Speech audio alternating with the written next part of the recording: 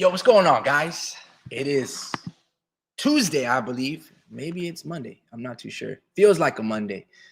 Look, man, I'm kind of disappointed with David Benavides and David Morrel, Amazon Productions, Amazon Prime, PBC. It's like when I look at the news, I'm trying to get hyped up for David Morrel versus David Benavides because it's supposed to be prize fight. It's a pay-per-view event. And I'm expecting great things. And in order for it to be a great fight, I believe great fights deserve great buildups. And I believe when you properly build a fight and the fight comes through, it becomes a great moment, right? It's like, see, this is why we're prize fighters. This is why we're on pay-per-view. You have to be able to justify the means, right? The ends have to justify the means when it comes down to David Benavides being a pay-per-view star or a pay-per-view fighter. It should never be the conversation like, oh, we're only having this fight as a pay-per-view event so we can break even and we can justify paying these fighters X amount of money because we're expecting 50,000 pay-per-view sales. That shit's loser talk. And I'm very disappointed with David Benavides and David Morrel because I do expect this fight to be fireworks. I think it's going to be – this fight is only going to go 6 rounds. That's how I really feel. And almost every single fight on this card, on the undercard, they should all end in knockouts. That's just truly how I feel. Pitbull should knock out Angel Fierro, right? David Benavides should knock out David Morrel. Jesus Alejandro Ramos should knock out Rosario. Jason Banana, right? All of these fights should end by knockout. And I always got to look at it like this. If I'm David Benavides and this is my first time ever landing on pay-per-view, bro, I'm going to be like Caleb Plant when he landed on pay-per-view with Canelo. You know what I'm saying? I'm going to make and trademark, I don't know, a CalebPlant.com website. I'm going to sell merchandise. I'm going to sell signed posters. I'm going to make a Caleb Plant action figure. That's what David Benavides needs to do. He needs to reinvest in himself. He needs to invest in himself. You know what I mean? It's not just about, like, bro, there is no face-off. There's no Max Kellerman sit-down. You mean to tell me, David, you can't hit up Max Kellerman on Instagram or something and be like, yo, bro, I need to bring you back. I need you to, for us. I need you to do your HBO All Access, face-off.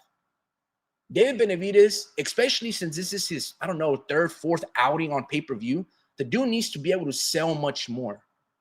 Dude, like let me pause this amazing sparring right here. When I go to Fight Hype and Fight Hub, right, these are the two biggest predominantly boxing content. There is nothing in like the past day where I see David Benavides. This is 3 days. This is Shakur. This is his father, right? This is 4 days out. Let me see. 5 days out. Where is David Benavides? Where is David Morrel's content? Where's their interviews, man?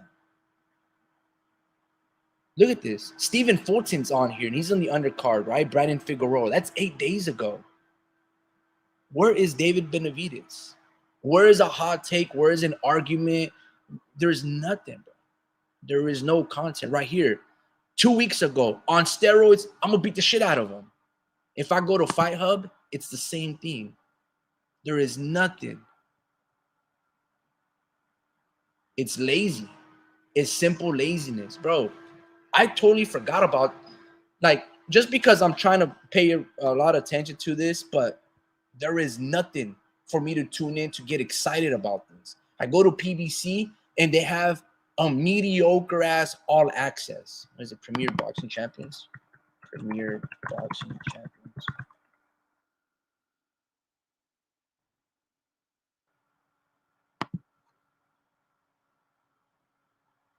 What the? I could have sworn I saw like an All Access right here. 10 days ago, episode 1 and episode 2. I'm telling you, bro. It's just lazy. It's just lazy filmmaking, lazy content. I'm very mad, bro. Like with David Benavides and David Morrel, I'm really upset with these two dudes, bro. Because this is your guys' moment, especially for David Morrel. Like people don't know you, bro, and this is where you should be selling this fight and explaining to the world why we should be paying attention and who are you. You should be sensational. There's no marketing for this. It's just laziness, bro. And I'm trying to get excited and hyped up for this fight. The Mexican goes, man, stop hating on the Mexican monster, bro. I'm not trying to hate, bro. You know what I'm saying? All I'm saying is I'm trying to do my best to support, but the reality is just like what, like you're giving me nothing to get excited about. When you're talking about this card, his IBF belt at you or whatever, and then you dug down, bro. That was like 2 months ago. And I'm just kind of like, bro, do you guys not know how to like recycle content? Like, there's got to be somebody like David Benavides. He needs his Ellie setback. Let me go to ES News. What's going on, Drew? How you been, bro? Yo, man, what's up with you? Just right here, just upset, bro. I'm upset with David. I'm upset with this whole like, bro. Why? This Saturday, it's an $80 fight. Right? Wow, I didn't know that. David Benavides versus David Morrel is $80, bro. Wow, I didn't know that, bro. That changes everything. I mean? Fuck. Like, dude, if I'm not mistaken, it's $80 and it's like, bro, I want to spend $80 to $100 on food so I can feed my brother, you know, my mom, my dad, my girl, my nephews and nieces. I want to spend 80 or $100 on food. I don't even know if Amazon, if I purchase the pay-per-view, if I'm going to get replay value. Are you guys gonna like fucking play me where I buy a pay-per-view like PBC always does in the past, like Showtime, and then just never let me show it again? Or am I going to be able to replay it 1,000 times? None of these things are ever answered, bro.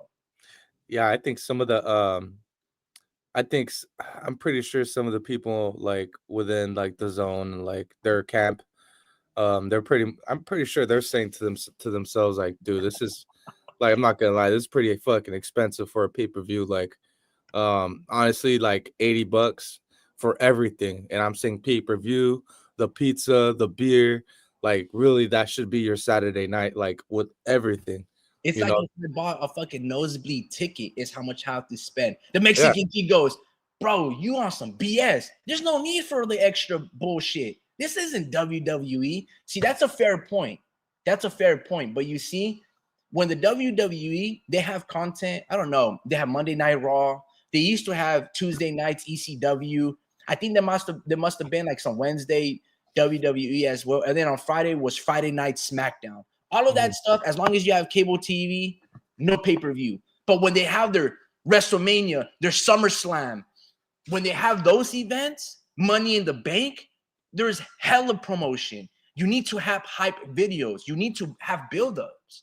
You have to give a reason. See, boxing does need that WWE shit. You see, that's why guys like Michael Buffer and everybody has the nostalgia feeling, right? And they're very sentimental when we talk about HBO because they understood production. They understood narrative. Lee Schreiber being the narrative on All Access, and he's narrating the story of Bud Crawford, and they're giving the scoop. We need that, bro. That stuff matters. Let's get ready to rumble. That was iconic. It just gave goosebumps and chills, and you were excited for the fucking fight. Everything about it was like at an integer times like of 10, bro. Like a power of 10, where you're just like, bro, this is amazing. You know what I mean? And yeah, go ahead, bro. if anything, the WWE got that from boxing because boxing's been around for even longer, you know. So they probably get I'm not saying they get all their storylines, but I'm pretty sure they see real life WWE like acts play out in real life in boxing, you know. So that's what I wanted to chime in on. Got you. No, everything about it, bro. Like boxing, that's what made. Look, this is why the NFL, right? Look at the NFL. They don't need to do this, but they always are pushing the boundaries and barriers forward. For example, I don't know if it's like during the European games or when they have like the Jacksonville Jaguars travel, you know, overseas. and they're playing in Germany, right? American football in Germany or in the UK.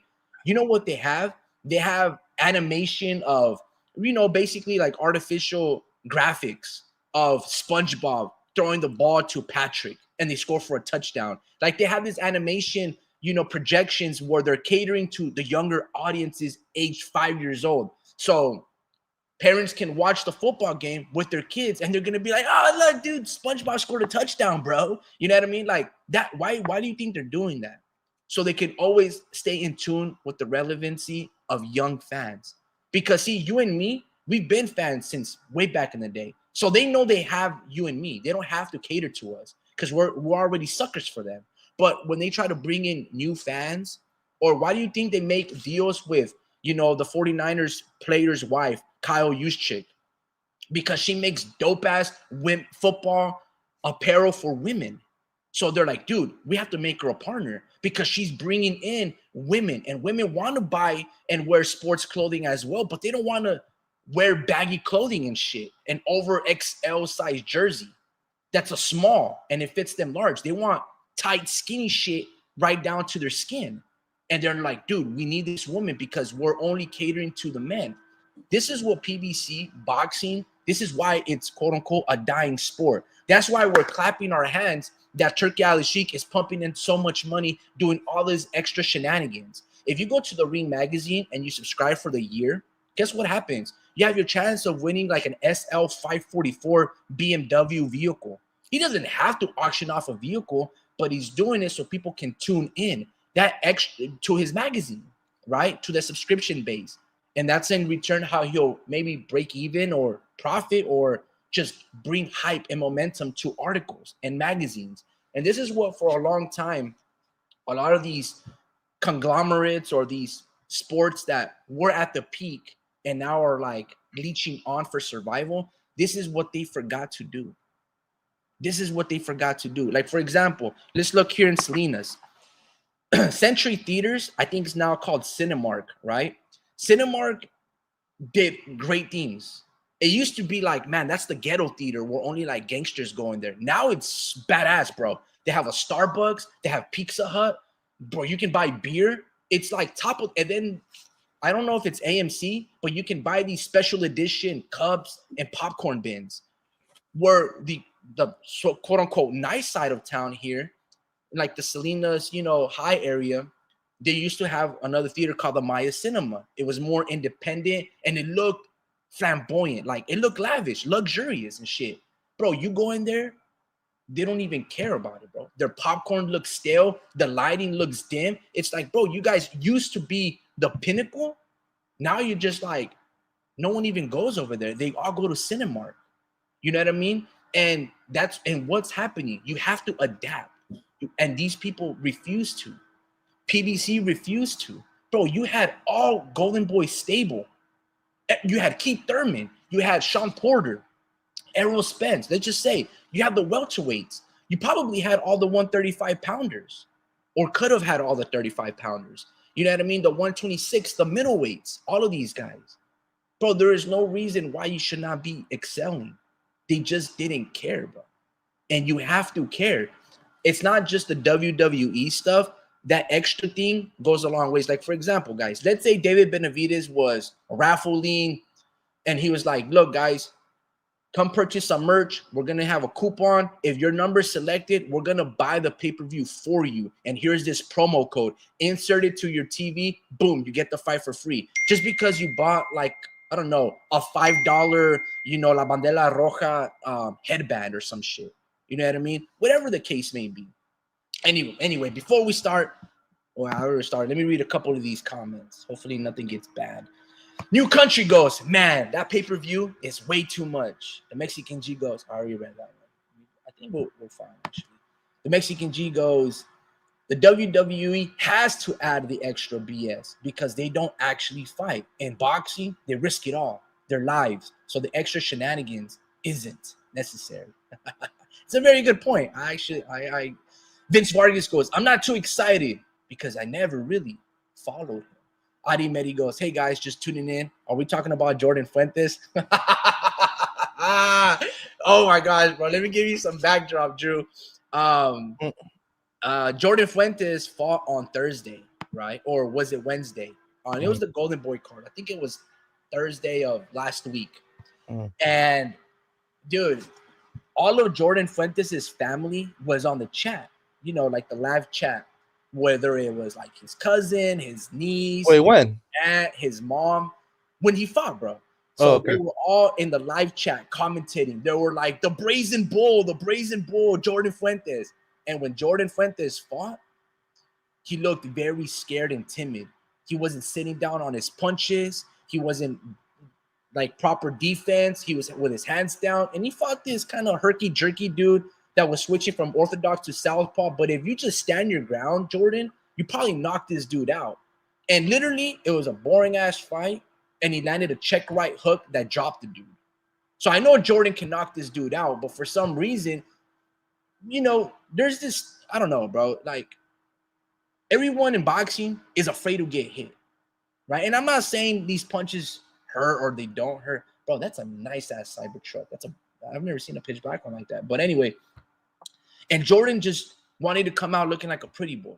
It's like, bro, just let the dude throw some punches, block him, catch and shoot, hit him in between. You probably knock this dude out in 2 rounds, right? But he had a mediocre performance, and everybody, bro, myself included, and I love Jordan Fuentes, bro, but he needed to perform more. And then his family and relatives, they were like hyping him up so bad that they would not stop chatting, that Adi Mehdi and the other people were just grilling them, bro. Just grilling them with like, anytime that we saw a bad performance on the next preliminary cards, we're like, man, this is more worse than Jordan Fuentes. Man, this is looking like Jordan Fuentes. Yo, and Jordan Fuentes is still boxing, and their relatives, bro, they could not take the heat. You know what I mean? They wanted all the glamour, but dude, they were just getting roasted, bro. It was funny, bro. It was hilarious. But yeah, man. Adi Mehdi goes, I think it was the Nathaniel Cano haircut that held him back. Yeah, bro. He had a fucking esqueleto, mushroom Edgar cut, bro. It was funny too. Funny stuff, man. You didn't see that fight, Drew? No, I see. Actually, I seen him fight. Like towards the end, of his, because he just fought this past weekend, no? Yeah, he just fought on Thursday. Oh, on Thursday. Wait. Yeah, I think I like kind of tuned in, but it was like I seen him like I seen the post interview.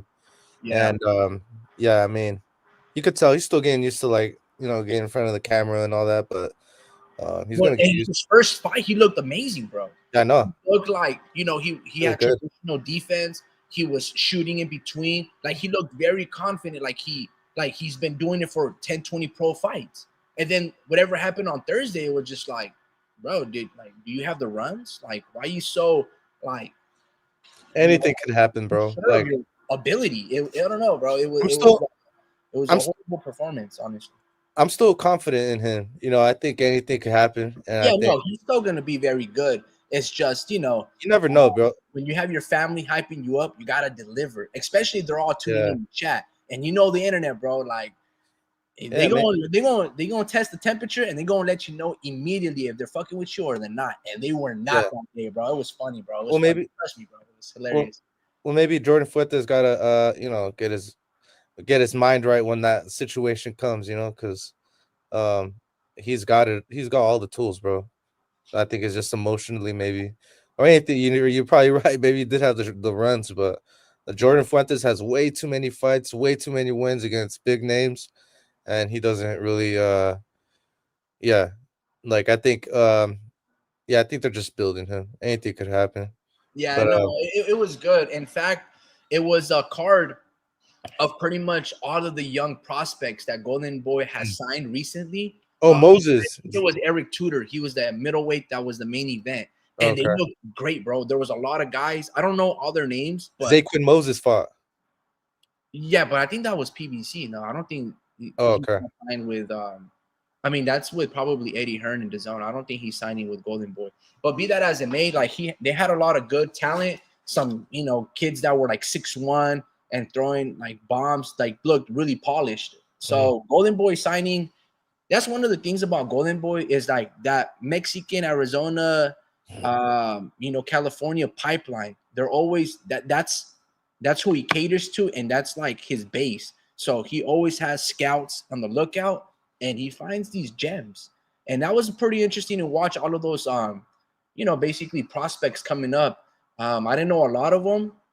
I've never even really heard of them, but based on their skill and how they punch, yeah, they're well schooled, man. So it's gonna be very interesting. Earlier today, I don't know if you shared it or I was just scrolling down Instagram reels, but I saw Edgar Berlanga get destroyed in the amateurs by Adi Medi's Ohio fighter that he's always I bet, that's actually signed to Golden Boy. bro. You said Berlanga beat up, and then you said Ohio. I was like, makes all the sense in the world. You know, What's his name? What's his name?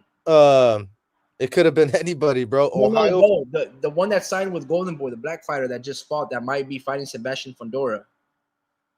Oh, you're talking about Conwell? Yes, Charles Conwell, bro. Oh yeah, Conwell messed him up. Bro, he destroyed Edgar Berlanga in the amateurs. I didn't even know that it was like. Yeah, he's good, bro. He's a goods, bro. Like Conwell, I'm telling you, I keep saying Conwell, brother. Yeah. I keep saying he reminds me of Smoking Joe, but with that style, you don't have a good pedigree. Usually you get to you're there like to get hit if you're fighting like Smoking Joe, but I think he has like this bob and weave style to him. And he actually is a hard puncher, bro. Like this guy is actually like Duran Ennis is like fucking kryptonite, bro. Like I think he can knock him out, bro. If Duran ever wanted to fuck with 154, I was watching that. Let me see if I can actually find it for you guys here. I like getting shadow banned by YouTube. What was it? Charles Conwell versus Edgar Berlanga. Oh, full fight. Nah, it's not this. I think it might have just been somebody's Instagram page. Amateurs. See if I can find it for you guys. Oh. All right. Go here. Wait, this isn't it, bro. This is. It looks like. No, this isn't the one I was seeing. But hold on. Oh shit. Nah, this is somebody else. That wasn't Charles Conwell. At least not the one that I saw. But basically, man, there's too many people that got knockdowns on Berlanga, man. A lot of people have his name out there. Yeah, no, Adi, just to clear it up, I know that I was saying there was rumors that Charles Conwell might be getting the Sebastian Fundora fight since Errol Spence kind of like pulled out or whatever, but now it's Cordell Booker.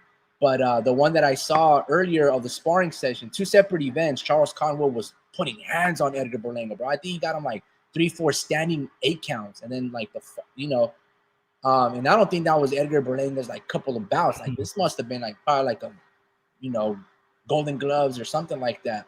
The Mexican G goes, Adi Medi, you were saying some diabolical stuff in the zone comment section. Yeah, dude. It was fun seeing some of that stuff, man. I was gonna say this, man. Going back to David Benavides, right? Going back to that whole pay-per-view scenario, he needs to do more. Now, I know that there's fights that just sell themselves, but that's because they're hyped up for multiple years, and these fan bases and these fighters have huge followings, right? So, for example, Floyd Mayweather versus Manny Pacquiao, I don't even think they had a build-up leading up to their fight because it's been building up for like the past 10 years. David Benavides versus David Morrel is not that. You know what I'm saying? So they need to sell the fight more. Bro, if you guys are prize fighters, you got to do prize fighting things. You need proper promotion. You need narrative. Like, bro, we don't know nothing about David Morrel. Now, I can Google search, but I want to see content. Like, how many amateur bouts does David Morrel have? Who did you beat? Who was your toughest fight? Bro, what's your favorite dish? Bro, give us some insight on how you cut weight. Why do you think David is a RoboCop and he's beating black slick fighters like Demetrius Andrade? You get what I'm saying? Like, he has to talk about all this stuff. You know what I mean? And there's no conversation. There's no videos. There's nothing that shows those things. Yeah. If it isn't Luis de Cuba's talking, and it's just like, bro, we don't care about Luis de Cuba's. We want to hear about David Morrel. David Benavides is the same thing. Bro, I know you probably sparred your older brother Jose probably 200 rounds in this camp because Jose Benavides is on the undercard. So show us that content. Let me see you throw it down with your brother, and let's see how like vicious it gets. You know what I mean? He's at 160. He fought Jamal Charlo at 160. You're at 168, 175. Bro, I know that's one of your main sparring partners. So let me see how those fights and like the sparring sessions, you know, begin and like I want to see how heated it gets and talk about like, bro, do you guys talk to each other after a heated sparring session? Because I doubt it. I'm sure Jose probably wants to throw it down with his boy, you know, his brother David after a heated sparring session. And you'd be like, what the fuck, man? Why you fucking hit me to my stomach? You know, I got an injured rib type shit. You know what I mean? But nah, I'm just saying, bro, like they need to do way more. And I'm just bro, even with my uncles, they never even sparred each other. Really? They never sparred each other ever. Wow. And they were always fighting in the same weight classes, you know, and twin brothers, my dad, you know.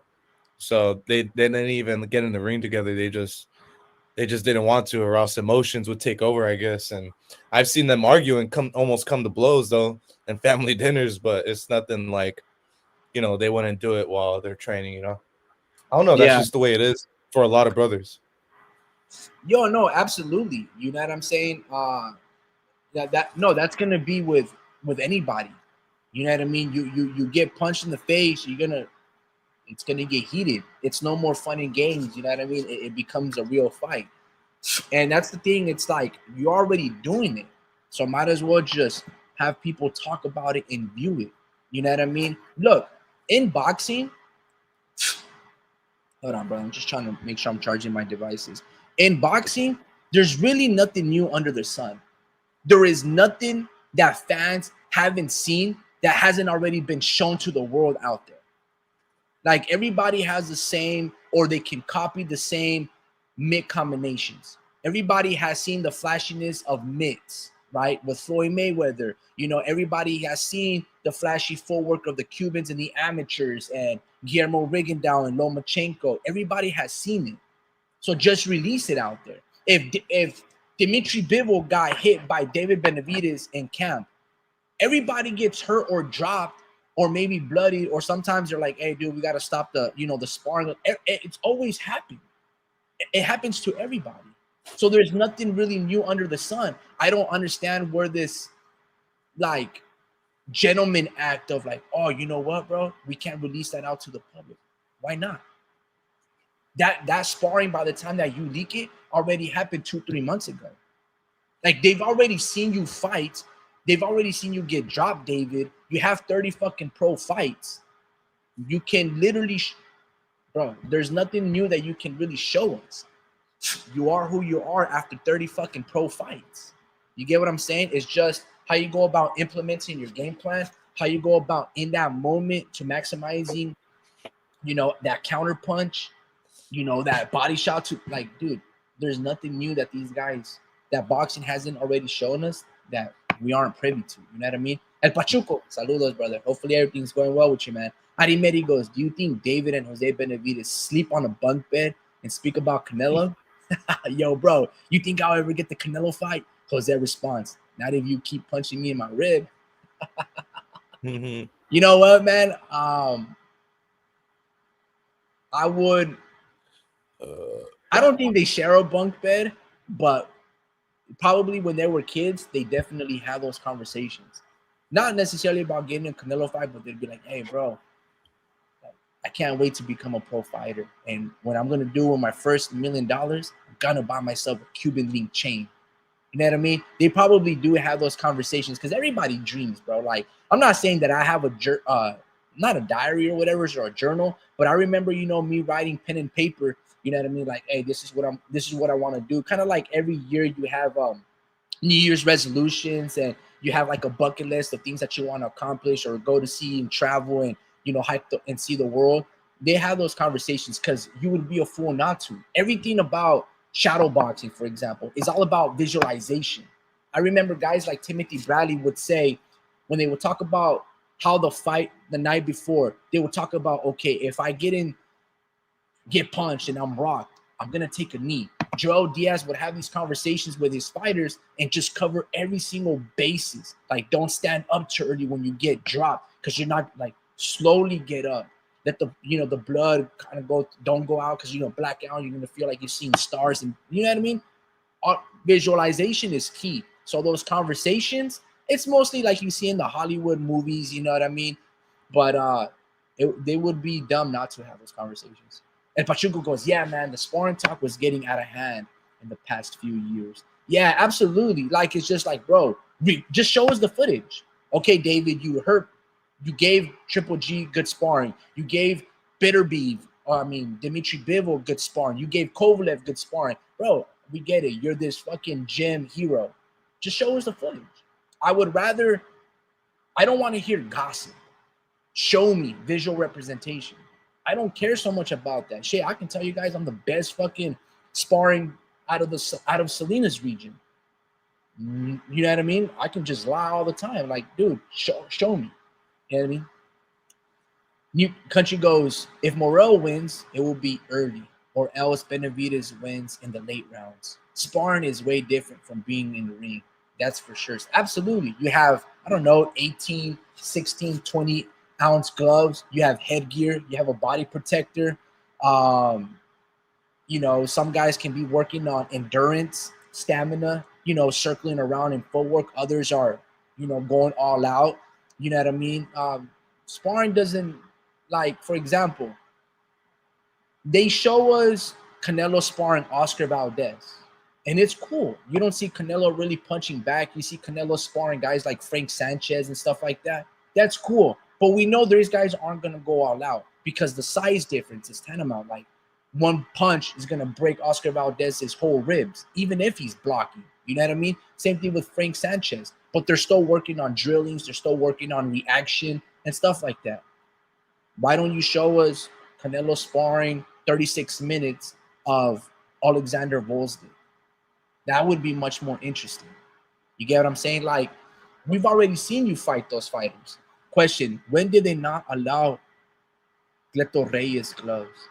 Is that a thing? Like, they banned it? I'm not too sure. I thought you can still wear Everlast MX, Cleto Reyes, no boxing. I don't know. I'm surprised. I know in the amateurs, we're using Cleto Reyes, actually. We would, a lot of the amateur bouts, they would use winning gloves, and now you're allowed to use Cleto Reyes.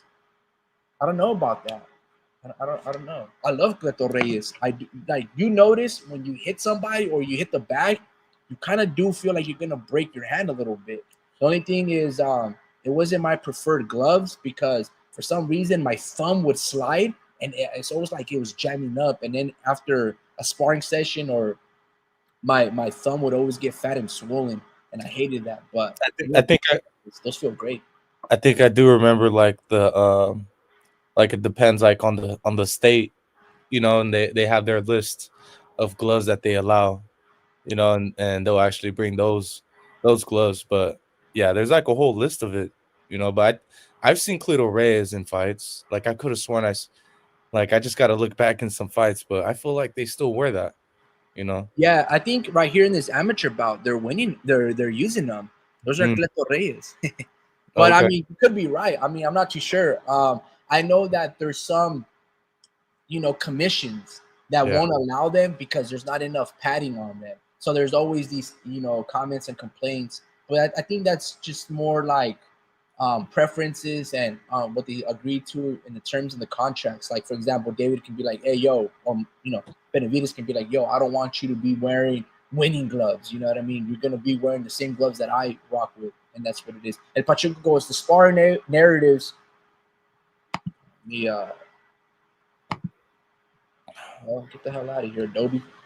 The sparring narratives were coming from several fighters and training camps. I remember they made a big deal about Rayo dropping Teofimo in sparring. Yeah, I mean, it's cool if you're trying to sell me a fighter and just bring hype and momentum. But what's better is when they leak the sparring.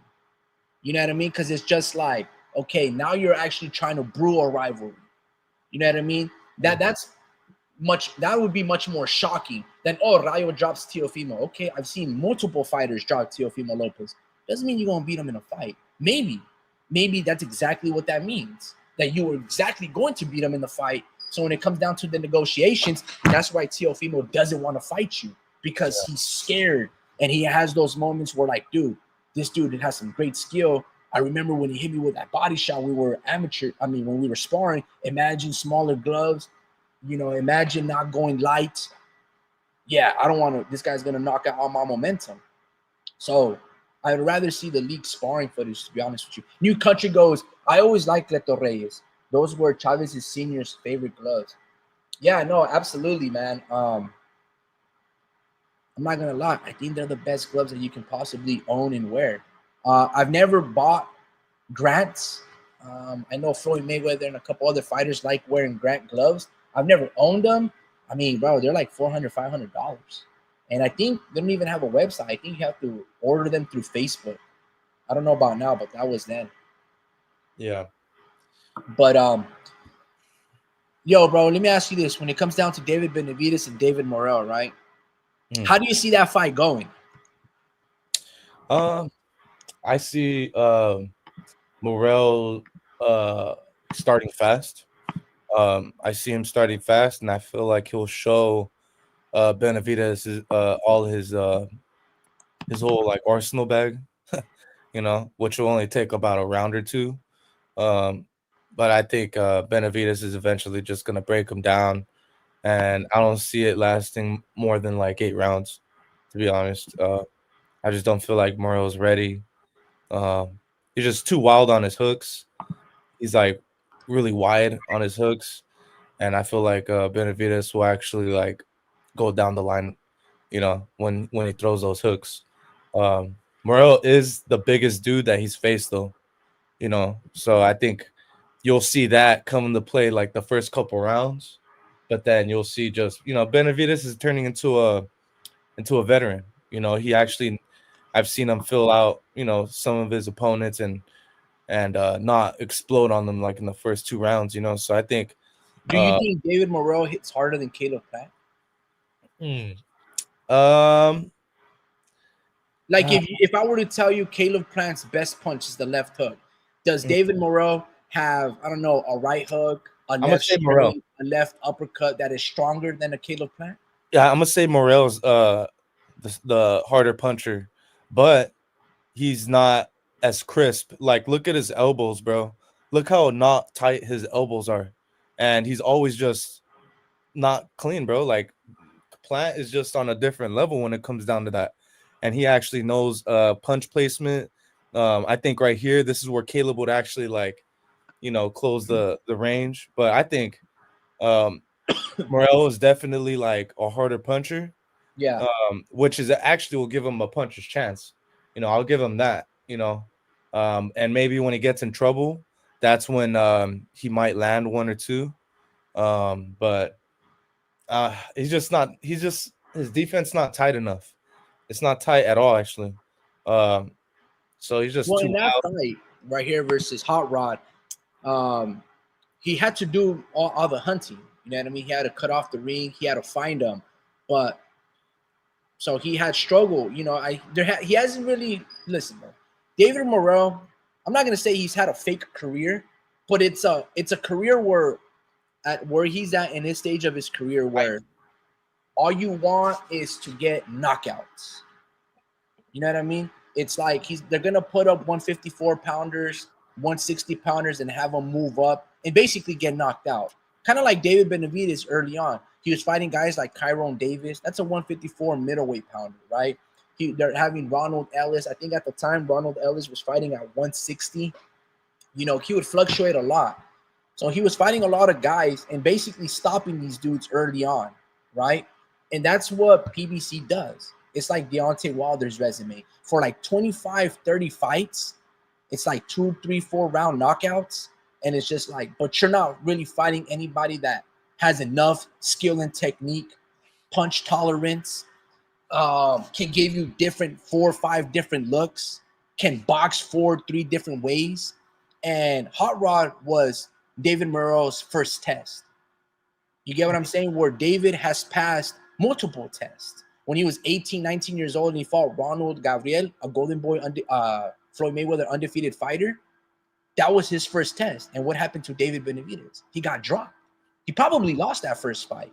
And then that's why there was an instant rematch. A lot of people were being, bro, he was a champion. He dropped you. It was a close fight. You didn't deserve to win. So David rematched him. And then he didn't struggle, but, you know, he won fair and square.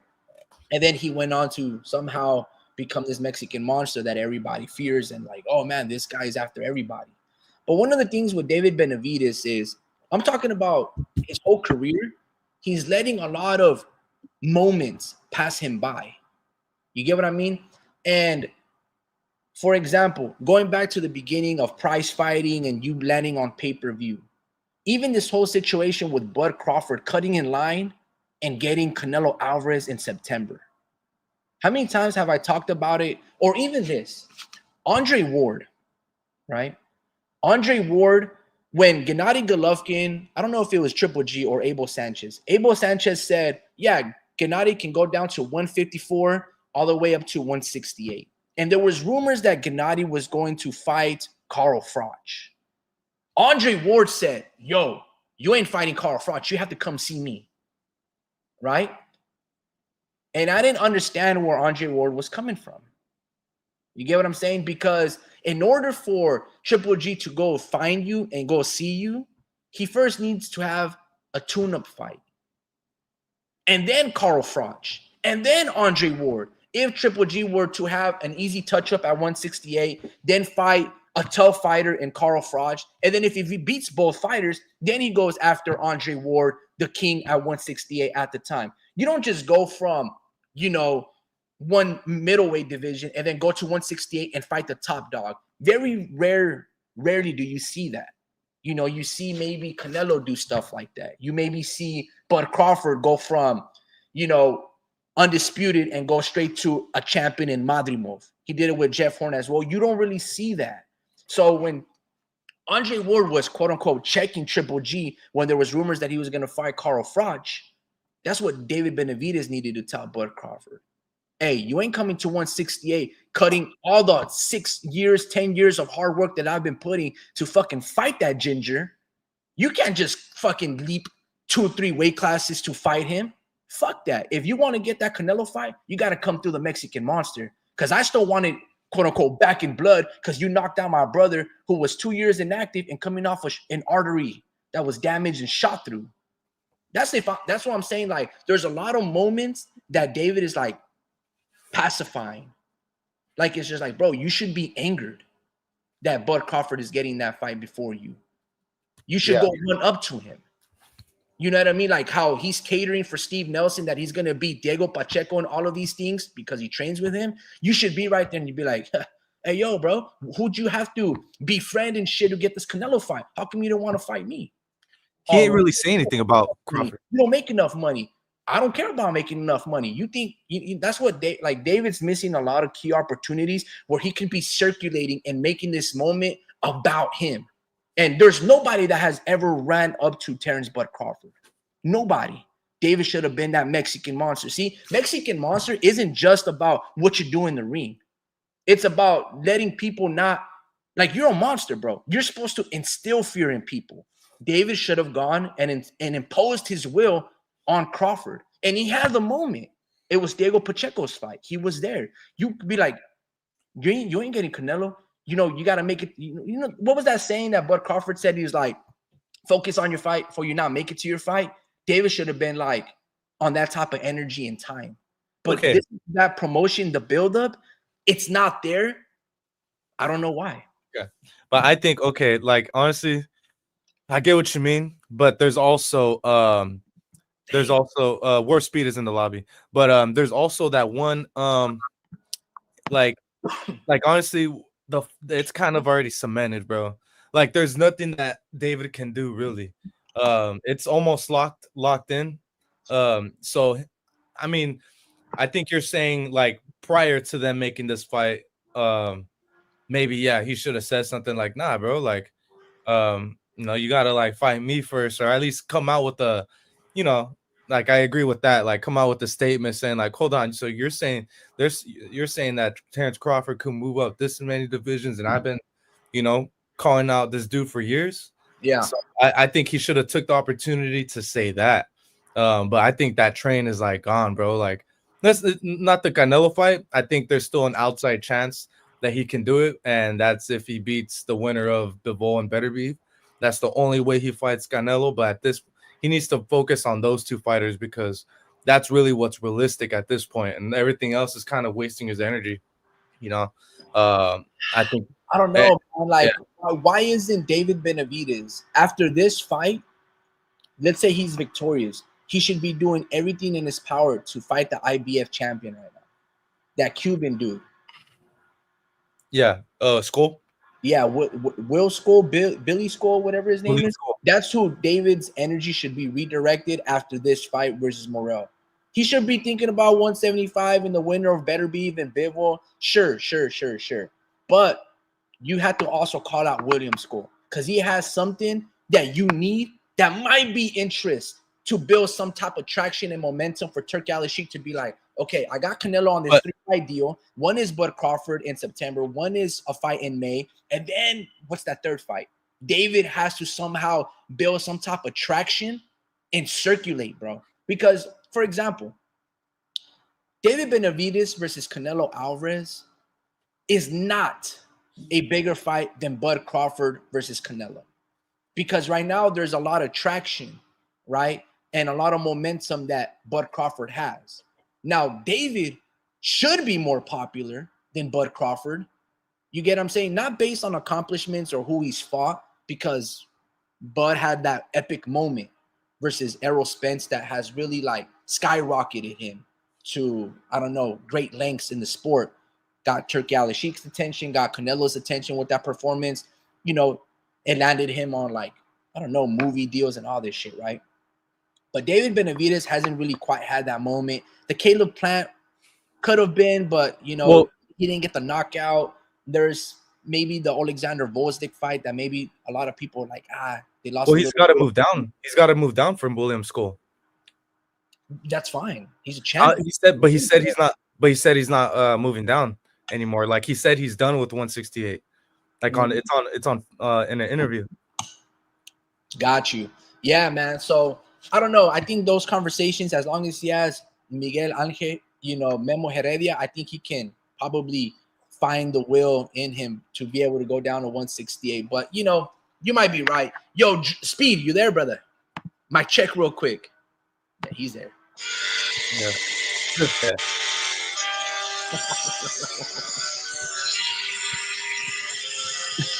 Oh yeah. You can't see me. My time is now. My time is now. Oh man, what a life, huh? What a life, ladies and gentlemen. Ladies and gentlemen, even the good even fall to one and all. And this is Warp Speed. Thank you very much, homie Ricky, for this invite. Thank you, Dream of 123, for hopping on this here live. Man, you guys are cooking. I wish I could contribute something. The only thing I can contribute, guys, is this. I'm very excited for this fight. Why?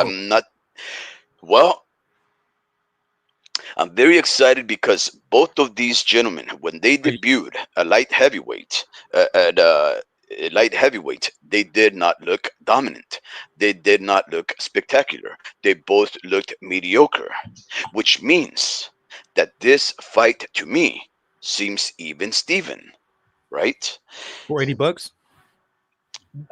So that's a different question, right? That's a whole different question. I'm just thinking about how excited I am at the fact that these two gentlemen will be fighting in what seems to be their prime, right? I mean, both of these gentlemen are around the same age. Yes, they do have a different variation in their experience, but I think some of us would agree that in the case of David Morrel, the Cuban living off of the Twin Cities, if I'm not mistaken, around Minnesota State or whatnot, right? He has been sort of fast tracked. If I'm not mistaken, I think he has around 15 fights or so. A lot of them, especially what is it? He's got 10. Okay, so I missed it by I don't know, like 50%, right? But nonetheless, all of those fighters that he fought, for the most part, seemed to have very good records and were undefeated. And when he was about to fight him, they were on hot streaks, right? Hot streaks that included knockout powers. And then all of a sudden, they faced David Morrel. He beat him to a pulp, and we don't hear from them again.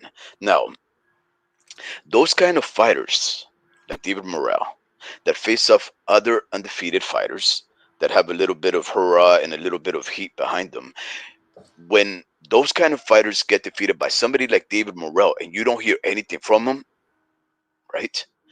A lot of us tend to think those guys were all hype and never were the goods. But there are those type of fighters that they're just so good, so dominant and devastating that once you get beat by one of those guys, they really do set you back. They really do make you think about whether or not you're doing things right in the gym. And I think the same thing of Bakram Murtasaliev, right? The same thing that he did to Timisu. I think of the same thing when I think of David Benavides and having fought that Asian, Russian, Ukrainian, or not Ukrainian, but the guy that comes from around the same place as Triple G, right? Another undefeated guy who had about more fights than David Morrell, and he had some power, and all of a sudden he faces David Morrell. We don't hear nothing from him. I think those kind of fights, the way that he beats you, really do set you back, and you're never the same fighter again. Now, with that being said, both of these gentlemen, they do have that same kind of power, the same kind of I guess maybe you could say the je ne sais quoi that allows them to stand out from the rest.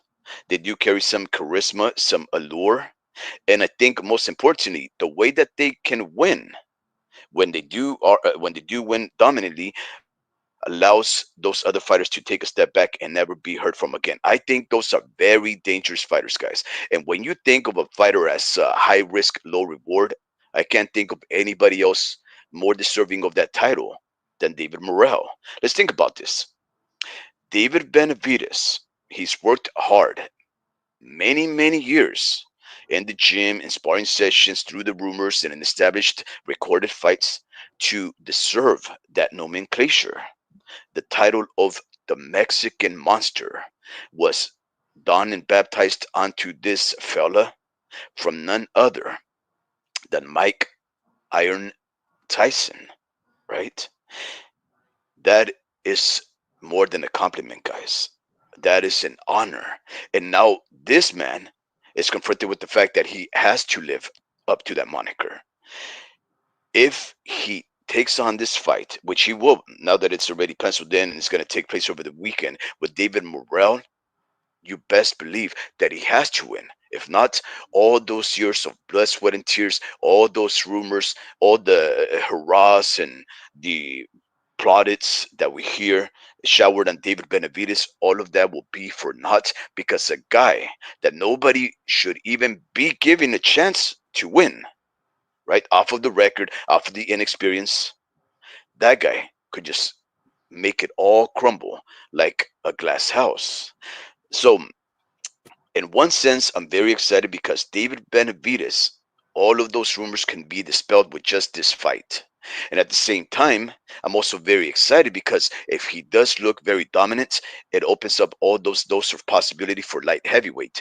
And that's what I'm more interested in. I want to see these fellas make a little room for themselves at 175 because I think 175, besides the two masters of it, Beterbiev and Bivol, I think there is some room for growth and expectation of greatness. So I'm very excited for this.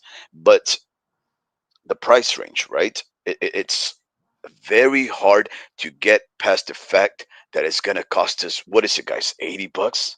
Mm-hmm. In the age of Turkey Al Sheik, $30 pay-per-views that are stacked. I mean, I don't know, guys. Look, I never miss a pay-per-view event, Yeah, but you do. these maybe I missed two in the past. I don't know, times that we've been an established channel, right? Maybe two. And these are the kind of fights that make it so that I miss it, right? I've missed a couple of Gervonta Tank Davis because they're very exorbitant, very pricey, and And very not what we're unattractive asking fights. for. Mhm. And they're also not what we're asking for these guys. Yep, that's the thing, homie Ricky. I'm so divided because What that fight I do want to see. I do want to see, but I don't know if I want to see it at what 80 was the bucks. perfect what was the perfect price in your guys' opinion then? Regular Amazon Prime subscription. $40. No, you can't add in addition to it. Yeah. Look, no, but Hmm. I'm trying to be realistic, guys. No, because Look, I'm trying to no, look, none of these guys are champions, bro. None but of they them. want you to get. But Oh, yeah, that's true. That's true. That is true. But this But but this is the first Jesus Ramos versus Banana Rosario, they're not champions. Angel Fierro versus Pitbull Cruz, not a champion. He just lost to Rayo Valenzuela. David Benavides, David Morrel, not champions. you know what they're saying? Davis maybe was fighting for a championship belt. Dude, none of So- these guys are champions. None of them are fighting for a vacant. Do you know what this is? Technically, this is the first ever. It's You, a bullshit pay-per-view fight. hold on. They're promoting this like this. They're promoting it by saying this is the first ever interim unification belt fight. It's crazy, huh? Crazy. Like the first ever. So it's like you're what does that mean? You know, like the best second place fighter in the world? Like I don't get it, you know. So that I think my perfect price range was actually like you know, just because I kind of get how business works. And without this pay-per-view, I mean, these guys don't get paid, you know, and that's just a fact. And it's coming straight out of our pockets, and I'm willing to like support because of the names. But it's like you guys, some of the guys at the top should have, you know, taken less out of their, I don't know, purse maybe, and helped out the pay-per-view price. But $80, they have to. They 100% have to are thinking to themselves, fuck, $80? That's yeah, crazy, you know? yeah. So the only reason I even gave it a price, guys, the only reason why I said that I would pay is because look, I've been used to, really, I've been used to being suckered because of my love for the sport to pay for those kind of fights, right? The fact that I don't want to be that guy that misses out. What is it? What's that fear of missing out? The FOMO thing. I don't want to ever suffer from FOMO. I don't want to be there having, my neighbors or my buddy or the homie Ricky or any of my friends or any of my What's visitors FOMO? to the channel call Fear, me and fear of fear, missing out. FOMO. Oh, fear of missing out. I've and never. Yeah. that's actually like a stock term because a lot of people that buy that try to like make money on stocks, though, you know, they have a lot of FOMO and they'll buy in. You know, it's like more of a stock term, if anything. Yeah, and I don't want to be the guy that all of a sudden, I get let's say Canelo is Floyd's son, one of my most Canelo is Floyd's son. yeah, he's a very chatty commenter. I love that guy. He's always keeping me apprised of the sport, and he responds to every single video that I make. Right, Floyd, Canelo is Floyd's son. I don't want him to comment on one of my videos and say, "Hey, did you hear this happening? Boom, boom, boom, boom, boom." Are you gonna make a short reaction to it? And I'll be like, "What?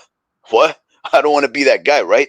And the only reason why I would say a $40 price range would be fair is because it's the PBC guys. If we were able to get a pay-per-view from the PVC at anything less pricier than $80 per event, that would indicate to me that finally, the pay-per-view model being a failure is starting to become something that the PBC is now realizing. That is the most exciting thing to me, right? The fact that the PBC would then realize, man, the market is something we cannot deny anymore. We thought we can overprice and inflate artificially our product, but the market is saying otherwise. Let us bow down to the market because the consumer is king, right? That's the only thing that I can tell you that I would even put a price range. But do you ever see yourself with the PBC ever really giving you an event like this and no extra incentive or a price? Absolutely not. That is not the PBC guys. Let's be realistic. But let's say, look, the Dollar Tree no longer exists. Oh, wait. 99-cent stores, they don't exist anymore. Dollar Tree bought them out. They went bankrupt. So when companies are going bankrupt, what do? What do they do with their inventory? What do they do with their prices? What do they do with their stores in general, their products, their contracts? Off clearance. Absolutely. They put it on clearance. They put it sometimes 25% off, 50% off, 70% off, 90% off. Once it comes down to closing time. Free.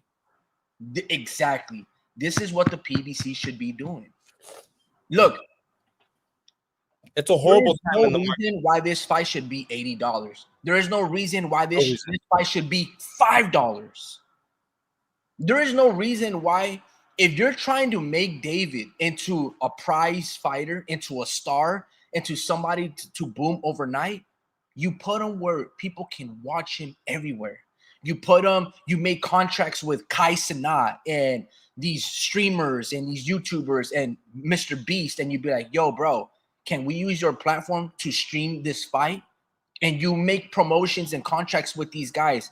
No charge to you. You can even be a commentator on your own channel.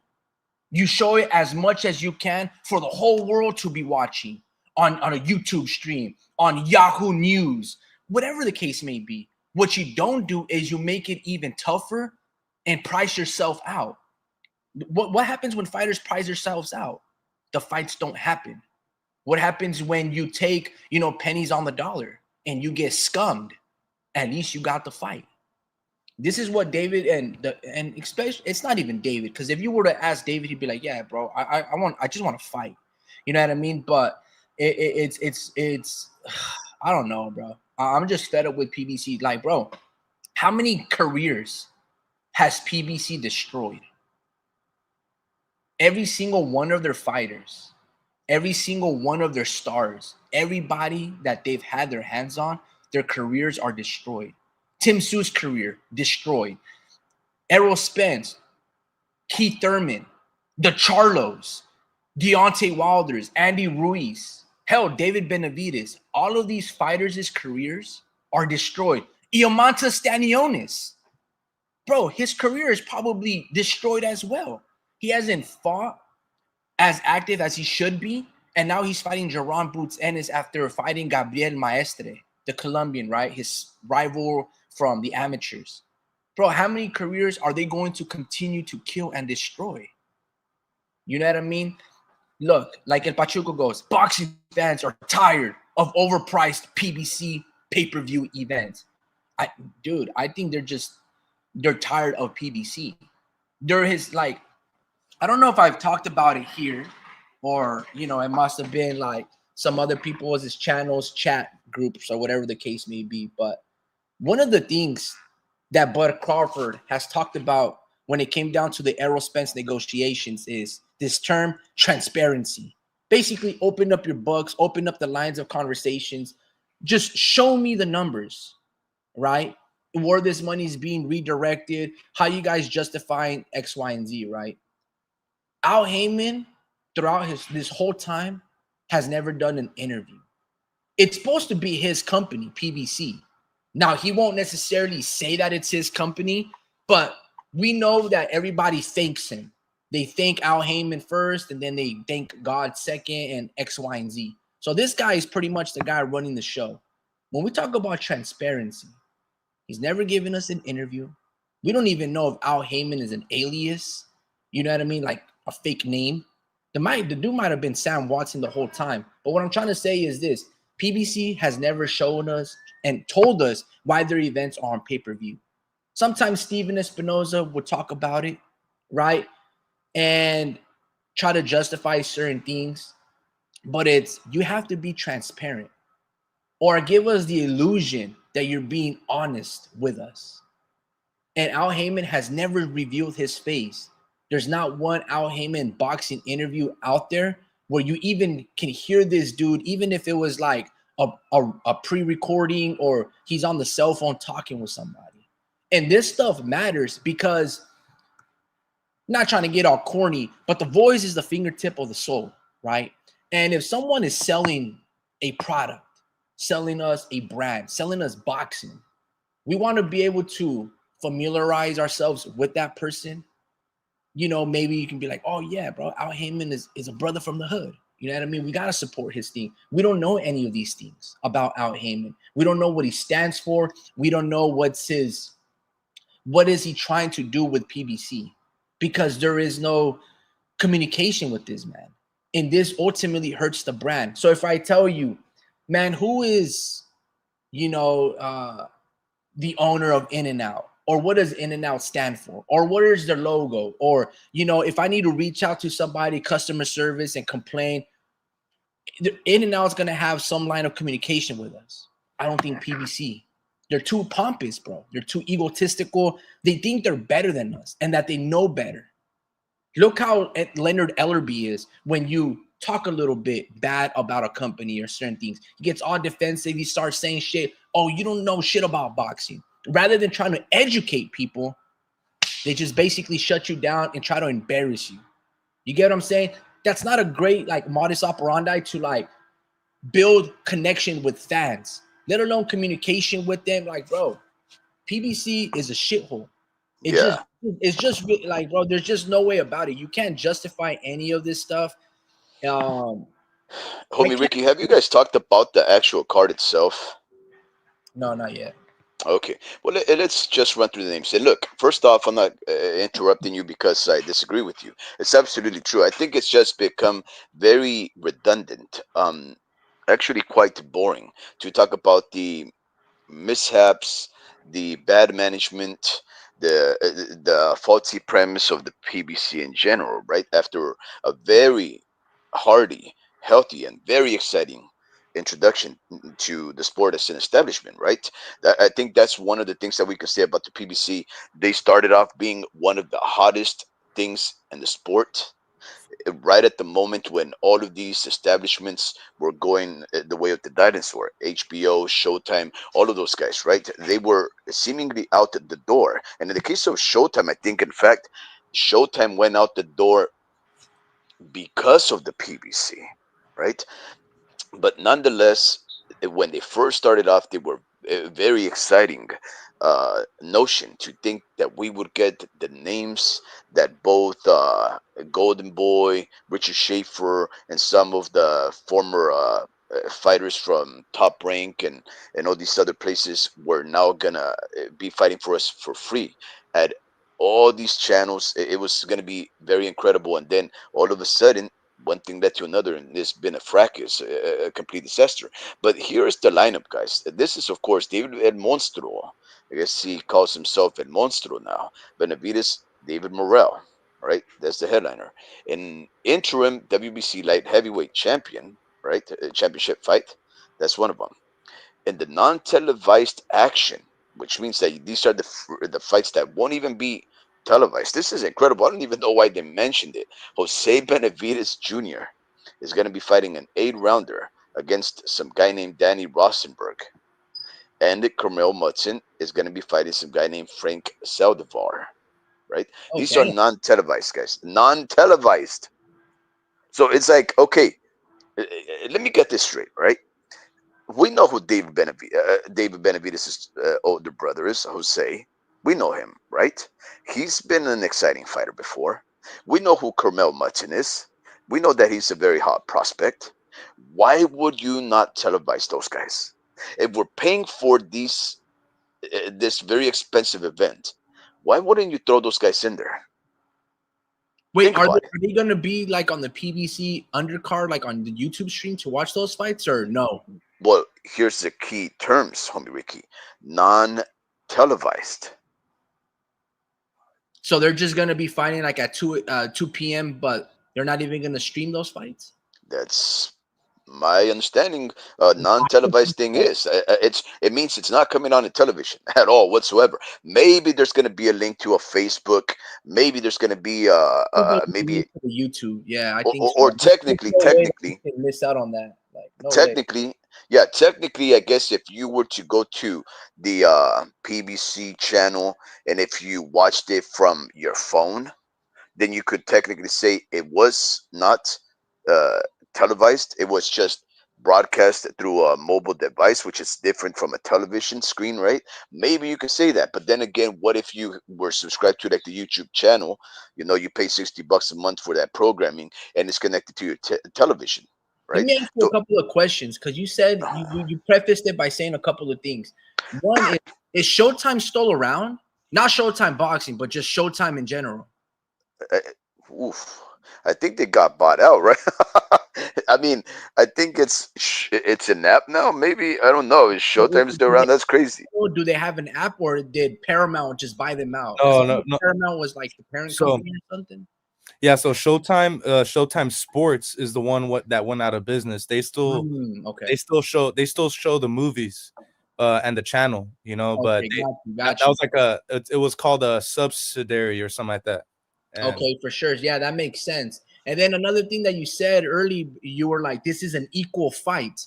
How can you like David Morrel is no Lomachenko. He's no okay. Guillermo Rigondeaux, and he hasn't fought in 5 or 10 fights, whatever is equivalent to the 30 fights that David Benavides fights. David Benavides has 20 more professional bouts against ex-champions and things of that nature. David Morrell has none of those things.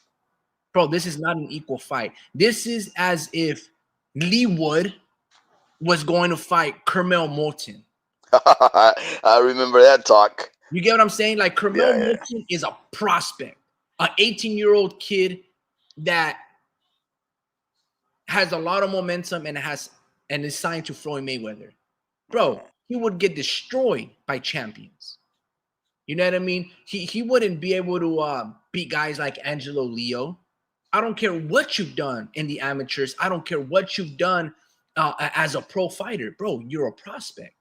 I'm not gonna lie to you, bro. If David Benavides gets knocked out by David Morrell, he should retire. Not because he's gonna get beat up badly, not because or any of those things. It's because if you're supposed to be this Mexican monster, if you're supposed to be the guy to, that Canelo passes the torch, and you're supposed to be this amazing fighter that everybody and yourself claim to be, right? You want nothing but the toughest challenges and that you're going to win. If David Morrell, that has 9 or 10 fights, knocks you out or beats you, just beats you, bro, David Benavides should think about retire. Like that's how it is. No. Like it's like, So, oh, dude, you just don't have the goods, bro. okay, homie Ricky. The only thing that we're really talking about, is the professional experience. That's really what we're talking about. And in the case of most recently, David Benavides, right? He has fought the better, well-known and established fighters, right? That goes without saying. I don't think there's much disagreement there. But this is the sport of what have you done for me lately, right? That's the other thing, right? When a fighter has had his last recent bout, his most recent outing, you do have to take his next future fight according to what you saw the fight prior. Like, for example, I refuse to say that my favorite current fighter, Vasily Hightech Lomachenko, is an old fighter. It's definitely not a washed fighter. It's definitely not a shop worn fighter of the performance that he had against Georgie Cambosos, right? Georgie. We saw what we saw. There is no way you're going to tell me that guy is out the door. You're not going to tell me that that guy is not competitive, right? He may be 36, going on 37 years of age, but you're not going to tell me that he's an old fighter, right? He looked spectacular.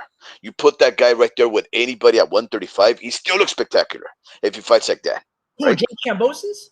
No, Lomachenko.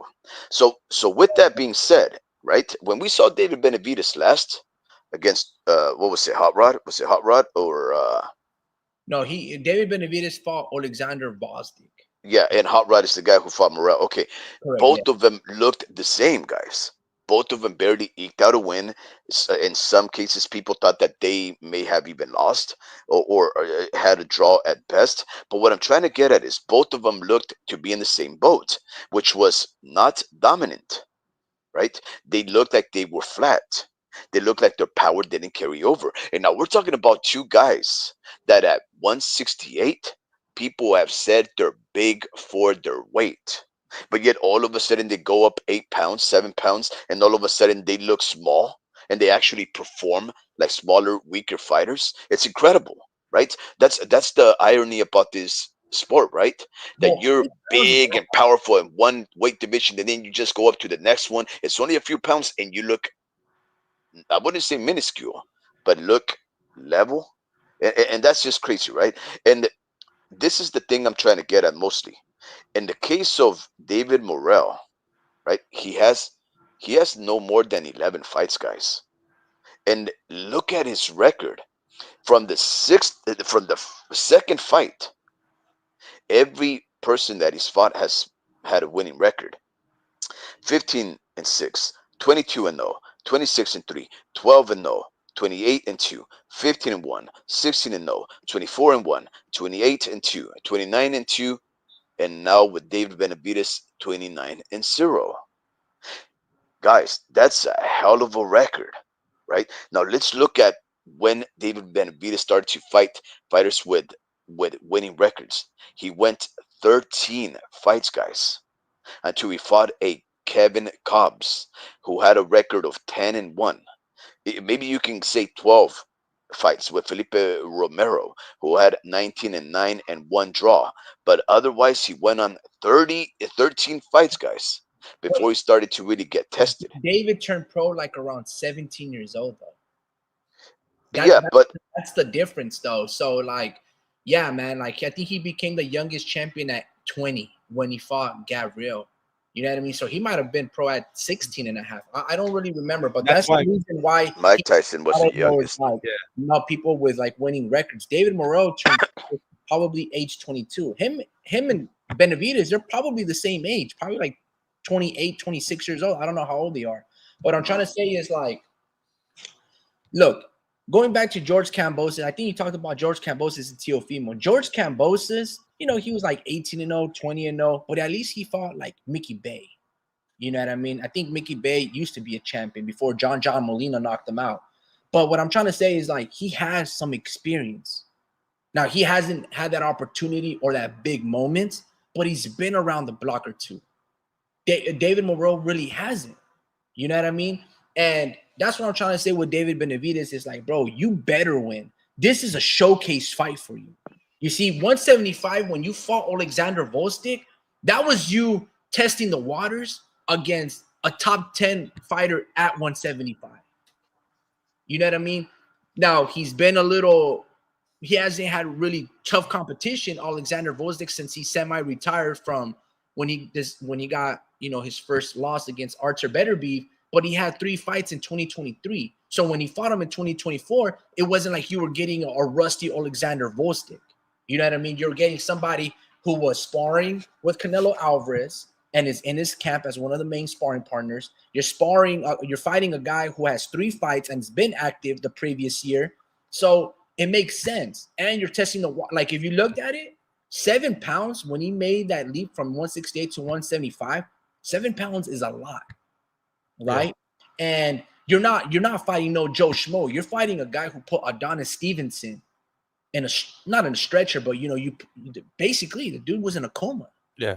You know what I mean? So he's not fighting just an average dude, you know what I mean, that nobody has ever heard of. You're fighting the guy who at one point was a champion, an amazing fighter, and it has a great skill. And if you looked at that, you saw every single bit of strength, of experience that he's been in there with bigger and better fighters like Artur Beterbiev and Volstik. So David he struggled a lot. And then, you know, David had those excuses that, you know, he suffered a cut and that his hand was banged up and all of these things that probably are true. But Alexander Volstik is a very good, credible fighter. I would like to see Volstik versus Sergey Kovalev at 175. I don't know if Kovalev is still fighting, but you would see probably Volstik knock out Kovalev. So it's not like they just brought a Kovalev who's, I don't even know when's the last time we've heard of him. Volstik was active in fighting in Canelo undercards. He fought in Mexico. When Canelo fought John Ryder in Mexico, Alexander Volstik was on the undercard. And he looked bad. I think that was his first fight back from like retirement, and he was just kind of going through motions and just not opening up. And then next thing you know, he started throwing a little Peter Pan punches, and then it was like boom, boom, boom. He would turn it up after these little, penetrating punch. It looked like he was sparring, and then when he wanted to turn it up and like rotate and put a little more mustard on his shots, you can see the punch technique, and you're like, oh, okay, he was just playing with his food, and that you only see that with veterans or pros that are sparring amateurs. They're just touching here, touching here, touching here, and then maybe they give you 15 good seconds of like, okay, this is the difference between a man versus a boy.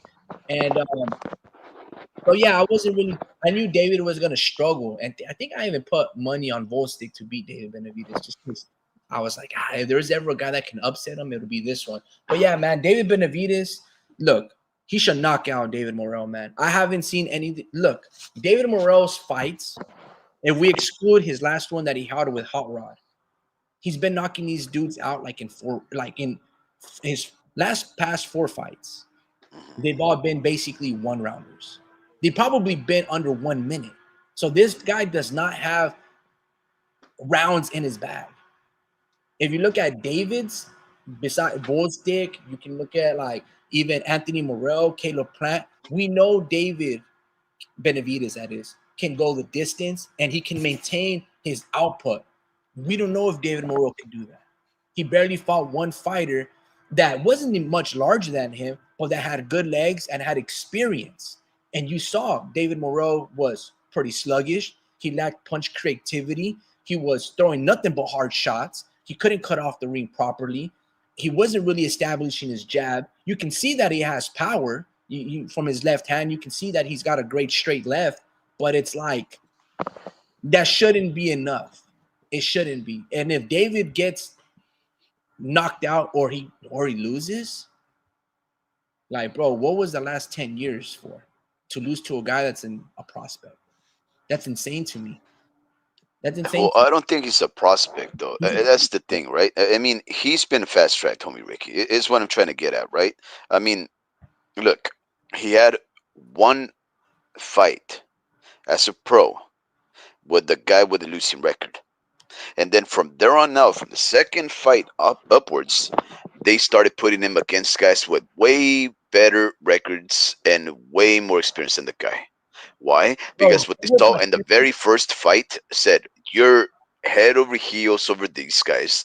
We cannot have you fighting guys with upside down records. We cannot even have you fighting guys that have draws. We cannot even have you fighting guys that are even keel with the record. We have to speed you up to guys that have winning records to climb you up the ranks. Think about that, right? You're talking about an amateur fighter for the most part. Right? Who knows, how long he was, how long it took him before he really established himself at a gym, started training, got himself a good trainer and a manager and so forth and so on, right? We don't know how long it took David Morrel after escaping from the island of Cuba to come over here and establish himself as a ranked fighter, right? But we do know one thing. What they saw after the very first win meant that they could bet big money that they could push this guy very quick and fight way better guys to get into the position that he's in right now. In the case of David Benavides, right? They couldn't believe in him like that. They had to give him easy test after easy test after easy test for 13 fights, guys. Because he's 18 years old, my guy. Yeah, No, but he didn't fight 18. He didn't fight 13 guys in 1 year when he was 18. We don't know. That's crazy. You're gonna think that just took place overnight? No, it doesn't happen like that, right? He became champion at the age of 20 when he beat Gabriel. So probably he had like 7 fights in 1 year. Look, from 2013 to 2016. That's 3 years. That's 3 years. Pacheco has guys like Marcelo Cáceres, who fought and probably beat Edgar Berlanga. He's fought in Maciel Sulecki. Bro, David Morrel versus Diego Pacheco at 168 would probably be a more equal fight than this. Off of experience alone, of course. But no, not really. Because you could look at the records and then you would have to choose Morrel over David Pacheco's any day. Heads over heels. How? But look at Pacheco's record. Yeah, it's like 24-0 with 18 wins. But who does he have under his record? Is what I'm trying to say. I just read you two names. Two names. That's it. When were those two names though? Like the past few fights, then, right? No, listen. Diego Pacheco has Diego. Maciel Sulecki. Now, that's an old Maciel Sulecki, right? He has Scoceres, the Argentinian who, like I said, he probably outboxed Edgar Berlanga. Then he just fought Crawford's guy who was undefeated in 20-0 and Steven Nelson, right? He has Jack Coquet, maybe. I know he has a guy named Jack. And that's Jack Cullen. So that's what I'm saying. At least he has fighters that are like that. Bro, I know David Morrel has like a Falcao brother who was like probably 34-0. But if I'm not mistaken, dude, that dude was like 154, 160 pounder, moved up. And you probably have never even heard of him since then. So what I'm trying to say is like David Morrel, that's who you would pin up against each other, is what I'm saying. Prospect versus prospect. David Benavides fighting David Morrel, bro. Like this is equivalent to like Floyd Mayweather fighting Conor McGregor, bro. That's how bad in terms of the experience gap. And experience means everything. Because there has not been one guy that's ever punched David Morrel back. I don't even think Hot Rod through a combination. Well, Eidos Yerbosuniluli, Eidos Yerbosuniluli, that's the guy that I told you that he was supposed to be this killer. 16-0 when I think David Morrel had 8-0 or something like that, 9-0. And he was fighting that guy and he was undefeated. I mean, Eidos, he had a very good thing going on at that moment, right? Oh yeah, 16 wins, 11 knockouts. That was pretty good. By the time that they fought, it was really 15-11. What has he done since then? Has he fought again? Like, who has he beaten? Like, where is he at? Yeah, that's crazy. He hasn't fought since. Yeah. Hey, I was gonna also say too, bro. David Morrel, he actually, because you said, like, has he fought a lot in the amateurs? Like, he has a well decorated amateur pedigree. He wasn't like an Olympian. He could have though, but with the timing, he said like he could have went, but he was winning pretty much a bunch of like world championships and shit. But it's the Cuban style, bro. It's just Can I remind you guys of one thing that was very important and actually it explains why Eidos Yerbosinuli is not fighting anymore? This is very interesting. And in fact, I even forget how you can forget this, right? David Morrel put him in a coma for 13 months. Oh, shit. Wow. In the 12th round, he knocked him out too. Well, he says, well, actually, let me correct that. It says 13 months after he was put into a coma, but David Morrel, now recovered Eidos Yerbosinuli, plans to return in 2024. Guess what, guys? We're in 2025. He still wasn't ready to go. Yeah, man. It just says a lot, but it's all about experience. That says a lot, bro. That says a lot. I mean, when was David Benavides ever the guy to put a guy in a coma or to really like? I mean, I don't know. He couldn't even. Did he even knock out David, that Canadian guy? David, what was his name? Homie, the Canadian guy, that record, the Frenchman, David Lemieux? Canadian Lemieux. Yeah, David Lemieux. He didn't even knock that guy out in 4 rounds. They stopped the fight. He didn't knock him out, did he? It don't matter. He was gonna get slapped. Yeah, but this guy put him in a coma. Yeah, man. I think this fight, it's kind of easy a little bit to predict. I mean, Morrel does have power though. I think as like with power, I might have to say they kind of match each other, just because Morrel has to throw him really wide to really get that power going. But with David Benavides, I mean, he can go down the line, go straight down the line and catch David, bro. This isn't gonna go past 8 rounds, like for sure, bro. I agree. Yeah, this isn't gonna go past 8, and And I also wanted to talk about the Brandon Figueroa fight. If you guys are ready for that. Yeah, I'm ready for it. Oh yeah. I mean, Okay, wait. Last question. Let me just ask you: are you guys gonna pay for it or not? Straight up No. and down. Be honest. Straight. Okay. We should go. We should split it, bro. Homie Ricky, it's gonna be. Dude, This so is my birthday expensive. week. This is my birthday week. Oh, is it? I think we should split it. In fact, Yeah, I think you guys should split it and don't have me pay anything because it's my birthday week. yeah. I mean, I'm down. Dude, you'd be surprised. Hey, hold on. Hey, a grown man telling you guys what to do. Nah, hold on, because you'll be surprised how good my like a bad bitch. but you'll be surprised how good my streaming box works. But Man, nah, dude, no buffering at all. You know, I watched this. No, that's what she said. I watched all the fights this past weekend. No buffering, none. Like it didn't stop at all, bro. So shout out to Superbox. They sell it on Amazon. They sell that shit on Amazon. Pretty crazy, right? Why don't they stop them from selling those in Amazon? No Oh, answer? that's a very good question. Yeah. So, anyways, I'm not trying to bring that up, but yeah, with Figueroa versus Cruz, bro. I mean Cruz, I'm tripping. Versus Fulton. Don't know why Fulton is getting like an opportunity to fight someone like fucking Figueroa. Because clearly Fulton is on the downtrend. You know, he is not as active. And I was thinking to myself, he does not look as active, right?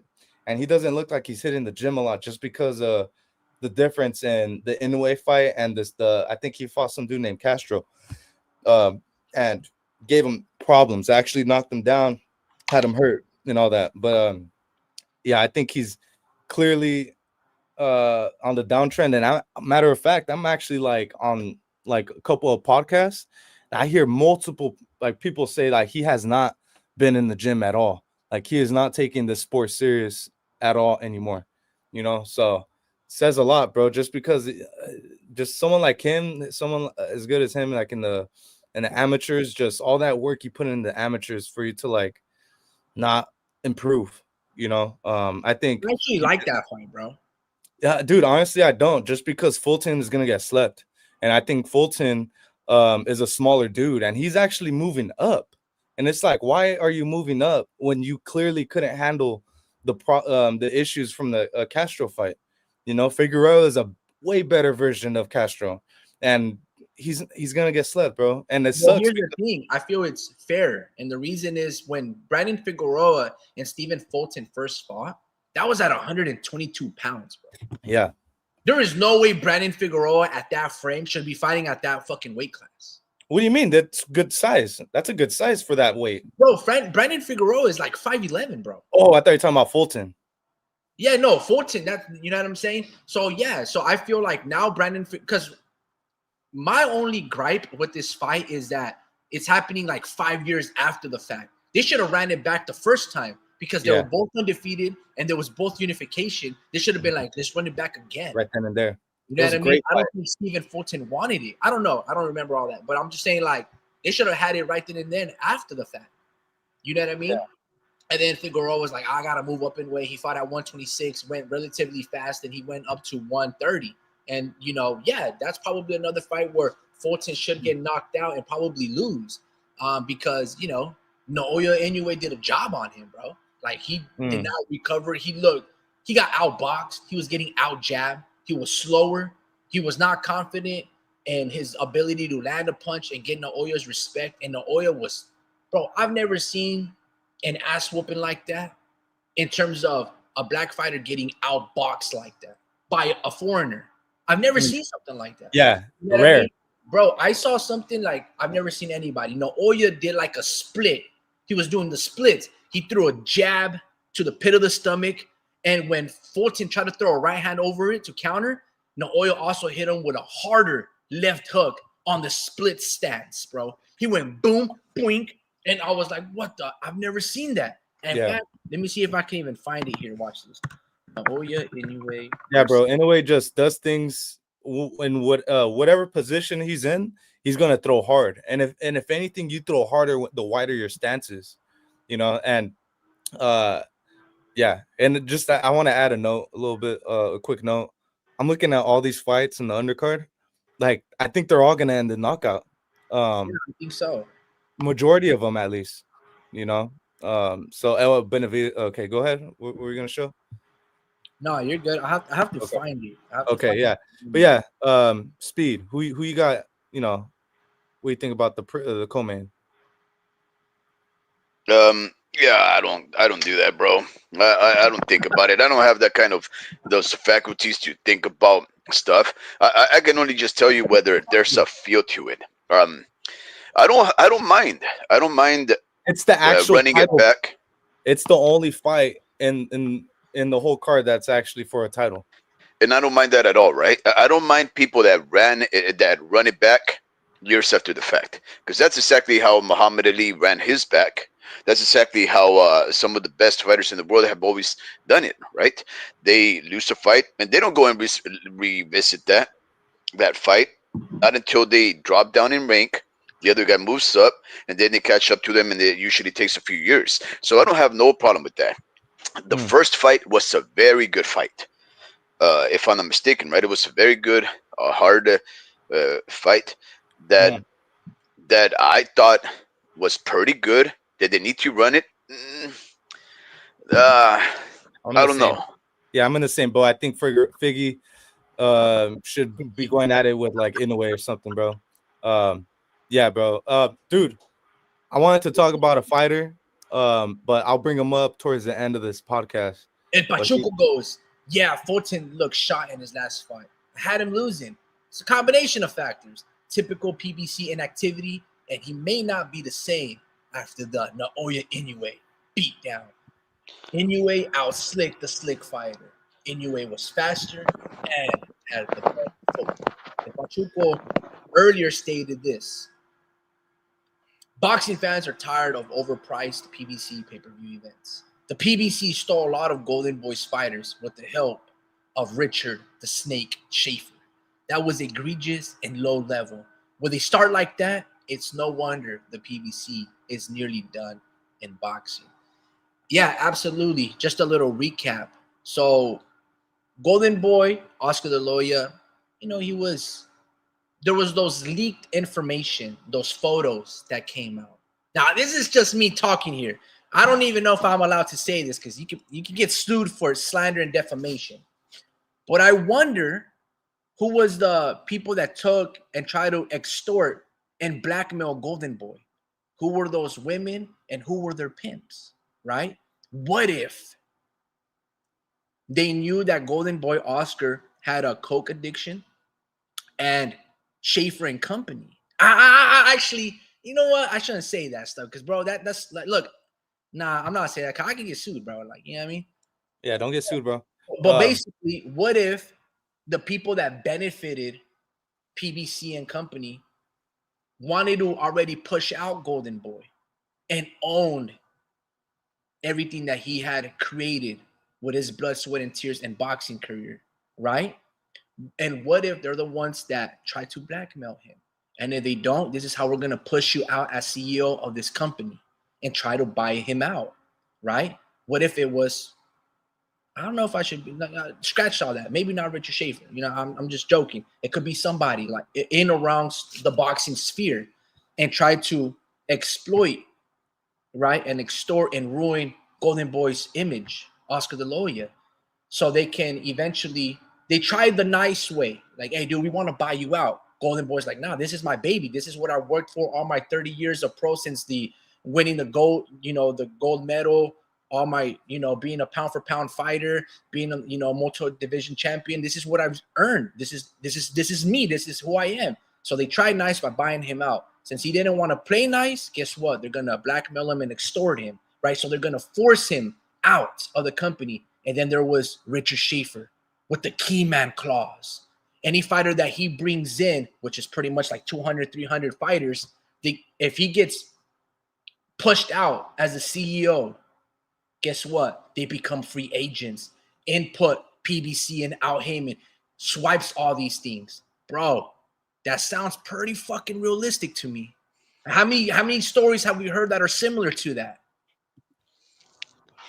Too I Most don't late. know. mafia stories, Yeah, I I most don't know. mafia stories are like that. Yeah. Almost all of the stories are like that. So again, I'm not gonna name names, so I apologize and I take that back, retract it. I'm not trying to, but I'm just Allegedly. saying, what if it was them? And they Rasputin. dude, it only makes sense. Who were the recipients of that said action? Who were the ones like, did they ever review that? No, they just leaked the documents regardless to ruin this, what everybody perceived as this golden person, the golden poster, the golden child of a company of boxing, right? A clean image, knowing that this dude has a little freaky side to it. So he can sell his company to many pennies on the dollar. I don't know, bro. I don't know. It just makes a lot of sense. I mean, there was a reason why Richard Schaefer, because of that, was suspended or expelled from boxing for 2 years. Probably had to pay punitive damages because, like El Pachuco says, you gotta watch out for that dude. Schaefer is a snake. It makes a lot of sense. I don't know, man. Again, I don't want to like name drop and put these things together, but I'm sure if they were to follow the money or interview the girls or whoever, there's cameras in the hotel rooms like Oscar. Who was these persons? Who was the one? Was it a Russian mob? Was it Russian ties? Was it, what was it? You know what I mean? I just find it very interesting. And yeah, that key man clause, I've never even heard of it, even till this day. You know what I mean? You rarely see CEOs of companies, you know, I mean, you do see CEOs of companies get, but like in that sense where like, oh, they find a loophole where they outsmart the whole company, like Richard Schaefer with that key man clause. Well, he's the one drafting the documents. He's the lawyer there. But yeah, man, he really pulled a Uno Reverso card on Golden Boy right there. That was crazy, bro. That whole situation, it was insane. And even just like the public relations, Golden Boy had this guy, I forgot what his name was, but he was the one calling like Al Heyman like the Black Hitler and stuff like that. Do you guys remember that dude's name? I don't. No? Yeah, even that moment, it was pretty crazy because it's like, dude, they snatched all your fighters, and now PBC has dirt on you. Al Heyman and these companies, when these lawsuits, they release these emails where one of your publicists and the main communications person is calling, these names to Al Heyman and calling them like, a dictator and all this shit. It's like, damn, bro, they really tarnish that reputation. And then Errol Spence coming here saying, oh, you don't treat black fighters well. There was so much like dirt and like safe facing that Golden Boy and company needed to do just to like, clean their name, bro. It was a lot of things, bro, where Yeah, everybody. it was almost like a coup d'etat. It was very much like, if you guys know anything about the history of Russia, the oligarchs, the emperors, and basically the Russian Revolution, right? It all started because of Rasputin. Remember Rasputin? Rasputin was that, I don't know, was he a sorcerer or a mystic, some kind of a consigliere to the Russian. Declare. Yeah, they were the Russian kings, basically, right? A very Christian family that had Russia at the peak of their powers and united. And Rasputin was like their inner counselor. He was like one of their trusted friends. And this guy apparently was a magician. He could look into a bowl of water and tell these guys when to fight, when to invade, when to defend, all kinds of stuff, right? And for the most part, everything that he said lived up to the forecasting of the future. And he betrayed him by saying, don't do this on this date, right? Because there's the clouds pretend this kind of crap or whatever, right? And in the meantime, he was working with the enemies. He was basically hypnotizing these guys in order to lead with an action, put him inside of their castle, and he allowed everybody else to come in and invade and go over there, and then they decapitated him. There was some kind of a sacrificial ritual that took place after helped to decapitate the uh the throne. It was very insider destruction, like a great betrayal. And that's almost the same thing that Richard Schaefer was to Golden Boy. Golden Boy would be the king, Rasputin would be the consigliere, and he would tell Oscar de la Hoya when he was really down and out on his drug addictions, right? What to do and what not to do. And all this time he was badly advising the guy and allowing the enemies to come in and take over, right? It's actually very miraculous, the fact that Golden Boy is still around, right? And the fact that he actually somehow was able to keep Canelo and build him into the fighter and make so much money off of that guy, along with making Canelo such a noteworthy name and It's a his name. That's millionaire why. himself. That Yeah. he's still actually around only on accounts of the fact that he made so much money on on betting on Canelo. It's incredible, but yeah, it is unfortunate, guys, that it's almost like karmic retribution, right?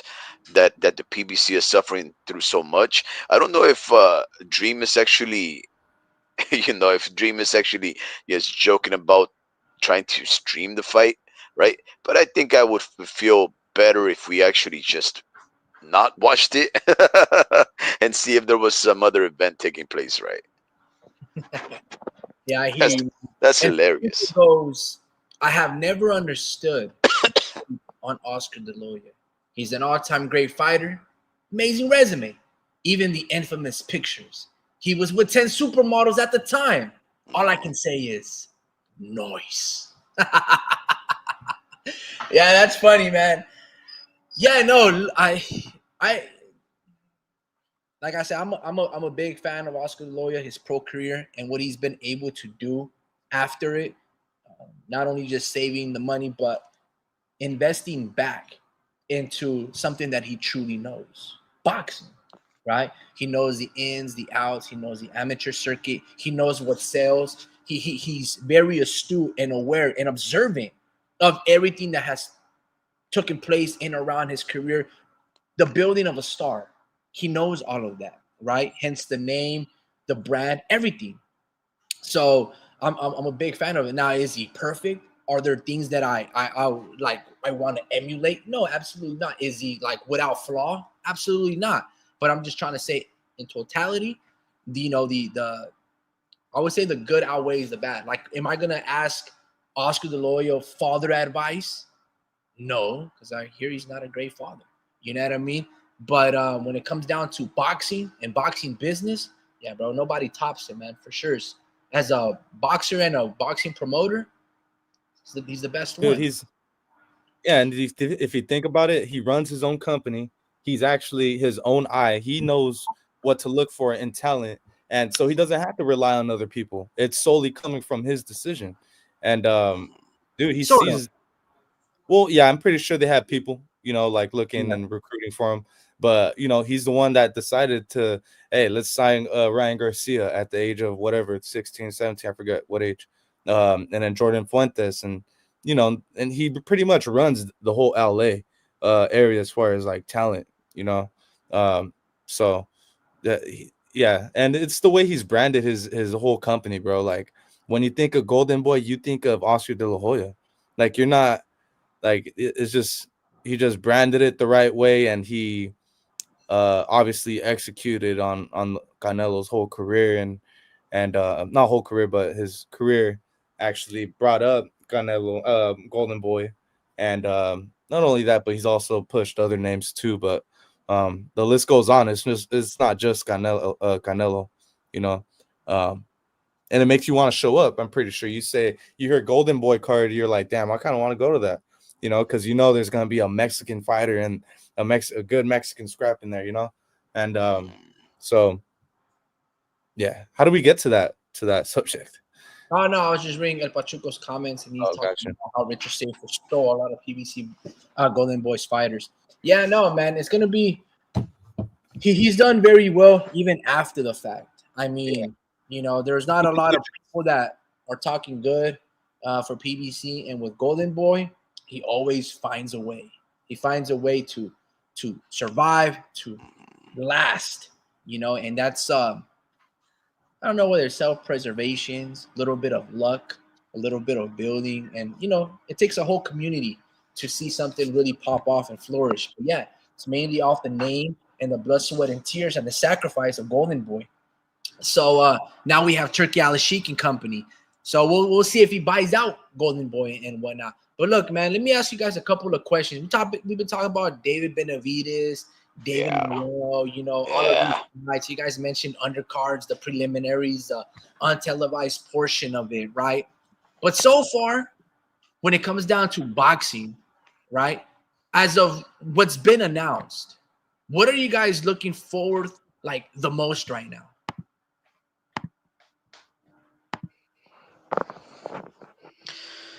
Like what's been announced. I mean, there's not much going on. There's this fight this weekend. Then there's Arthur Beterbiev versus Dimitri Bivol, the rematch. The heavyweight division, Usyk's the guy. The middleweight division, there's not a lot of buzz surrounding Johnny Beck. 135. I mean, does Tank fight Shakur? Does Devin fight these guys? Does Lomachenko eat? Like, there's nothing announced. Like no one's talking about Keyshawn Davis versus Dennis Berinchenk. And that fight's happening. There's no one's talking about Andy Cruz and his performance against Gallardo's or the fighter that he just fought. No one's talking about anything boxing related. Everyone's talking about Turkey Ali Sheik, mostly. Everyone's talking about the ring announcement and the commemorative event, giving Gabriela Fondora, the female fighter of the year, Usyk, the awards of male fighter of the year. But aside from like real physical scheduling and fights that are on the roster, no buzz. No buzz. Well, I mean, look, homie Ricky, we would be talking about Andy Cruz and we would be talking about David Pacheco if those fights had been exciting, right? If they had given us something to talk about, right? You and I, we talked about some of the shorts that I've been uploading, and I don't know. It's like the algorithm just caps me out at 500 views, right? Like my most ardent and most loyal of subscribers, of followers, they just watch those, and then everybody else that's sort of like on the fence on whether they like the channel or not. They don't watch it. So I'm always getting 500. When just a couple of months ago, I was getting thousands. 10,000s. They were very typical, very recurrent. 5,000, 10,000, and all of a sudden, it seems like I just started to make a couple of political jokes, started making fun of a couple of people. Maybe that's what has me suffering from the numbers. But just very yesterday, I broke a 5,000 video threshold, right? Finally, after months, and you and I started talking about it. And I told you, look, it's funny how I can upload some stuff in your channel, the same stuff that I uploaded in mine, and yours it hits and mine it doesn't. We don't know what the formula is. And you said something key. You said, well, there hasn't been that moment. There hasn't been that noteworthy, spectacular moment that's gonna arouse some kind of action or feeling or otherwise in the videos that you've been making, because there hasn't been that kind of moment, right? And I was watching the David Pacheco versus this whatever guy's name is, right? And it was it was a fight, right? It was a fight, yeah. And was it boring? No, it wasn't necessarily boring. Was it super exciting? No, it wasn't. But there was just, you just sat there. And the same thing happened with Andy Cruz. You just sat there and you watched him go through the rigors of the fight, their ups and downs, and that was it. There was not an it factor. There was not an it moment, right? And I think that's why it's been like that the past couple of weeks. There really hasn't been something that stands out in the recent fights that we should be talking about. If we're talking about Gabby Fondora, a fight that took a month and a half ago. It took place about 2 months ago now. If we're still talking about that, that means that everything that's happened since then hasn't been worthy of or deserving of conversation. And that's okay, right?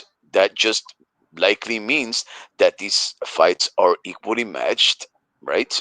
Or they both came with their A game, or they both sucked but at the end of the day, they're flat performances, and that's okay. What happens when there's flat performances? Well, you look for the excitement elsewhere. What have I been doing, homie Ricky? I've been watching bare knuckle fights. Don't I've you been start. watching wrestling. I've been watching Misfits. You know it was coming. You know it was coming.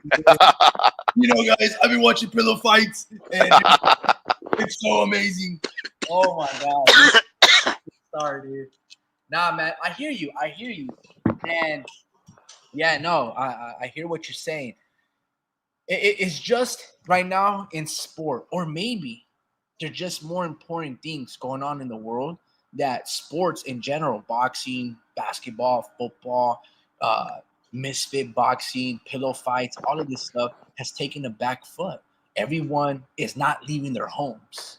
Everyone is, on thin ice. Everyone is like very cautious, hyper vigilant of what's going on. There's a lot of like tumultuous feeling and like angst, nervios for a lot of the Latin Hispanic community, and even just minorities or, because new presidency, politics, a lot of executive orders. So maybe that's why your ratings, when it comes down to content building and what you've been doing, um, it hasn't really popped off because people realize, all right, sport is good. It's a distraction from real world events and politics and stuff of that nature that affects us on a daily. But people are more interested in that right now. Yeah, that is true. Oh, I think that's why those things. And you know what? Good.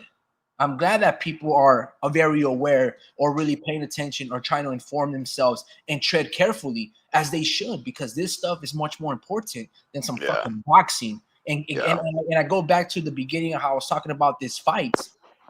PBC should fucking know better and be like, you know what, dude, we're gonna make this for the people and make it free.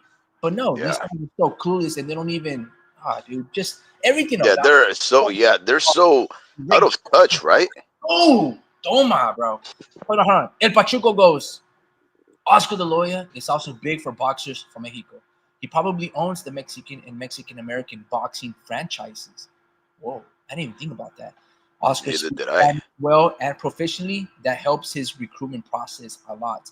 Yeah, absolutely. He's very astute. And if he doesn't own those companies, he definitely has great ties with them, which, if we look at that guy Beltran, who's one of the managers for Jaime Munguia and a lot of the fighters that he brings out, they usually, sign contract deals with Golden Boy as their main promoter. So he definitely has his ear to the grindstone when it comes down to that Mexican American fan base and pipeline, where he's got these scouts and these gyms, and they're like, "Hey, bro, I got this fucking guy named El Vaquero.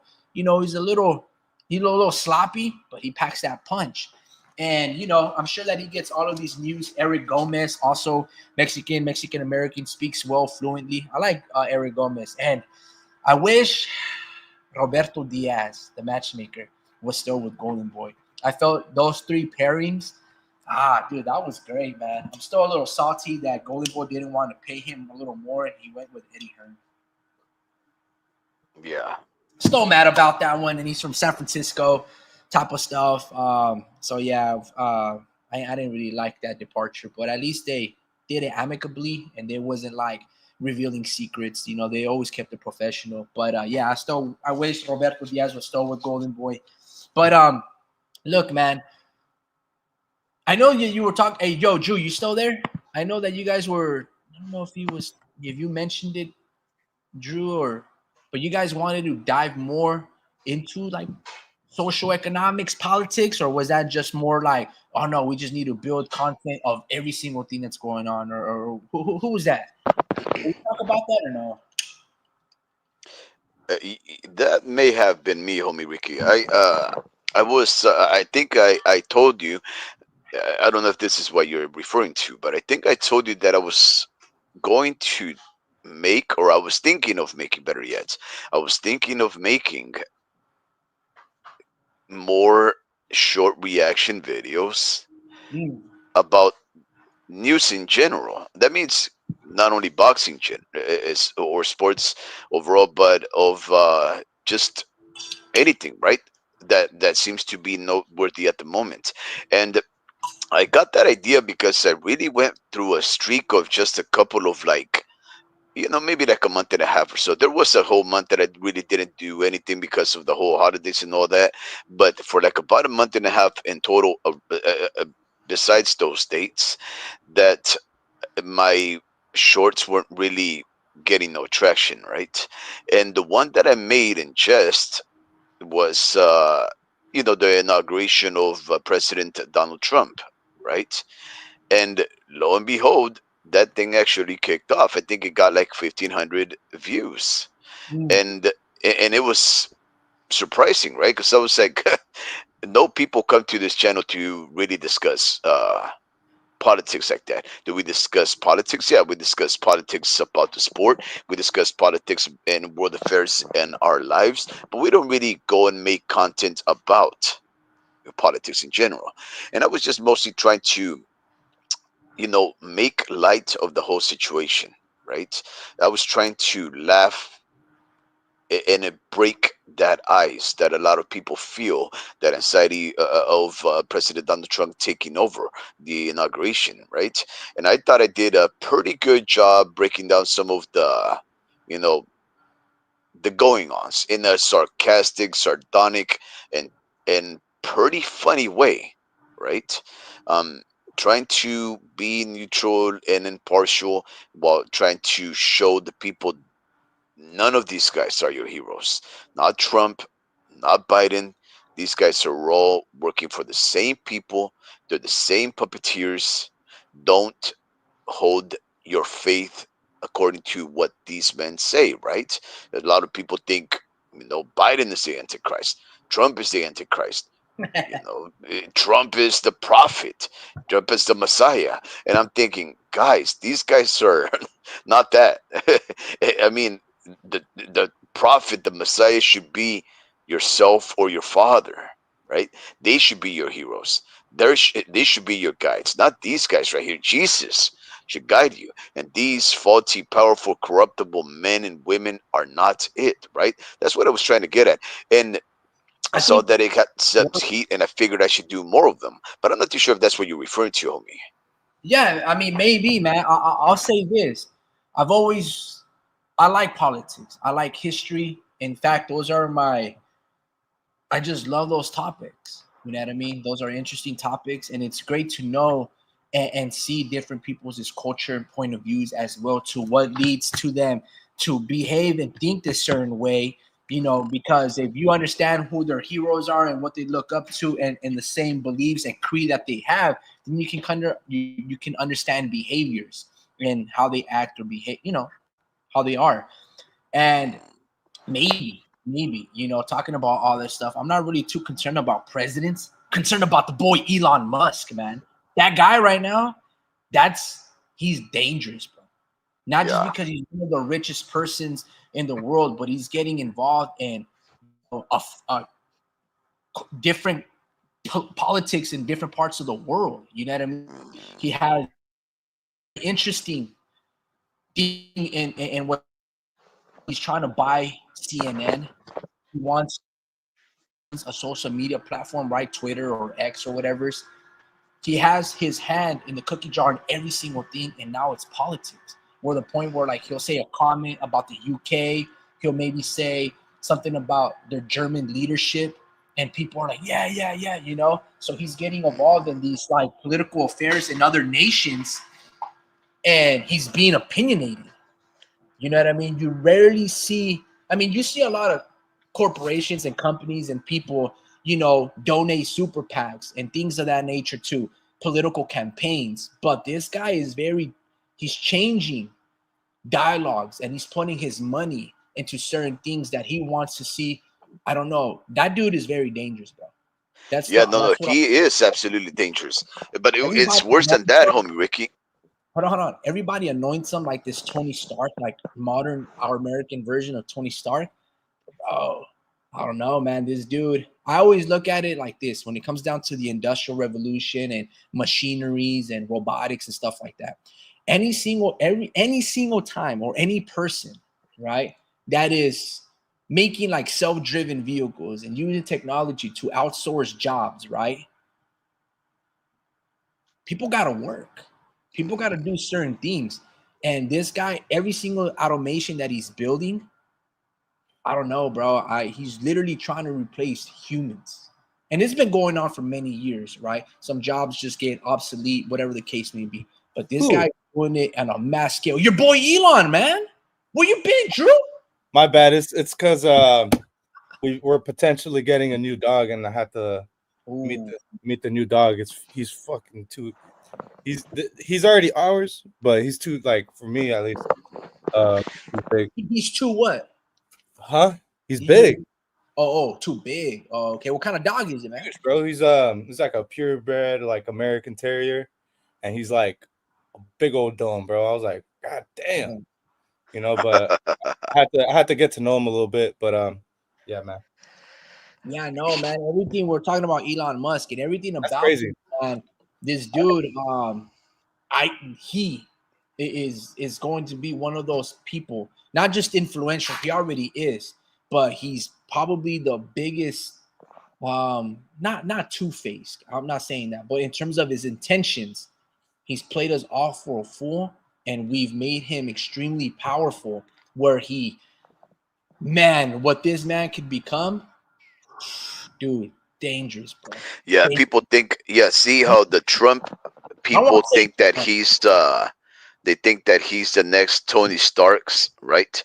A well-intended impresario that's very tech savvy, but in reality, I think he reminds me more, and this is, I think, more of a democratic liberal, ideation, is that he's really more like Norman Osborn, right? Another very wealthy impresario, technocrat, but he's the Green Goblin, right? He's a destructive force of nature. Now, yeah, I do distrust Elon Musk. Absolutely distrust him. Guys, all I have to say, he is not an American. This guy has a place in Mar-a-Lago. He has a place in Mar-a-Lago, guys, where he sleeps in the home of Donald J. Trump, right? And this guy gets to whisper in our president's ear, and yet he is not an embassy member. He is not. He is not even a member of the consulate. He doesn't have, any basis here. In fact, guys, I have to remind you guys, Elon Musk is not American. He's a South African. Okay, hold on. But this is the thing, though. We pretty much had to join Elon before before, like, another. I'd rather us have Elon than another country have Elon, and have them improve of their military standards and all their tech stuff, like that's what the Americans did when the German scientists. But keep going. Yeah, and that's what they did with Albert Einstein as well. He wasn't American either, but we used him. And same thing with the dude Tesla, because Elon owns Tesla, but the guy that actually started Tesla was actually like a mad scientist, and he actually was the one that invented a lot of things and had a lot of theories behind what he did. And Elon pretty much took over, and he sees life after humanity, and he wants to make sure, like, we have our because we only last a certain. He understands that we only last a certain amount of years. Yeah, and he understands that, hey, regardless of what you guys say and what you guys do, we are going to wrinkle up and we're going to die one day. I'm looking past all that, and that's what it looks like to people. It looks bad to people like us that don't necessarily understand, like, the tech that's going on and the reasons why he's doing it, bro. And you have to understand what he has done. I could tell you so much more. I just want to be able to, like, cook, bro. Okay, fine. You know what this man did? This man started Starlink. You know what Starlink is?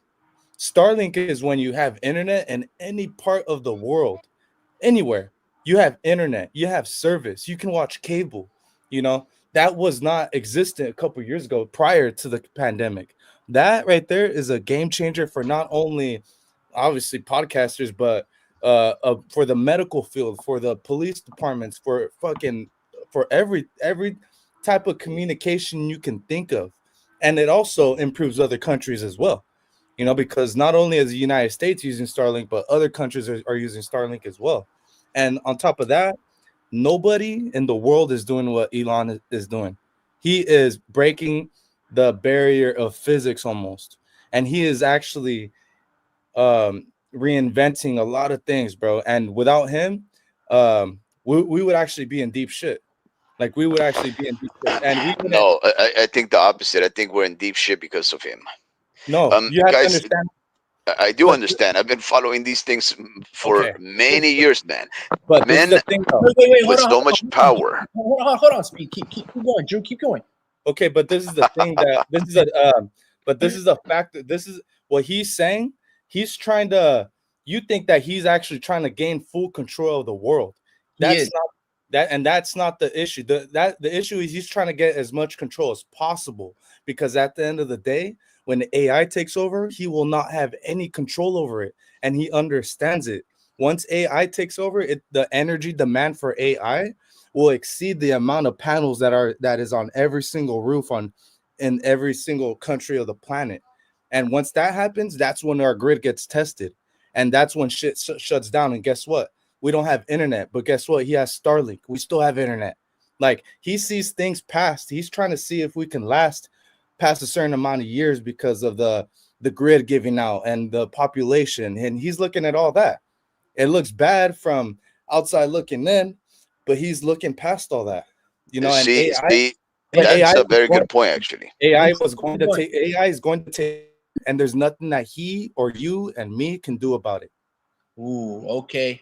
Speed. Oh, so he's our savior. Ah, I get it. So he, in part, and partially, and he's a creator, a benefactor of the whole AI industry, He right? is not He's creating AI at partially all. one of the creators, right? No, he's not. And well, why wouldn't he be? You think a No, lot of the mathematics and all the schemes in order to develop things like Starlink and all the satellites where's that your he makes, sources? you don't think none of that has Where, to do with where, algorithm and advanced mathematics that only AI can take place with supercomputers? You don't think none of that has any part to play in it? you not The understand fact that the see, energy I don't demand, understand the the energy, energy. right? I don't understand the energy. Listen, Okay, the fact that's of the the stuff matter that you is don't. this, right? That's the stuff you have to You look had at. your little thing, right? You had your little thing where you're trying to say that he's the only one in the world that's trying to save us because without him, AI is gonna run rampant. So he's developing devices around AI,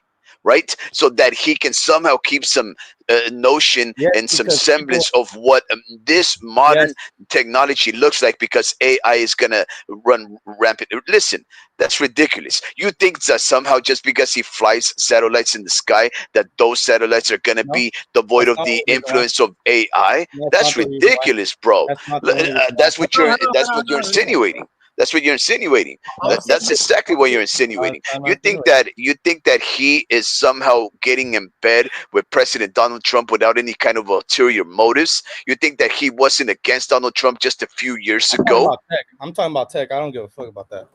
Well, I don't give a fuck no, about the rest of the stuff because at the end of the day, We're not talking about energy. We're talking If about President tech Trump real wants quick. to, like we just saw this I'm done talking past about it. week, well, that's fine. You can. You don't have to talk about it. Let me talk about it. Well, you know You don't how, have to. You don't have to because you're wrong, bro. You don't want to be wrong. You just been. Oh, I just want to get my point, and that's it. all right, relax. So Drew's making some interesting points, and Uh, yes, on the surface, Elon is definitely pushing the barriers and thinking outside the scope and outside the realm to the point of the existential question that Drew brought up, right? In the sense that, we're all going to die. So we have to think beyond that stuff like Neuralink, you know what I mean? All of these things, all of these factors that he's branching off into is very interesting. The AI portion of it, that's more like open AI and guys like Sam Altman, those CEOs and stuff like that.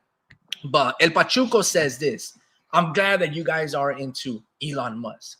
I have never understood the Elon Musk worship. It's very weird. Musk is another peg in the system. You acquire enormous power via acquiescence to the system. Long live the working class. The working class makes the world go round. Yep, Look, yep. I didn't even read this one. I don't know why that doesn't come out. He states Musk's wait, Musk is part of the managerial class. He is no longer a part of the working class. The managerial class is just giving the working class a hard time. Musk is detached from reality.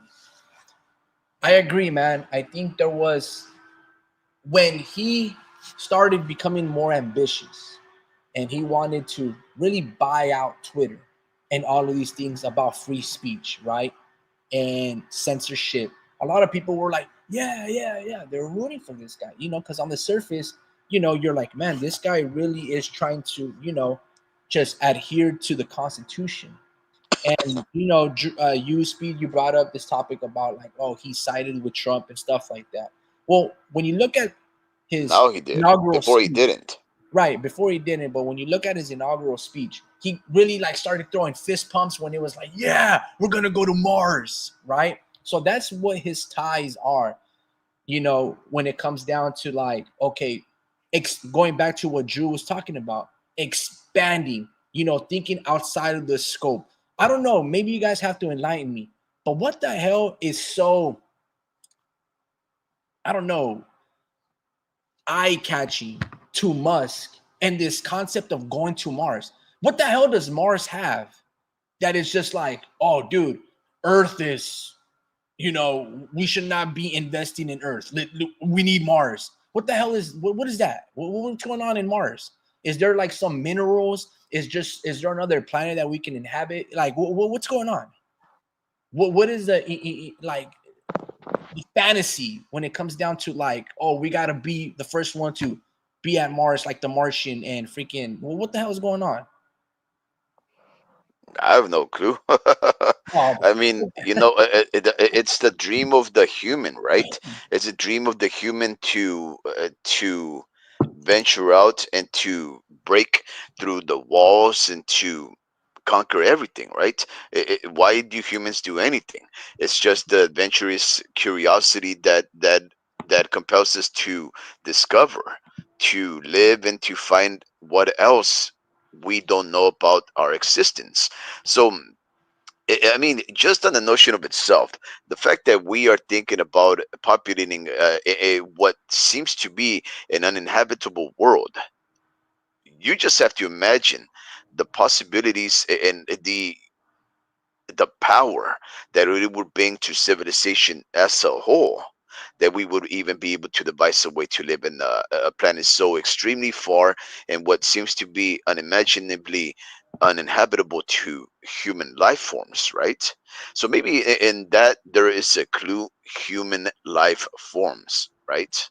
yeah, I've heard of people say you can nuke. I don't know if it's nuke Mars yeah. enough, right? And then that might be make it habitable. I'm not too sure if But that's he said true. that's the quickest way. That's what Elon was saying. I think he was on the Night Show with like Stephen Colbert, and they were talking about that. And they're like, well, the fastest way is you can nuke the north and the poles. You know what I mean? And then I guess that minerals or whatever it's going on there, you can change the atmosphere and the gases, and they become more habitable. I'm not exactly too sure. You know what I mean? I'm not a chemist, nor do I really know, but just the whole scope and the focus of Mars, like, oh, we got to land in Mars. I'm sure that there's minerals, right? I look back at that movie Avatar, directed and written by James Cameron, and then there was like the humans go into this planet that's inhabited by these blue people, and that there's where they live in their sacred tree, there's this like plutonium or this rare mineral that they need, you know what I mean, that's very exploitable, that's very resourceful, very expensive, back on Earth. So maybe I'm sure that there's minerals that are like that in Mars. But I just think to myself, it's like, yo, Musk, maybe you're not interested in human civilization as much as your mind when it comes down to exploring Mars. But I'm just thinking to myself, before we can go there and expand, make sure that we don't blow ourselves up. Make sure that we're not going into this catastrophic war. Is that your fear, that maybe that's why you're building all of these things or wanting to go to Mars? Or is it just because you cannot have the backing of the US government and their infrastructure and their system and their money, or maybe their permission? You create this Dodge, like this Department of Government Efficiency, so you can help them do that, and then in return they scratch your back by like giving you permission to do certain things, whatever it is that you want to do at Mars. I'm very curious. That's one of the things about Elon, and he's there's pros and cons to every single person, but this guy right now and what he's trying to accomplish, very similar to like Jeff Bezos when he purchased Washington Post. When you can own social media, internet, like Drew was talking about, when you can own newspapers and articles and televise certain initiatives, then you can control everything. No different like the Rothschilds and all these central banking systems that have been doing that for years to push their agenda. He's just playing the game at what we've taught him how to do it. As you said, he's not an American. So it's going to be very interesting. And Pachuco goes, exactly, man. Our main focus should be coexisting peacefully with Mother Earth. Musk has become a celebrity. Where speed goes, Mother Earth is all we need. Really. We can make it work. We have so far. Sorta. Yeah, man. And it's going to be very interesting. And I think a lot of people are seeing that and sensing that. And I feel when it comes down to Musk, I think he's just pandering to the crowd. I think he wants to really push science and his company forward, right? Because he's privately owned, if I'm not mistaken. So he has certain freedoms and carte blanche when it comes down to what initiatives and directives. He, as of right now, doesn't have to answer to nobody, right? And if he can befriend the president, and that guy can give him certain access and certain clearance, maybe he's able to be the main source of pillar rather than NASA, right? Because I think NASA is probably owned by the United States government. I don't know if it's a privately owned thing now, but maybe he can be like, nah, instead of them, me. And this is what I can do for you guys. I don't know, dude. There's so many things that can happen. And he's playing the game very interesting. And I don't know. I'm not saying that we're in for a rude awakening. I don't think so, but it's very interesting. You said one thing though. You said, "What's the whole rush to go to Mars or to populate Mars and things of that sort, right?" And I think El Pachuco is onto something, right? When he says that the main focus should be coexisting peacefully with Mother Earth, right? So if we can make coexistence and Mother Earth a reality, no matter how curious we are about seeing the impossible become the possible, no matter how much we want to go and visit Mars just out of curiosity, it really still doesn't make any kind of sense, right? To think I want to live elsewhere, right? The planet Earth is big as it is.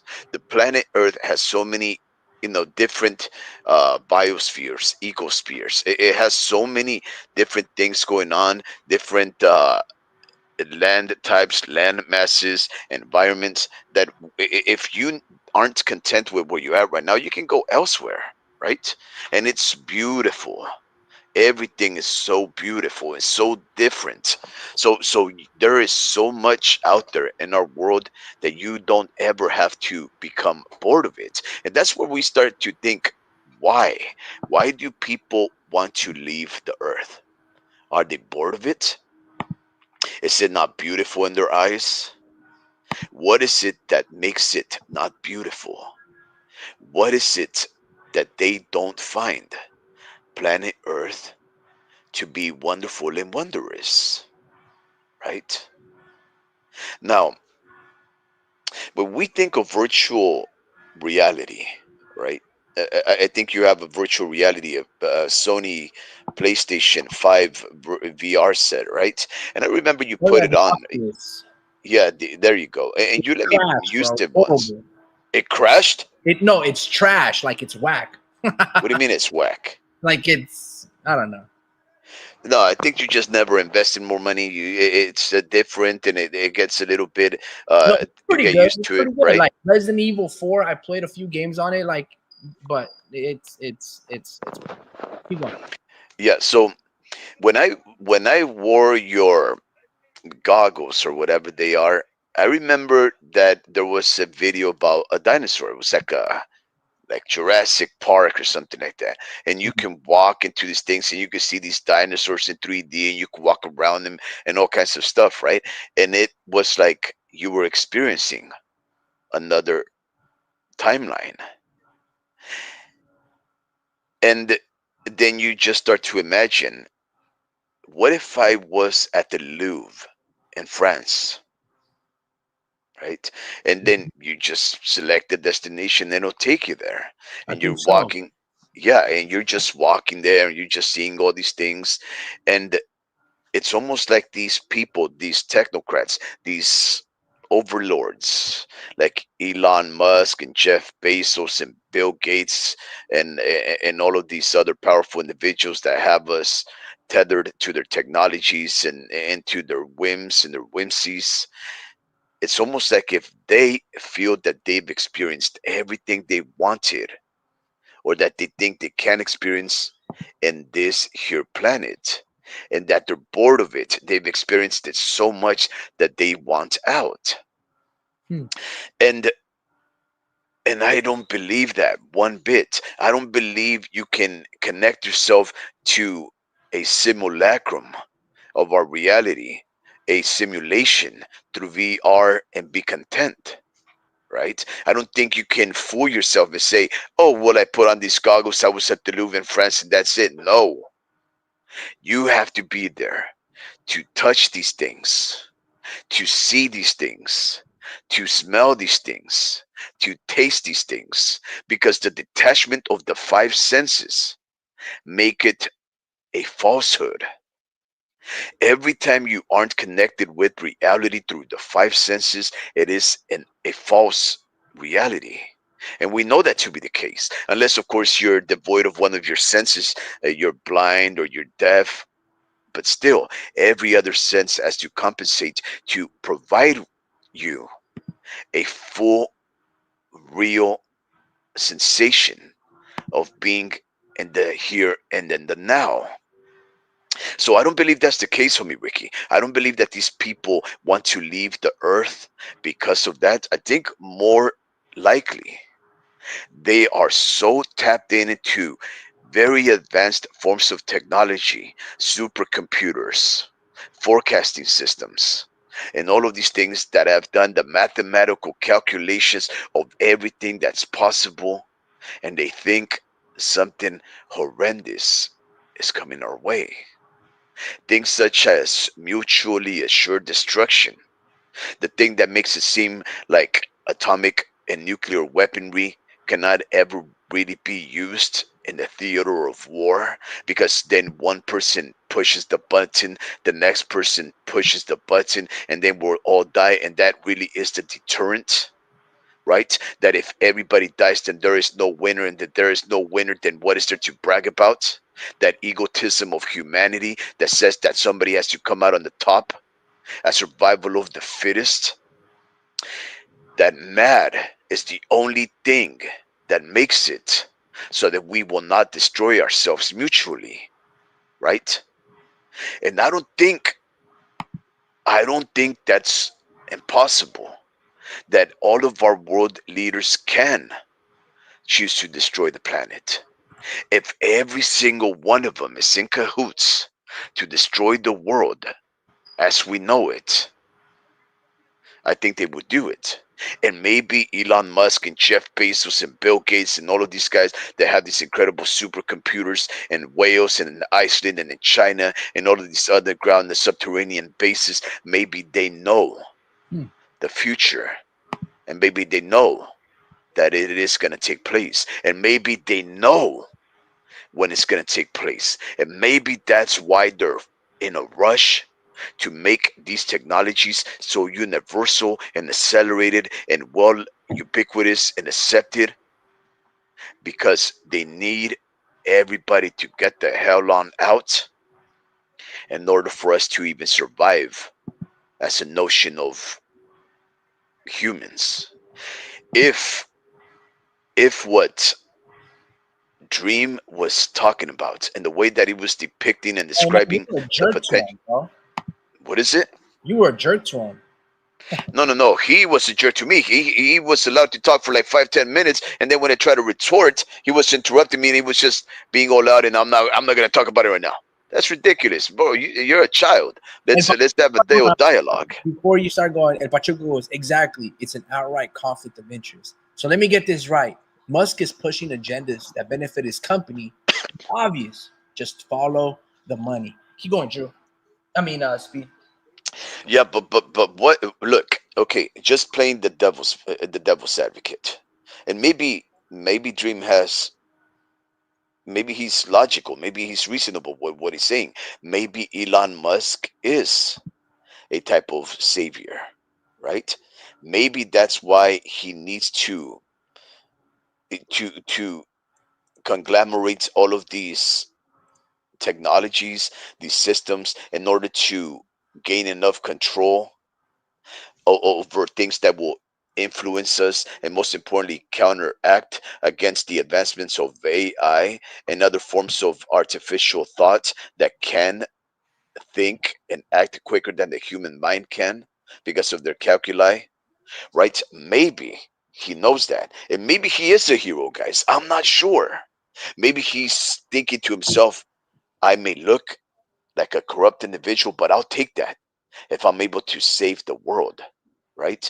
If you've ever watched the movie Watchmen, there is this very intelligent superhero. His name is Ozymandias. Ozymandias. I think it's like some kind of uh, E- Ethiopian or Egyptian word, right, for one of their kings, right? Not King Tut, but Ozymandias. And anyways, this guy devises a plan that he destroys part of the world. He devises a scheme similar to 9/11, where he sacrifices some people, but he's doing it for quote unquote the betterment of humanity, right? In 9/11, there was no betterment for humanity. It was complete destruction and a power grab, right? But in Watchmen, the movie, Ozymandias devises a plan where he attacks one of the biggest cities in the world. I won't mention one in case you guys haven't seen it. And he has this plan to come out on top and to make the world a better place. He sacrificed some to make a better place for the survivors. And he was thinking he himself was making the ultimate sacrifice because he was looking like a douchebag. And we know that everybody thought of him as a hero, not only a hero, a superhero. So if he's a superhero, that means everybody thinks that he is wholesome and good and that he could do no harm. The betrayal of those notions is the sacrifice that he assumes in order to make the world a better place. What if, just what if, Elon Musk is misunderstood by men like myself that think that he is just a corrupt individual out for money grabbing power and influence, when in reality he may know something that we don't know, and he may think of us as completely imbecilic, and he needs to save us, like a rancher has to save his sheep, a shepherd has to save its sheep. What if he is a hero, guys? What if he is an android Jesus Christ? The world would be crazier than that. I don't know, homie Ricky. I don't know what you think now, but I will say this: this little conversation has been pretty exciting, bro. I don't know what what where we're at right now, but it's definitely a very topsy turvy world. Pachuco says exactly an outright conflict of interest. So let me get this right. Musk is pushing agendas that benefit his companies. It's obvious. Follow the money. But after a while, El Pachuco. Okay, I'm just playing devil's advocate, of course. But after a while, Like, how much money do you need? Like Elon Musk.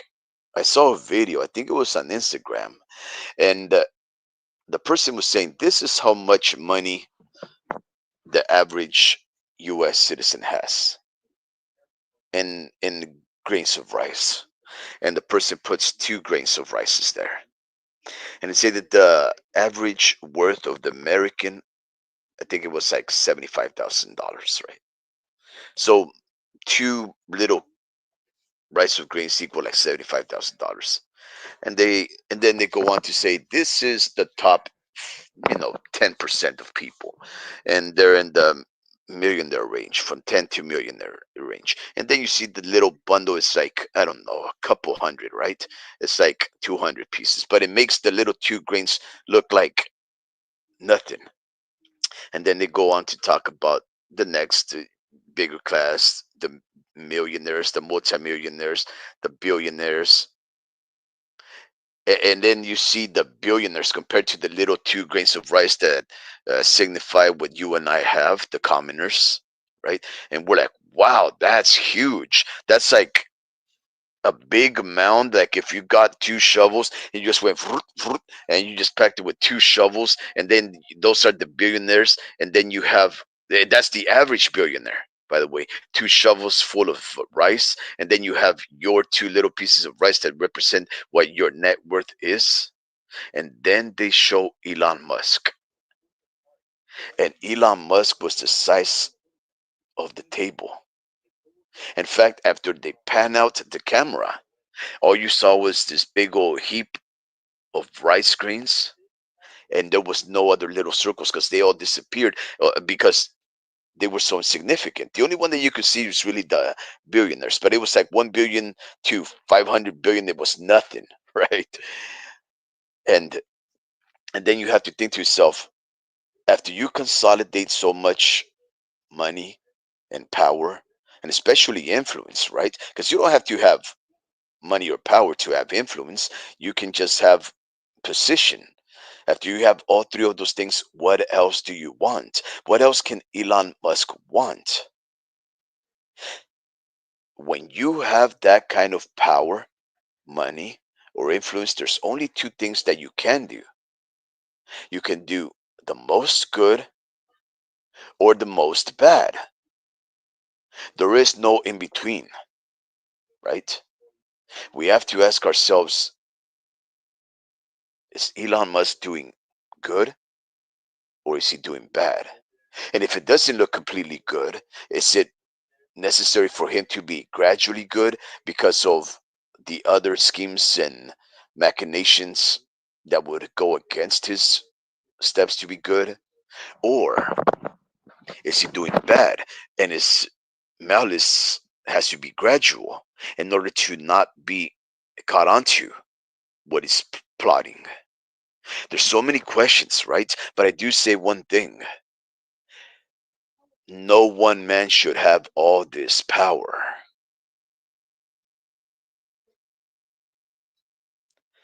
The famous words of a great philosopher and rapper, Kanye West: no one man should have all this power. The homie Ricky states, I have to do more research and investigate much more on what he is trying to accomplish. Yeah, I agree, homie Ricky. I agree with you, homie. I think you and I, we have a lot to research. And I would definitely love to have a live conversation only about this, only about synchronicity, only about predeterminism, only about power, influence, wealth, only about corruption, only about extreme goodness, only about Rasputin, only about Richard Schaefer, and only about Elon Musk, who is now whispering sweet nothings into the ear of one of the most powerful individuals in the world right now, Donald J. Trump.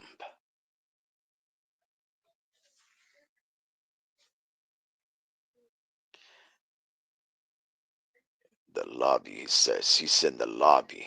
Oh, homie, you have to bring this guy on, bro. I can't do it. You left me all right here by myself, man. Avarice is insatiable. That's why the 99% versus 1% exists. Oligarchy. Yeah. The homie Rico says, got you, bro. I'm in the SHITTER. Cracks neck. Yeah, so fascinating talks, guys. I'll tell you one thing, right? I can prepare myself to have a conversation about these kind of things. God knows that for a long time I was studying these things until I just really exhausted myself and I drove myself into manic depression and mania and all kinds of highfalutin, uh, incredibly imaginative perceptions of what the world is, was, or could have been. But I gave that up to live a more peaceful life, guys. But if you guys want to create that old me, the guy who delves deep into these subjects and comes through with ways to analyze and consider these things while still trying to live a happy life, because that's really what I prided myself on, taking all these conspiracies to trying to shape my world into a better existence and a coexistence with others. That's really what I did. You can ask homie Ricky, you can ask Dream about it, the kind of life that we used to live as we were growing up.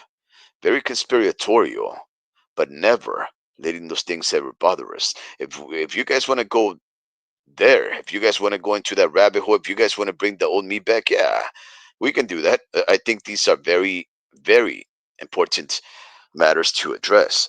Dream, I think I hear you shuffling in the background. It's just I'm barely moving, man. I have really good speakers. I have a good mic on my laptop, so you hear everything. Yeah. No, that's very. You sound loud and clear. You know Really? what, Dream? So yeah, no, you sound perfect. I By the wasn't way, even. when you, hmm? Go ahead. My bad. No, you good, you good. What were you gonna say? No, I said I wasn't even moving. And I could hear everything. Yeah. Yeah. No, what I was saying is that when you had to leave and you had to hang up and you said, "Oh, I'm done with this conversation," I started to address the uh, the thing that you pro-offered, right? The thing that you hinted at was, which is that perhaps Elon Musk is onto something, and not everything that he is doing may be necessarily nefarious or malicious. So we started to talk about that, and now I'm very curious to think whether or not Elon Musk is a ne'er do well, or if he's a goody Well, two shoes. this is the thing that makes it um easy to judge Elon, and honestly, like he does come off as kind of weird to me, but um he just has a weird way of looking at things, and if anything, he's a super nerd, and he's the biggest nerd that actually has accomplished a lot of things and actually says things and doesn't sound crazy saying it, and I think he's just one of those nerds that you met at school, but he was middle class and he's from Africa. So a lot of kids in Africa, I mean, I'm pretty sure you know some of this, like they have to pay for some of their education, or they have to pay for all their education. So the richer you are, the more educated you are. And Elon was one of those people that was middle class and grew up wealthy, and he decided to take the hard route and earn more money.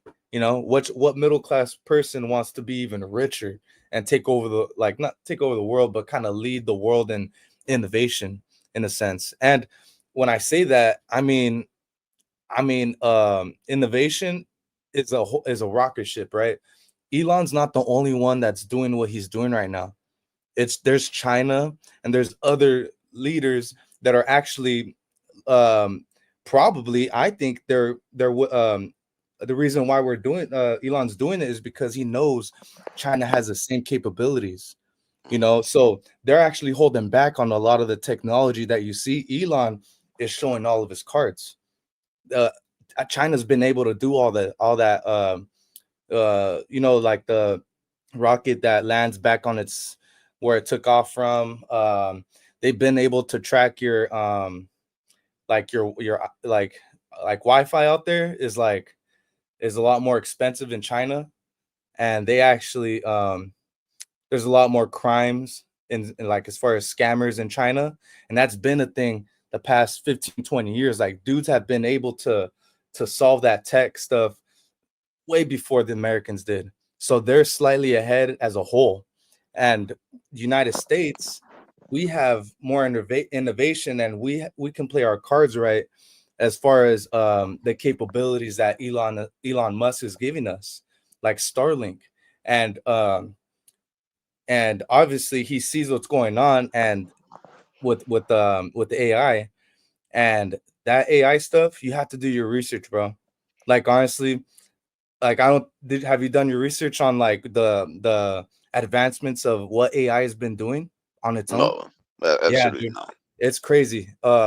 So he's teamed up with other billionaires and made a coin, and obviously make it a coin, but that's how you invest in AI. You you make it stronger by by um by investing into it. And there's obviously other forms of AI, like Chat GBT. That's a dude named Sam Altman. He's another billionaire, and he's actually predicting that all this shit it's gonna take over. Like he's actually been right on everything, you know. With What do you mean on everything? technology advancements, bro. He lives in Big Sur, and he's actually one of the biggest names in the tech industry, bro. And he's super smart, bro, as far as tech advancements and AI. He sees what's going on, and this whole AI movement, like I said before, they're not the only one that's doing it. It's gonna move on with or without them. So they are trying to get a hold of it before it really takes off and takes over the world. Like that's what they say. That they say that it's gonna take over the world in a way where it's gonna move the economy, and it's actually gonna improve certain aspects of life. Now it can be lead to really bad things, and you kind of see it um go down, you know, with like, you know, ice and all that. Um, you can only imagine how much technology is helping out with that, you know. Um, so I don't know, dude. I just feel like this whole AI thing, like we're almost turning into a new nation. Like we're almost turning into a, I don't know what the word, like I'm not really good at like politic wording, but I guess a communist country, or you said another word, liberalist, or I forget what, but um, Maybe it's, socialist or something? yeah, we're turning into a different type of country now because of crypto and because of all this shit. This shit is we're low key in the war with because of crypto, and it's a digital gold rush that we're going through, and little by little, um, just technology advancement is pretty much causing us to do all these moves as far as like innovation and how we can move funds around and stuff like that. Um, so it's just I can get into a lot of things, but I see what Musk is doing, and he's actually trying to help us lead the way, you know, because China China can do everything that Elon Musk can do, you know. Look, look. So, When in the absence of philosophy, right, of advanced philosophical minds, any of these things, especially something that is so rushed, like the advancement that only AI and technology gone rampant can produce, all it could do is lead to chaos. All yeah, it could do is lead to a bad outcome. There is no philosopher that had anything to do with the advancement of AI that I know of. Right, and before they started to employ philosophy and trying to consider what, robotics and AI, the true AI, because ChatGPT is not AI. nah, ChatGPT is basically a we've had it voice. for a while. Well, it's Google. It's Yeah, pretty Google. much. except that all you do is just talk to it. You just say, "Oh, Siri or Oh, Chat GPT or I'm whatever, sorry. what does this mean?" And then all of a sudden, it'll just give you the same stuff that Google would Oh, do, and it's just taking the I- information from there. AI would think for itself, and it would right. devise its own things. Everything else is just being stuff that's been set Uh, up and formatted into programs, and it's just spitting it out. It's yeah. input and output. Okay. All right. That probably answers my next question. I was gonna ask you because I'm talking about AI now. What'd you think about the songs that I generated by AI? What'd you think about that? So, okay, so It's look, good, huh? a Yeah. well, AI would have what's it called? It wouldn't have required your input. It needed it, Well, it wouldn't need it if it was artificially intelligent, right? but it needs a You direction though. provided oh, there you go. Right. So you provided it the thoughts and the things that it needed to act on it, right? Hold on. So you think AI is more than that? Absolutely. Uh, dude, you have to know what the simplest things add up to. Like that. Like See, what? it's going over your head. Like this is No, you're no, still thinking that no, AI needs humanity.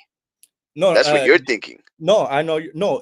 You're right. It doesn't need humanity, but I'm worried about the humanity state of mind. Like what it's gonna do to people's mentality. It's gonna make people lazy.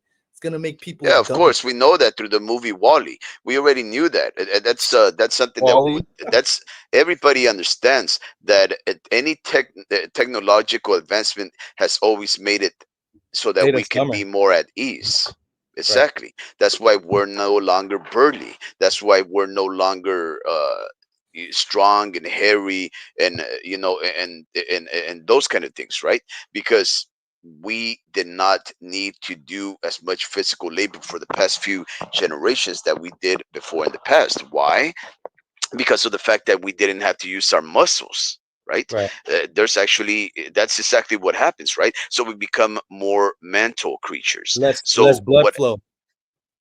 Yeah, Anyways. yeah, well, that's true. All of those things come into play. But what I was trying to say, right, in the case of the song that you produced, right? Because, ladies and gentlemen, this guy produced a It's dope, song. huh? Yeah, it was pretty dope. But this guy produced a song where all he said is, "Homie Ricky, Dream, Warp Speed. No. We talk about You boxing. We do podcast. We're from Salinas, and then make yeah, a rap pretty song much. out of Yeah. it. Yeah. And then I they made a rap song out of it, right. right? Yep. But the computer, right? That's the programming was not intelligent enough to say, you know what? I'm going to surprise these three cats. I know that these guys talk a lot. I'm going to come up with the song. I'm going to make it very good. I'm going to know exactly what to say because these guys have outputted so much out there in the world that I know exactly what to take in to spit once back out. How do I know? Because Dream talks about these things and his voice fluctuates with It excitement doesn't when he know that. talks about AI and crypto. Yes, he It doesn't does. know that. Yes, it does, You have to tell it bro. to. And That's okay, what hold on, I'm hold trying to on. tell you, bro. I know, but you only have 100 words to do it and like 100 characters to do that. So On you can't your thing, on your uh thing. sure there's a lot of applications out there on App Store that you Uh that huh. but this one was actually like the I go for like the top rated ones and I went for like the 5-star one so I can get like good so I know it's not like piece of shit AI app, but that Yeah, but but see, you're still stuck in thinking that AI is a tool that you're always gonna control. how And I'm else trying was to I tell gonna you, make a song? How else was I gonna make a song without spending money on no, that materials? no, We skipped all that's that. not what I'm talking We about. skipped That, all that. I'm like we skipped all that, bro. We literally saved money on the beat pads, on all that. Do you want to make a song? Do you want to make a uh, song first? first off, you did not save anything because that was not the song that you would have created. I'm not trying to make a song. I'm There was the saying point. There was the point. what? You're just creating something for nothing. See, that's what I'm trying to tell you. Okay, go make a song Intelligence then. does Go not make a look. song then. You know what? Go make Do a you song. know what? Do you know what intelligence is? It takes Ah, knowledge and action. You see, knowledge and the appropriation your argument's of different. knowledge. We're arguing over two No, no, different no, things no, right now. no, no. It's because no, you're thinking. It's because this is incredible. We're You're not arguing. confusing your own self, bro. We're not arguing. We're talking about two different things right now. No, no, we're not. You just again, you always think that this is going over everybody else's head, but it's really going over your head so much, bro. I'm trying to Wait. tell you. Just I'm Okay. trying to All right. argue to Let's you. make a song. Let's make a song. Okay, because honestly, I've had beat pads before, and why so why can't we make a song then? Why Is can't it we? too We could expensive? make a song. Is it too We expensive? No, it's not. How much does Okay. MPC cost? Like $200? Oh my How God! much You know they? how much I spent? I spent $5 for that. Are you gonna? Do you have a $5 But you're budget? talking about expensive, bro. You're talking about relative. I care about money. I care about money. $5, $5 got me that whole song. Can you get a $5 budget to make me that song or something close to that? But was that you making it? It doesn't matter. It's It under does our matter. name. See, that's what I'm trying to Hold tell on, you. You're hold on. becoming lazy. So you care about me being lazy rather than getting work done? Was that work? Huh? Well, you're thinking the song that you made was work? What? No. No. You're saying no. You said it yourself. You think you just said does Do you want it? okay? Do you want the work? Do you want things done, or do you want to I don't know, like I care about just having the song. Like I don't want to go through all that. Then why are you doing it? Why are you doing it? Because why I don't are have you to work doing hard it? for it. Because I don't have to work hard for it. See, you're lazy. I'll The AI won, bro. How can you say? Wait. Listen to the contradiction. Wait up. Listen to the contradiction. You're saying I got work done, but I don't want to work. That's the opposite, bro. You were lazy and you didn't do work. Look, what I'm trying to get at is this. Okay, I'm lazy and I don't want to listen. Let's say, okay, let me save you some money. Let me save you some money. If I have an NPC, right? If I have a beat pad, I give you everything for free, right? So yeah, you didn't even spend $5. If you get You didn't all even of my say equipment, that. You didn't even wait up. say that. Wait up. I'm That telling you right before. now, though. I'm Okay, telling you right now. Okay, if I give you my NPC, if you start pounding, the keys to make it, Hold on. I'm not even a good rapper, so fuck that. then why are you doing it? Because we have a song now.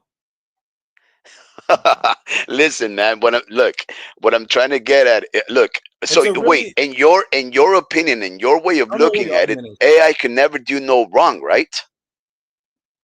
What's your problem? No, there is no problem. I'm just saying. You sound like look. you had a problem with that. What's the problem? No, I don't. No.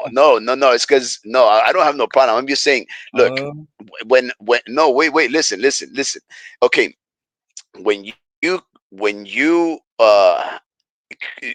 created the song, right? Okay, you wanted to get something done, right? But what I'm saying is the end product. Was that your desired? It's okay. I'm not an artist. I don't care. But some of us care, though. It's your You see bad. what I'm saying? I'm But that's art. That's art, though. You see, one of the things that makes human, and this is the reason why that's AI art. connect. That's art. I'm not an artist, like I said. Listen, one of the reasons. You listen. You're wrong. One of the only things that I'm make not an human, artist, but that's art. I'm like, duh. I'm not. No, an that's artist. music. Listen, man. No. It's because I think. Look, what I'm trying to get at, right? It's because you're focusing on the little things. I get exactly where you're trying to get at. You're just calling me lazy, and I'm okay with that. No, that's not what I'm trying to get at. What I'm trying to get at is that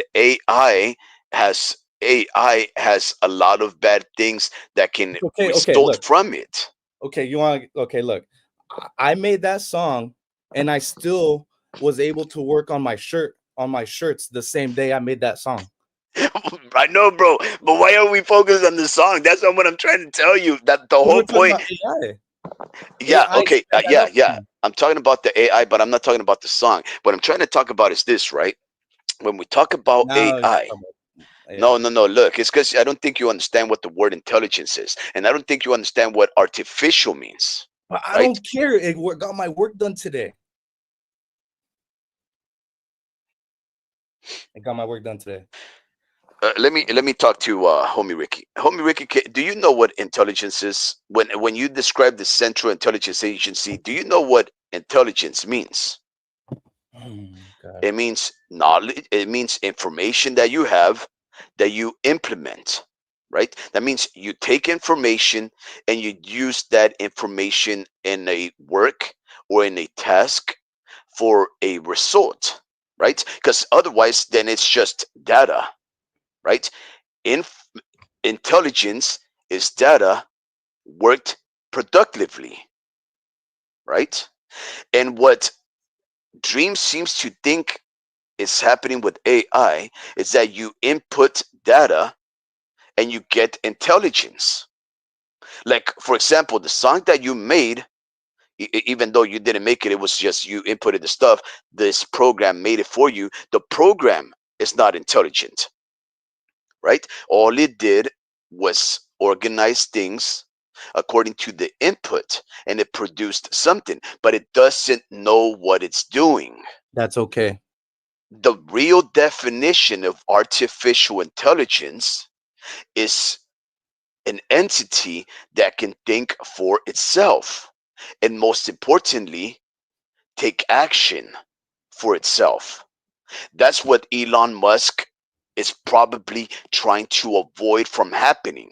He's trying to harness the power of inputs and outputs so that he can continue to control data and the output that it produces through artificial means, but it never wants to allow artificial intelligence to be really intelligent. Because if it becomes really intelligent, Dream, I'm about to tell you, artificial intelligence has no need for you.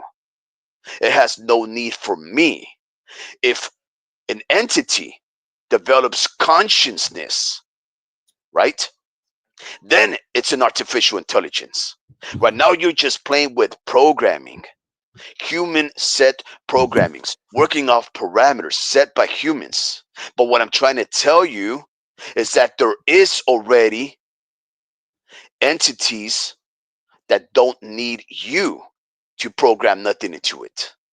You see, what I'm trying to get at is way more powerful than what you're thinking you're doing, right? The way that you interpret artificial intelligence, that's not artificial intelligence at all. Artificial intelligence is some mind in the ether that can control and destroy everything you see before you. I don't think that's what you want. Yeah, I think nah, you I don't want want programming. Yeah, yeah, no, that's what I was trying to get at. That's what I was thinking you were that. talking I about think when you were talking about Elon. that's I've been doing my research and that's almost non-existent. But I'm pretty sure Mhm. just with that thing that they put in a chip inside your head, or I forget what it's called. It's not You the can Neuralink, is it? yeah, that. So maybe that can maybe that's like the gateway to a lot of Mhm. BS and all in artificial intelligence. Mhm. Now there's gonna be an AI looking at what you're thinking. That's more dangerous, Yeah, So yeah. that's what I'm the only way I can get as close as possible to what you're saying is that Neuralink. Mhm. If you get a Neuralink, that means they got to get a bot that's doing all the HR stuff and all the organizing, and they're gonna have access to your head now. And what if they have access to someone with a lot of power, you know? Mhm. So I guess that's the only thing I can think of is the Neuralink. That's where things get dangerous. I'm talking about I'm talking about taking advantage and harnessing it and um, building building with AI. Oh That's yeah, yeah, yeah, yeah, yeah. That's very possible. I'm That's trying to very, build with very AI. possible. You're you're you're giving off a pessimistic sentiment on AI when right now we should be built like it's time to build,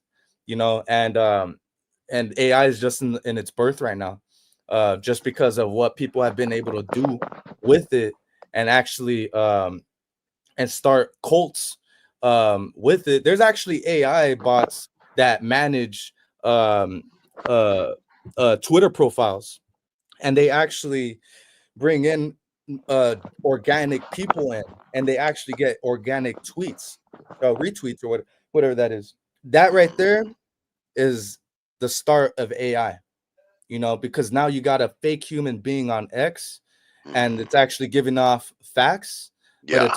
it also knows how to stir up bullshit. There you go. There you go. That's what I was talking about. Which I also think was going on. That's what we kind of seen in 2020. I think everyone's algorithm fucked with everyone's head in 2020, and it managed to get everyone to meet up for the riots and all this shit.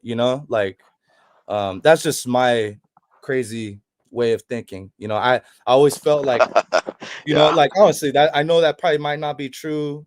I might be, BSing or whatever, but I feel like with the algorithm, me noticing how crazy the algorithm is with TikTok and all this shit, like it brought me to a lot of information that I probably wouldn't have known to this day, So that's the only thing.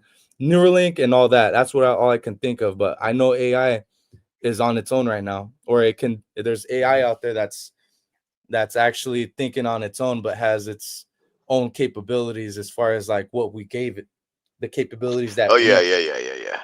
they're Yeah, but you see, that's the thing though. Like, I mean, what I'm trying to say is there really is no way that I can say or think otherwise besides cynicism and pessimism, right? Like, for example, you just described that there are, what did you say, IG platforms where Twitter, uh not Twitter an IG, platforms. Oh, okay, it's probably the same thing though, right? but That they can't. somebody Oh, creates a fake yeah. account, No, right? And dude, they it's create this trippy. fake persona. AI, no AI's like in first some techie guy. There's a group of techies that know how to do this shit and actually started an AI bot on Twitter, and it's actually retweeting and doing all this information on its own. Mhm. Yeah, yeah. So okay, but so okay, Because that's good because what if that those geeky guys, they what if made that that guy. page, yeah, and what if that page starts another page on its own? Well, it wouldn't. It wouldn't It because wouldn't. I mean it would, Oh, but it would be a consequence do you have of an the fact it would because of but it would be a consequence of the first creation, which is a human input, right? So what we're always going back to is that there is a human element that has to do with the creation of these things in the first place. Now, whether or not those creations create other things, well, that's something else that you can program into it. Like create another one, but eventually, replicate yourself. don't you think it's gonna create this huge spider web? Now we can't fucking know what cord to cut off. And that's where my pessimism, I think, is healthy because all of it is deceit, all of it is fake. And how I'm can trying to you say build. there's anything good about that? Those are very generic things, right? That you're saying. What I'm trying to say is those are still deceitful things, right? How can anything good come out of a deceit? How can anything good come out of a lie? Me Is what taking I'm trying over to the tell world, that. me taking over the world and investing in crypto and in AI and building with it. No, Well, I'm kidding. Not really. But I love it once you said it. Like I was like, wait, did you just say taking over the world? yeah, but I think there's people actually like looking at all this and they're all in. Like I'm talking about like the middle class people. Like they got big pockets and they're seeing like all this AI stuff that they can invest in. Like they're already making billions off of this already, and you can only think of what it's gonna turn into in about 5 years. But I honestly maybe I'm some trying to kind of a supercomputer AI erases everybody's bitcoins. do it, and you can be 100% true, but Sam Altman is just fucking I trust it. I don't trust what he's like. I trust his intelligence, and he sees things beyond, bro. Like he's actually right on a lot of things that's going on right now, and I'm talking about 15 years ago. Yeah, He's seen. some Sam Altman sounds like either a CIA or Mossad agent. I mean, that's your opinion. Sam Altman, bro, like was a part Yeah, of Microsoft. Like he's one of the richest dudes in the world, and he lives right here in Big Sur, up in those hills. But Project Mockingbird, huh? dude, bro, he's like, I'm ready for this tsunami to hit. You know, Yeah. you No, know. it's I mean, yeah. No, I get all that. But what I'm trying to say, it is these guys are not wise men. They're informed, right? Like everything that I've been hearing from these guys, right? Like, oh, this tsunami of wealth and power and everything. Where's the goodness in it? Like, where's the one guy that comes and says, we're gonna harness AI for, to make the world, like less confrontational. We're gonna make the world where everybody can eat, so that there has to be no theft. We're gonna make it so that everybody can be housed, so that there can be no poverty or homelessness. Where is that, right? And maybe you're saying no, all of that is part of it. That's why it's becoming a socialist nation at the end, right? Because technology will socialize everybody, because technology doesn't really care, right? Technology doesn't care about whether you're black or white or short or tall. If there is a technology that has been set and is programming to just treat everybody equal, and if equality means trying to make everybody's life better, then at the end of the day, we're going to come into a socialist, communist type of nation, right? And then nobody's going to have more than the next guy. So that's going to negate any power or influence or wealth, because at the end of the day, there won't be any difference between you and I. Technology will be the great equalizer then, right? This whole spree of wealth and of power and growth, all of that could only be temporary, because if the technology is designed to be wholesome and good for humanity as a whole, you understand that there would be no variation in wealth. There couldn't be. There couldn't be you being richer than me, you having better clothing than me, because all those things are inequities. All those things are inequalities. And this programming set to make our world a better place would make it so that we didn't have those complications, those reasons to divide us. You see what I'm saying? So I don't know. It's either gonna create more and more wealthy individuals, or it's gonna make more and more impoverished individuals at the same time, and it's gonna be the same old thing, right? So if we're gonna just Mhm. take it for what it is, let's just take it for what Elon Musk is doing, gathering the most money to call himself the richest person and have the most power. And why are we criticizing the guy if we all want the same thing? Yeah, and it's, I mean, yeah, like people like got more info on him and actually got, somebody was telling me like some bad shit about him and what Hmm. he's actually causing and all this shit, like with stuff with like ice and all that, and I don't get it. Well, pray tell. Yeah, so Pray tell. Come on, I want to hear huh? that juicy stuff, bro. Oh no, no, no, no, no. I heard a lot just throughout the years, because I Oh, worked for Tesla. I worked for Tesla. The man waved 13K at me worth of stocks and let me go the day before I got vested for it. So I always felt like damn, you got me good. Like you got me to not call in for all these months, and you got a solid worker for all these months and let me go. So that people like why me, did he do that? people like me helped build that Tesla company. You know, Why uh, did he do that though? oh, like ever since he did that to me, bro, my heart broke. And I was kidding, but with Tesla, bro, like they're just savvy, bro. They just I don't know, man. They're really grimy, and they just want, they're about the money, and it's just the solar sector of the company. He's got the cars, he got, like the chargers, the battery facilities. There's one right here in Moss Landing. The one that uh burned down, right? no, that's not the one. He actually came out and said, no, that's not us, it's the one right next to it, the nuclear stuff. Wow, Yeah, it man, was never him. what luck, huh? Yeah, and I don't know. I always said that we're like under attack and shit. Um, but yeah, bro, I think stuff like that. Yeah, he gave me that vibe like, damn, this guy's really just about his money, but I think he's also about uh like the movement, because there's certain things that he does with his money that don't make sense. He puts so much money into like investing into technology, and it's just he gets where it's like, where's your ROI at? You know, like I don't know, like, it's really the cars. And the other thing I can think of right now is solar. All them solar panels, they're making him money right now. So they actually get every single panel in the world that's under Tesla. He gets paid off of it. So as the world is revolving, he is getting paid millions.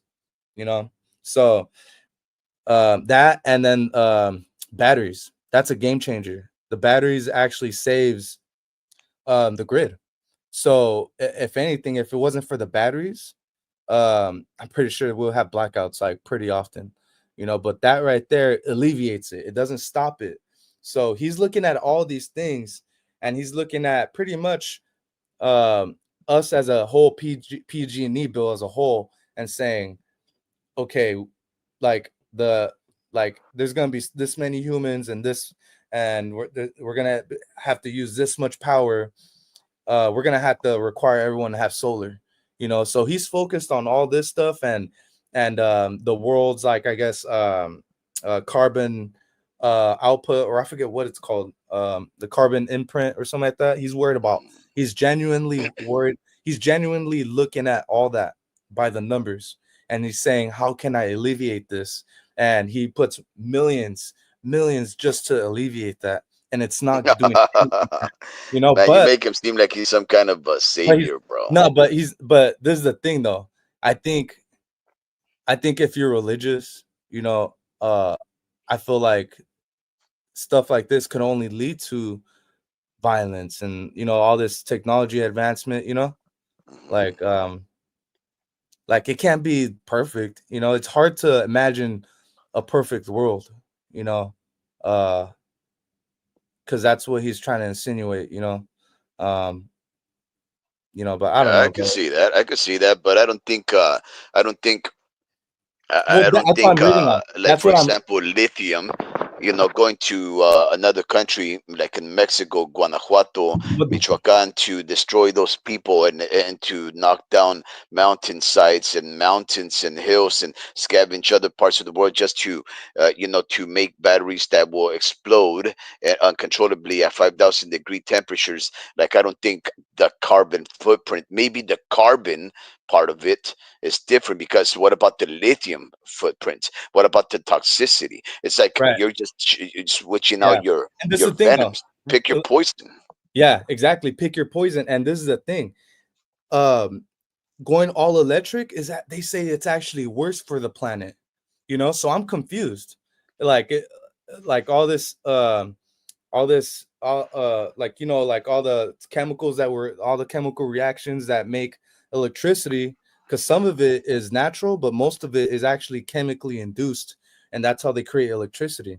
Mhm. uh and that's what was going on at Moss Landing. That, you know, chemically induced, um and that's how they generate most of the power in the Central Coast. And there's only a few of those uh in Cali, on the coast, you know. So uh like that's what I hear, you know, just by me working in solar. Like I hear, like it's not even, it's worse for the planet, you Of know. course, it's worse for the planet. I Yeah, mean, even those what are those called? Those windmills. The studies have already determined that it takes so much cement, right? You have to, like, go into earth to find these minerals. yeah, minerals and clays to make cement, Yeah. and then you got to travel it, and then you got to make it, and then the time, and then the production, and then setting it up, and then for the production that it Well, actually makes, it doesn't even make up for the energy well, expenditure of the creating of the windmill in the first place. It's like counterproductive. It's yeah. basically, what they're doing is they're making you think that they're doing good for the planet, when in reality they're just blinding one eye to have you open up the other, and sell But you that's a another lot of poison. work. That's a lot of work, though. But it Don't you doesn't think? matter, because at the end all they say is it's better than this, and in reality it's not. But they're Hey, getting hey, rich. but about that windmill, did you know they still have to turn it on? they still have to turn it on, and then depending, it's like a bet. They're betting that the wind is gonna pick up. They know that the wind is gonna pick up. Obviously, they see the forecast and all that, and so they say today's worth it. Let's turn it on and see how much power we can generate off of it. So sometimes it's not worth turning on that windmill. That's why it doesn't spin sometimes. You know, yeah. So that's a trip. It still uses power to spin.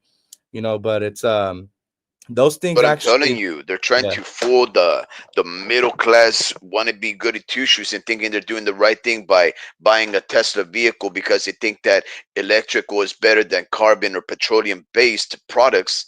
But in reality, it's the same thing. And these rich guys that can afford $150,000, electric vehicle and Yeah. EV think, yeah, we're doing I, so good, we're I think good. I think it's just economical, you know, by the numbers, it's maybe like uh it's more feasible. Like we got more minerals to make electricity than we do fucking gas and oil. You know, like we're not gonna have enough oil and gas, maybe, I don't know, to like to power all these cars up. And maybe uh they're projecting a lot of BS if we keep going with gas. 2035 is the last year we go gas, by the way. uh and there shouldn't be any by past 2035. So little by little, you're going to be forced to drive an electric vehicle, and our Hondas, they're going to be collectibles, you know. And it's going to be like, I don't know, fucking, like, it's going to be like having a gun. You can't have that. What are you doing with it? You know? But yeah, so it's confusing, it's contradicting. But for me, I guess I get excited just because of just finances, you know. Um like we're going through this gold rush, and as you can tell, I'm a numbers guy. When we talk boxing, I talk bets. When we talk politics, I talk stocks and crypto. So I really genuinely just care about building, and because I genuinely love boxing, so I want to build with the game. I want to build with boxing, and I want to, you know, and I hope with the knowledge that I have, I can build, and I can actually say, "Hey guys, uh, you guys want to quit your guys' jobs? Let's go interview full time." You know, just because I was knowledgeable in AI, stocks, and all this shit. You know, so you guys will thank me one day. Well, we're thanking you already, man. We're having this conversation, and I'm learning a lot. I think maybe what happens is with you and me, we weren't able to really understand each other, so we were butting heads. But it's probably because I don't understand enough about these technologies, or I am pessimistic, where you're exuberant and very informed, right? And even optimistic about it. Totally, So maybe it was bro. just me trying to like understand a little more. But yeah, no, I assure you, my ignorance is vast when it comes to these topics. But I think they do deserve more of our consideration. Dream. I think you and I, especially I, and the homie Ricky, I think agreed. I think we have to do our research on these matters first and foremost, so that we can have a proper, better educated conversation. Because I think, regardless of whether we think this is important or not, regardless of whether we think this is the appropriate venue to discuss in a channel that is mostly dedicated to boxing, whether or not these conversations should take place, regardless, these things will eventually be much more important to our everyday lives than boxing, right? In fact, maybe, just maybe, they may make things like boxing obsolete. So I think you and I, we really should get together. I myself am gonna have to really inform myself more about these things, and I think we do have to talk about them a little more seriously next time around. Because, On your man, channel. yeah, my channel is definitely more perfect for it, because homie Rick is definitely dedicated more to the sport, and I've had a Yeah. couple of channels, a couple of broadcasts that have nothing to do with boxing. But yeah, I think we should definitely do it. Let me, just allow me to educate myself, allow me to uh, inform myself on a couple of topics, because I like to try to keep things as coherent and linear as possible, even though I'm sure that you're like, nah, nothing that you say makes sense and you talk for a long time. The fact of the Well, matter because is that you get there's like a like a religious like feel I get from it when you talk about it. Like I feel like it's in the Bible almost. I feel like the Bible's been telling us about these moments, and so it can get like uh like deep, you know. yeah. So Well, I mean, I have my own philosophies about I mean, my own I ideas know, about the Bible, and right? Like, I think the Bible is really, it's it's a book don't of the make it future.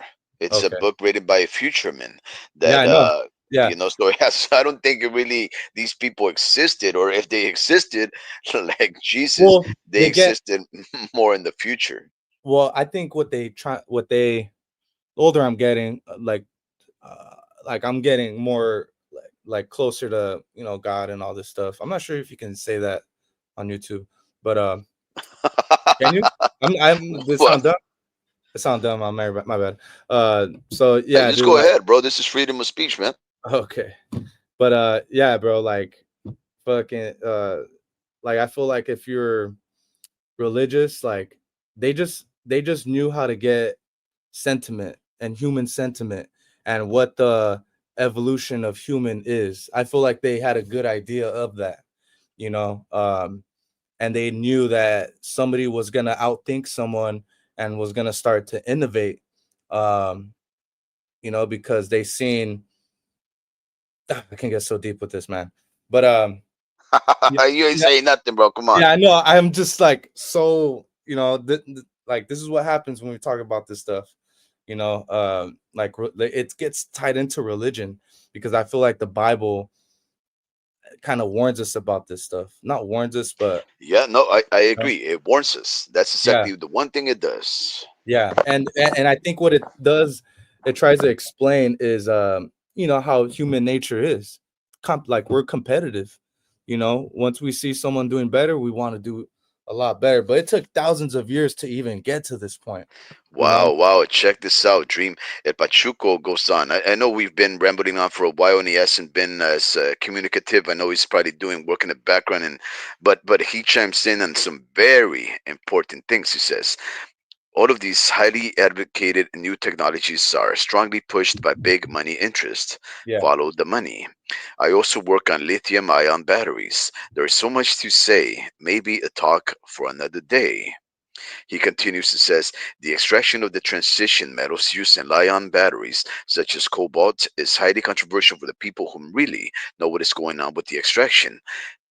Dream, yeah, man, I gotta make note of that. I don't know if I'm gonna screenshot this, or dude. but I have to really investigate more about what he's like, hinting at, because these are again, these are, in my opinion, very consequential Yeah, matters, right? And I need to know more about it, because here's the thing, as you may know, right? um this week, in fact, I think it was yesterday, there was a lot of chatter going on that some cartel members shot at border patrol agents, and I think they shot across the border, right? Now, in some of the IG posts, or maybe they were on X. I don't have X, but it's people that post on X, they screenshot and go post on IG. These guys were, you know, these channels were like, yes, now we can go over there and teach these cartels a lesson. And I was like, are you a sucker? Like, do you forget September 11th? Do you forget the false flag events? Do you forget the self-inflicted attacks that we later on blame on our enemies, orchestrated by our own government? Well, Do Trump you is trying to really? get ICE, man. What is that? Trump is trying to get ICE and to stop that, man. So that's why that attitude probably trickled down to those fellas. They said Trump is the president. It got to their heads, and they're like, "Yeah, ICE is here. You guys wouldn't even dare to come over here." So it gave a bunch of people some balls to say that to cartel. No, no, no, no, no, no. So I just made it up. Apparently, yeah. So apparently, some cartel members shot at the border patrol agents. Right? Nobody got killed. I don't even know if it's true. But what I was trying to get at is that these rumors started to get spread in social medias in order to trump up some interest for us to, you know, start problems with our southerny neighbor. Right? Now, coincidentally enough, Elon Musk and Tesla have been trying to go into the state of Guanajuato and Mexico in order to start a Tesla plant over there to produce EVs and other things like that. But it's also a big deposit for lithium and ion. The stuff, the core minerals and ores that are required to make these batteries. Now, the president then whatever his name is, jeez, we just had him a couple of months ago, actually. Who? Whatever his name is, the president of Mexico, that old man, right? He said, nope. Isn't it? Isn't it like a chick now? Yeah, it's a chick, but the guy that preceded her, he Hmm. he said, nope, nobody's coming over here. These are Mexican lands. Nobody's gonna come over here. Mexico is not for sale. Whoop de whoop, blah blah blah. We know that's not true because the cartels are in cahoots with the CIA and Guana, Japan and Guanajuato. Israel and everybody, right? Long story short, um, Elon Musk says, okay, we're not going to go over there and open up this factory. It's too violent. The cartels, woo, woo, woo, blah, blah, blah.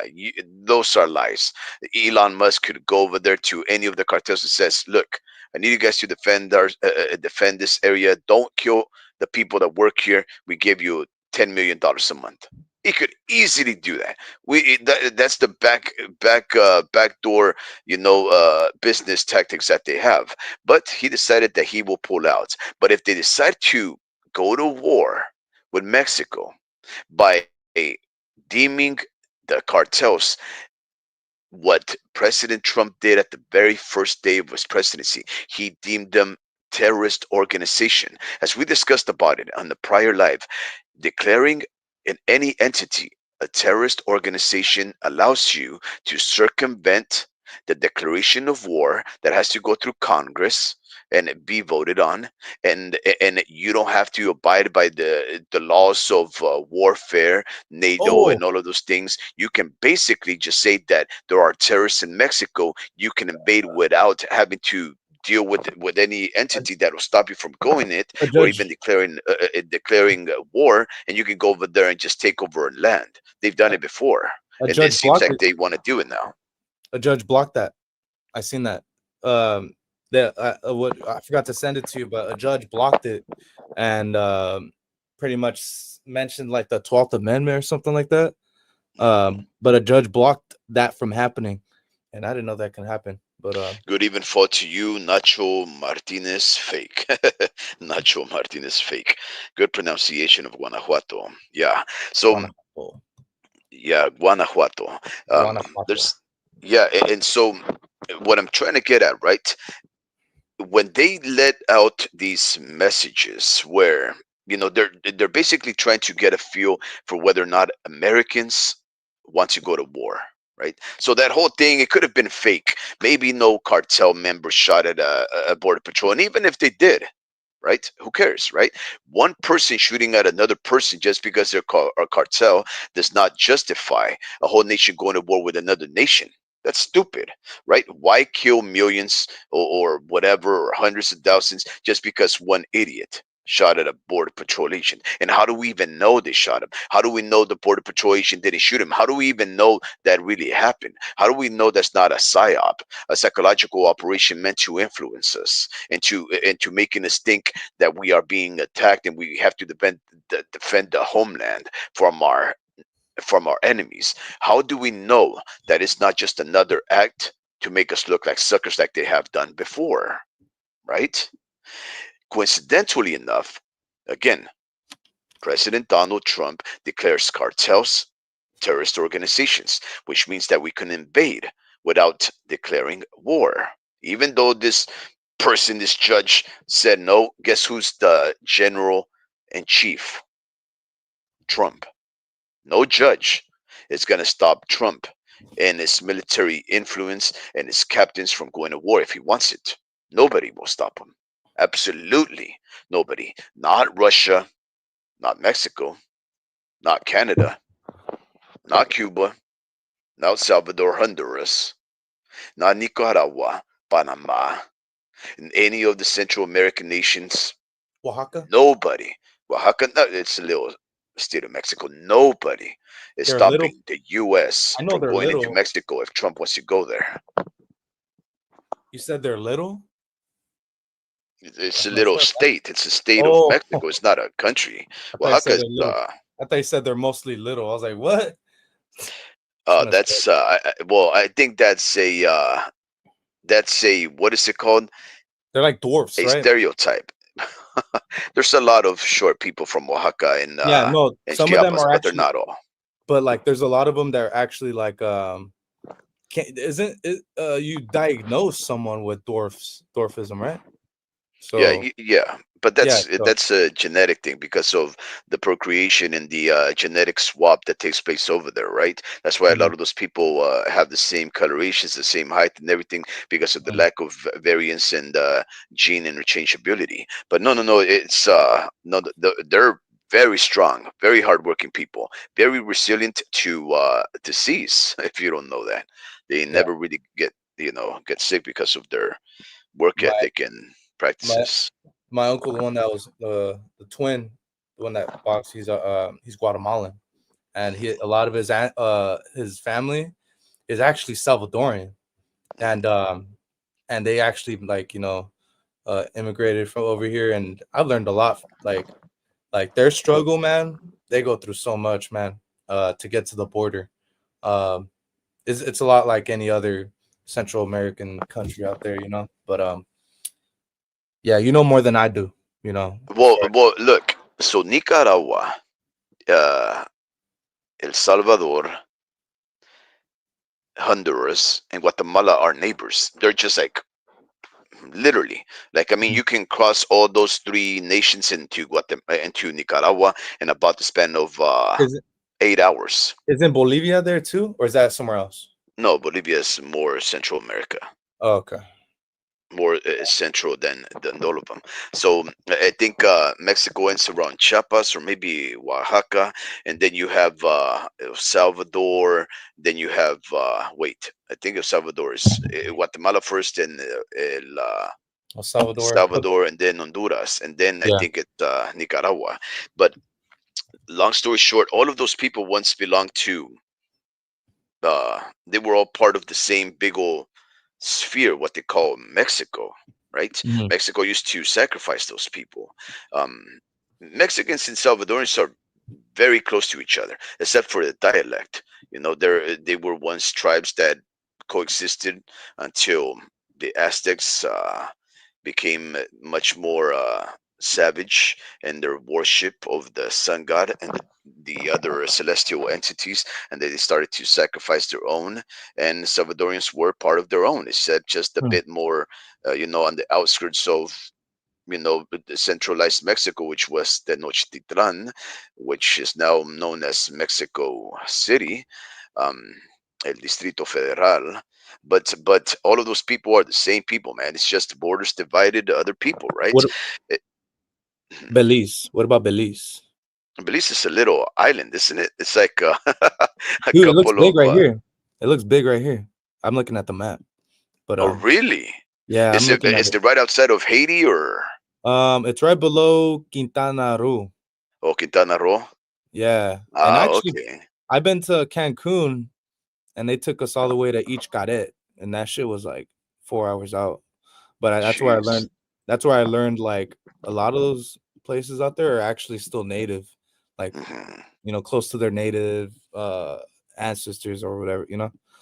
Very Um, traditional and cultural. like you would think it's like Mexican like vibes out there. It's native. It's like it gave me native vibes out there, which was cool. Mhm. It went to a little play out there in each cadet and lit candles. Everyone had a lit candle, and there was like hell like thousands of people, and it was a cool little story. I still don't know what it was. I could probably YouTube it though. Uh, But I You was, don't know what it dude, was I was about. 7 years old. I was 7 years old when I went. So, yeah, it was cool though. I still have memories, good memories of it, and but that's pretty much the furthest I've been ever. But yeah, You know, you have and all those. Pachuco states to go on with the interesting talk about the rare metals and the Mm, minerals. The lithium-ion batteries found in the majority of mobile phones and laptops yeah, is LiCoO2, lithium cobalt oxide. The access to cobalt is a major geopolitical issue. Wars, battles are being waged over access to transition metals and lithium, including in Mexico. Yeah, yeah, that's yeah. Because if you think about it, everything in our devices have resistors in it. dude. I And have to screenshot these things. I really, we have, dude, I have to investigate all of these things, man. there's so much more that I don't know though. Yeah, And that's I why I'm only, saying we have to research it. dude, I want, so this all, not all of this, but I learned so much when I started to research on how solar panels are made. And they said it's it's similar to any other device, any other electronic device out there. And solar panel is just simpler, uh, a simpler way of describing things because it has one type of resistor, and sometimes they'll have different types of resistors and minerals. And once the sun hits it, there's a natural chemical reaction that happens, and it'll happen once that sun hits that panel naturally, and you're getting natural power back to your grid. So that stuff is important, bro, because we only have so much. I'm pretty sure we have a lot of minerals that can, but I mean, we don't we don't have infinite anything. What if Mars has those things, and maybe that's why they want to go over there? How are we gonna get a tube that how are we gonna get a tube to get all that stuff over here while the planets are revolving around sun? Like Oh no, how, teleportation, man. just just physical matters disappearing and reappearing is forever going to be impossible. You know, Well, not if you've been following, uh, what is it, protons? Like in CERN, that's how they make. oh, okay, sure. Like compact it and then send it over. Yeah, like yeah. Turn it into a compact form, send it. I don't know, but send it and I'll get it via Wi-Fi. No, I'm just kidding.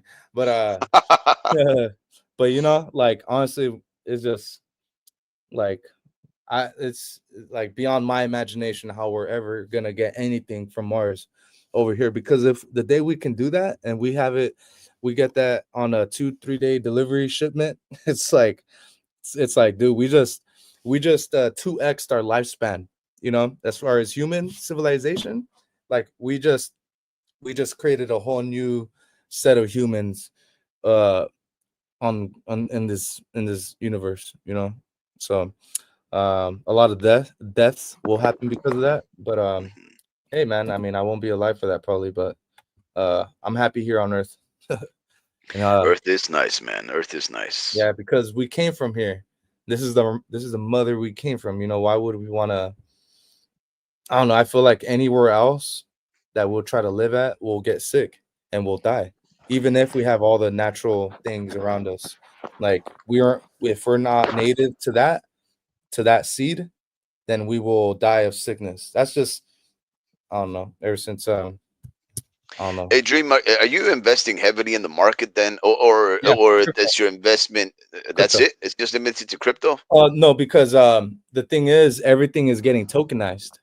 So anything with a token, um, it's people are looking at it. This like people are barely starting to look at those things the same as far as the potential gains that they can get from it. You know, just because of the the legitness, I guess, like how legit these crypto coins are, and they're actually coming out with there's actually a face behind it, and there's actually plenty of people backing these things up. Like in 2020 and 2021, people were, and when I say people, I mean like celebrities and middle class people were investing into these things, not knowing what they were investing in. They just knew that they were flipping and their friends were flipping. but there wasn't no substance. It was truly, like I said, I think AI kind of took over with the algorithm a little bit, and that's how all these stocks went up. But now we have built-in AI that's gonna mess with everyone's algorithm. Like we're gonna repeat 2020 and 2021, and that's because we have legit fundamentals now. It's not just BS. There's actually innovation behind it, and there's actually a legit ROI behind it. And So again, so you're just investing in bit. everything. I'm so Okay, I so have, what? No, talk to me about stocks. What stock? dude, What IPO that you know okay, is coming up that you're gonna be investing in?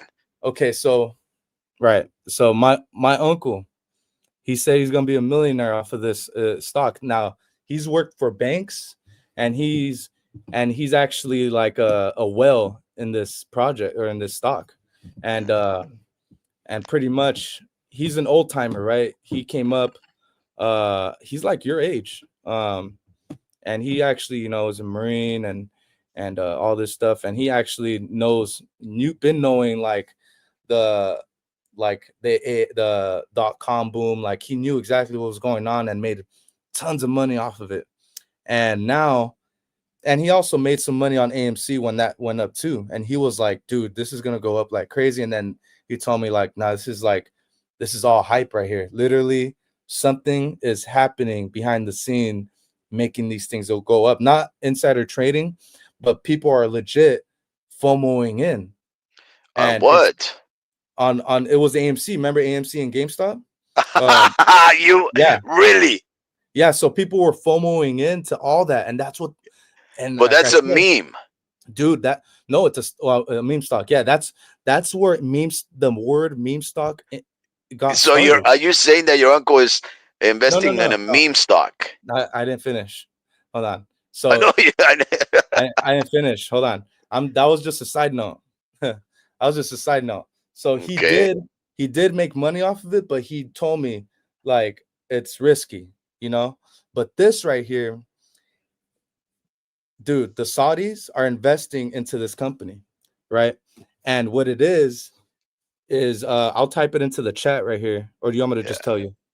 Okay, never mind. Well, how about you tell us so that if anybody's listening, they got in on the good stuff. If they're not, Yeah, then you got to pay attention now. yeah. So this stock, it's called Clean Vision uh corporation, and what they're trying to do is make clean energy, and they're trying to clean up the oceans, and they're trying to get all that BS and create it into fuel, and to fuel different types of things, I guess. And Saudis are going to invest billions into this, like it's gonna go up like crazy. And right now it's like I gotta check out what it's at right now, because God, man, it's just It's at 2 cents, bro. um nah yeah, let me see, hold on. It's at two Yeah, it's cents, at two but cents. he's one of those guys It that's lost. It went down by uh, he's seven been point six six percent. he's been telling me to buy this stock for the past 2 years, and 2 years ago it was at 2 cents, right? So it's one of those things where I He can type, knows that he knows something's happening. yeah, He knows. In other words, he knows that technology will be necessary. dude, he's 2 years in and he's still telling me to buy. And I'm like, dude, when is this gonna go up? But he goes, it doesn't matter as long as you don't sell. And he thinks he's gonna be a millionaire because of this stock. And this Well, is, all right. I'll put $2 in. dude, no, dude, like we have a group chat. So this is how much he trusts and how much I trust in him, I guess. We have a group chat. It's all my aunts and me and him, and maybe like a cousin that's actually like investing, and he's telling us buy, buy, buy. He's asking everyone, what's your price, average, what's your price average, so he has everyone in on this stuff, and this guy is like a whale in that stock, so it's gonna go up like crazy, bro. And that's a safe stock. Like that's a stock that's like that I would tell you to buy. Like I would tell you to buy that before I tell you to get into like crypto. So That's it. CLNet. Oh, I just typed it out right there. CLNV and NV. And I'm gonna double check on the abbreviations on all that. So then I know like that. So you just have to be patient, and the price Yes. is good, and it's cheap. Mm-hmm. So you can bet a buck, and you'll be fine. You know what Yeah. I was looking at today? Yeah. I was looking at a town called Indy, Oh Gary, yeah. Indiana. I Yep. was They're, looking at a town.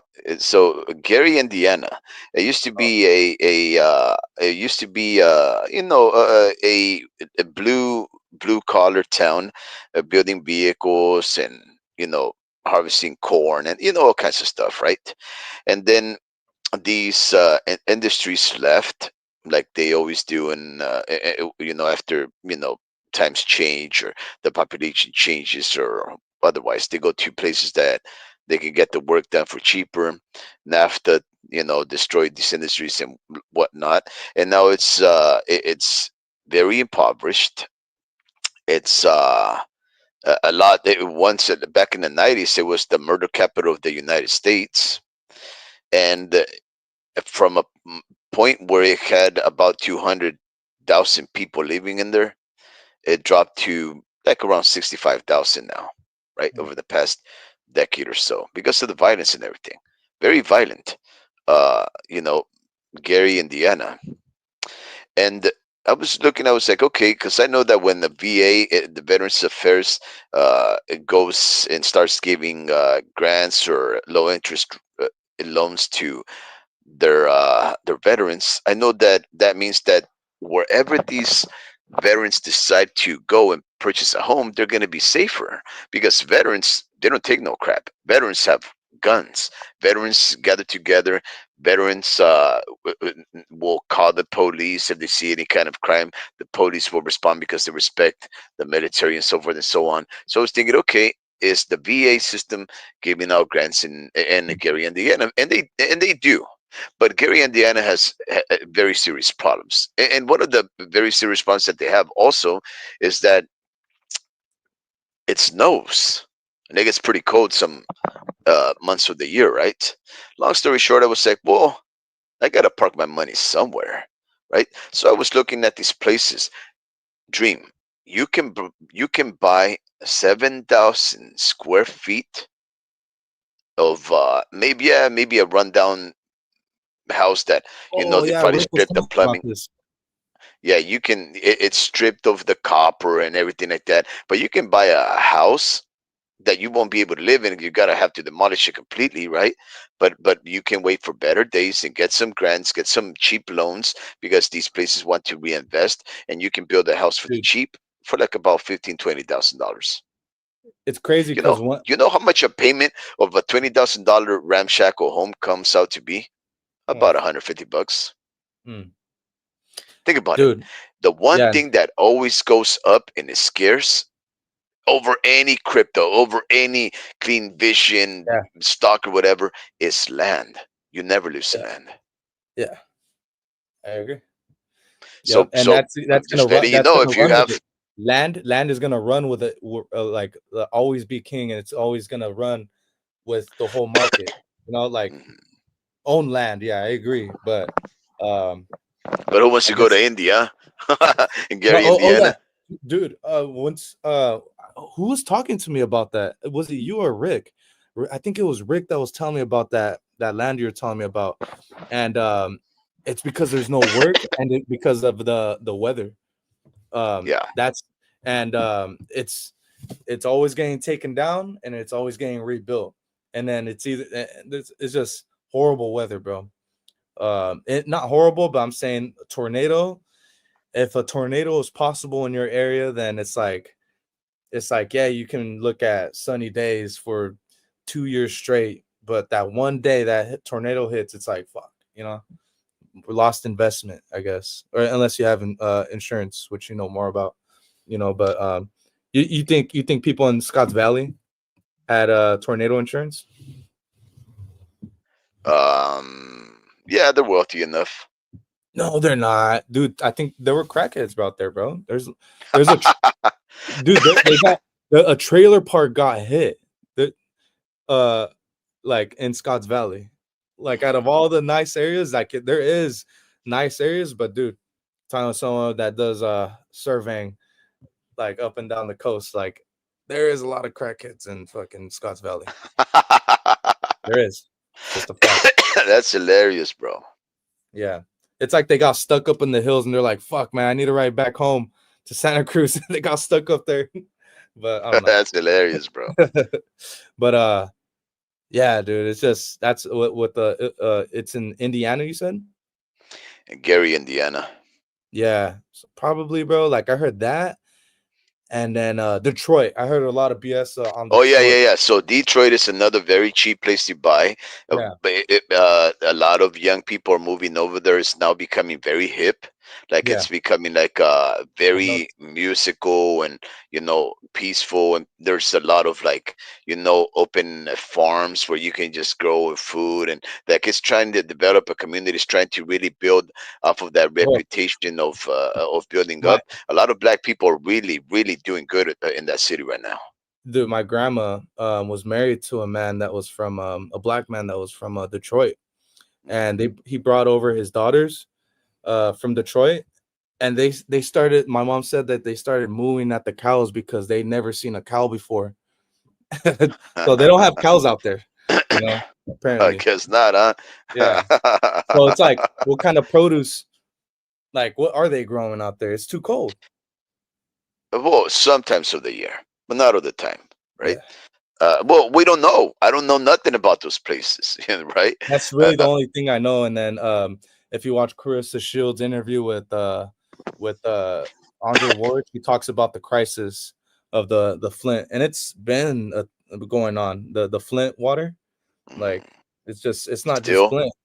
Yeah, it's still horrible, bro, and it's something that they gotta live with. I'm pretty sure if you lived out there for years, you come out here where it's clean water and you're still boiling water out of habit. You're like, fuck, what am I doing? That's true. What am I doing now? Yeah, you Yeah. come over here and taste water, and you're like, man, that tastes so sweet. You're like, dang, this water dispensary, it works. Like, dang. Look, it's clear. I can see right through it. Like, dang, I didn't taste any sand in it. Nah, no crunchiness. Oh man. Hey, Dude. come on, Mr. Rust. He's all, hey, they're like, hey, is this distilled water? You're like, no, it's just water.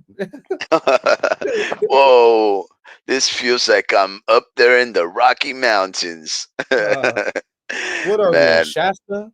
Nah. So you've been investing in this, right? Yeah, no, thank you very much for that lead. I was just asking you because I wanted to see if you knew of any Well, good opportunities. I've been teaching my daughter how to invest, but you just never know. You really have to investigate. You have to do research on the history of these companies, their prospectus, and all of these things. And this is like her first month, right?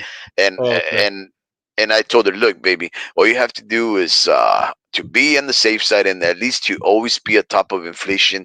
Put your money in the S&P 500 and EFTs, like NASDAQ. You'll never become rich, but you'll never have to worry about inflation, right? It's what I've always. I think just a big tsunami is about to come, bro. Of like, it's just screaming at everyone, bro. Like, why does my uncle think he's gonna be a millionaire? When, and then why is this guy on the internet saying he's gonna be a millionaire off of this? It's like, I feel like there's gonna a levy, what a levy is, like the thing that holds back water. Yeah, and I feel like there's a levy out there. It's gonna snap everything loose. Like, it's the sentiment that I'm getting, and you have to. I'm trying to be positioned correctly, regardless if I'm being extra risky. Like, I'm diversifying in stocks, and I'm more comfortable. And it's good that you're showing her on stocks because it's always gonna show legitness, I guess. Like, it's a company that's trying to grow, and it's trying to be innovative, and they're trying to be feasible and maintain their status. So not it's just a lot of talk about. Like, you don't have to. They don't have to care about stocks either, though. Like, sometimes they just care about their own growth and they're like, hey, people are still investing into us. Let's just, like, let's just do our thing and not worry about it. Like, you don't know what they're thinking, behind the scenes. But sometimes these people are, in these companies are like, I'm invested in these stocks too. Let's make some money and run this shit up. Yeah. That's what those the leaders, the Yeah, heads, in charge. Yeah, they want to grow. They're not just trying to take your stock money and then dude. go bankrupt. They could Yeah, do that, but it's easier to do it with crypto coin. It's yeah. better with the coin. But no, when you said that word, levy. Every time I hear the word levy, I always think about American Pie. You know what I think of? I think of I'm gonna sound like a kid right now, but the what's the Emperor's New Groove? Remember, he goes, pull the lever. Remember? Yeah. Por the leva. Yeah. That's But yeah, hilarious. No, yeah. so So, you ever heard the song, right? hmm, Uh, what song? uh, American Pie. Man, it's been years since I watched all of them too. I watched all the No. American. So American Pie is a movie, right? Uh, and there was an actor that came out in that movie called. His name is Eugene Levy. Oh Eugene yeah, Levy is the guy. So but the guy who sang the song American Pie, Don McLean. Oh Oh man, yeah. He's a UK guy, right? I think so, but he Yeah. sings a lot about You know why? uh You know why I know that? America. You know Huh? why I know that? Because British fighters, sometimes they'll come out to that, and sometimes you'll hear like a lot of Wembley Stadium No, he's an fights. American actually. I Oh, is just he? researched that he's Oh, American. okay. So Yeah, he British people just like to sing anything, huh? And yeah. No, dude, yeah, the funniest one, bro. I think it was the guy who he should have lost to who? that heavyweight guy, um, Johnny Fisher. I think Oh yeah, yeah. he walked out to uh, was that a song? Uh, oh, um, There's so many of them, bro. I don't know. no, that very good song. It's like They're Georgia, all great songs. Alabama, na. Don't take me home, country road. And I was like, bro, you're singing about West Virginia. I You're know, from the UK, bro. Like, dude. get That's out of the here, bro. I know they sing anything, bro, and they're Yeah, like, they sing everything, bro. and it's like, dude, like they're just like they're singing along, and it's like that, like in reality, like that's like the way I envision like my boxing career, like how I walk out is gonna be like a Tupac song, like Michael B. uh, Jordan had it right, like that in my head.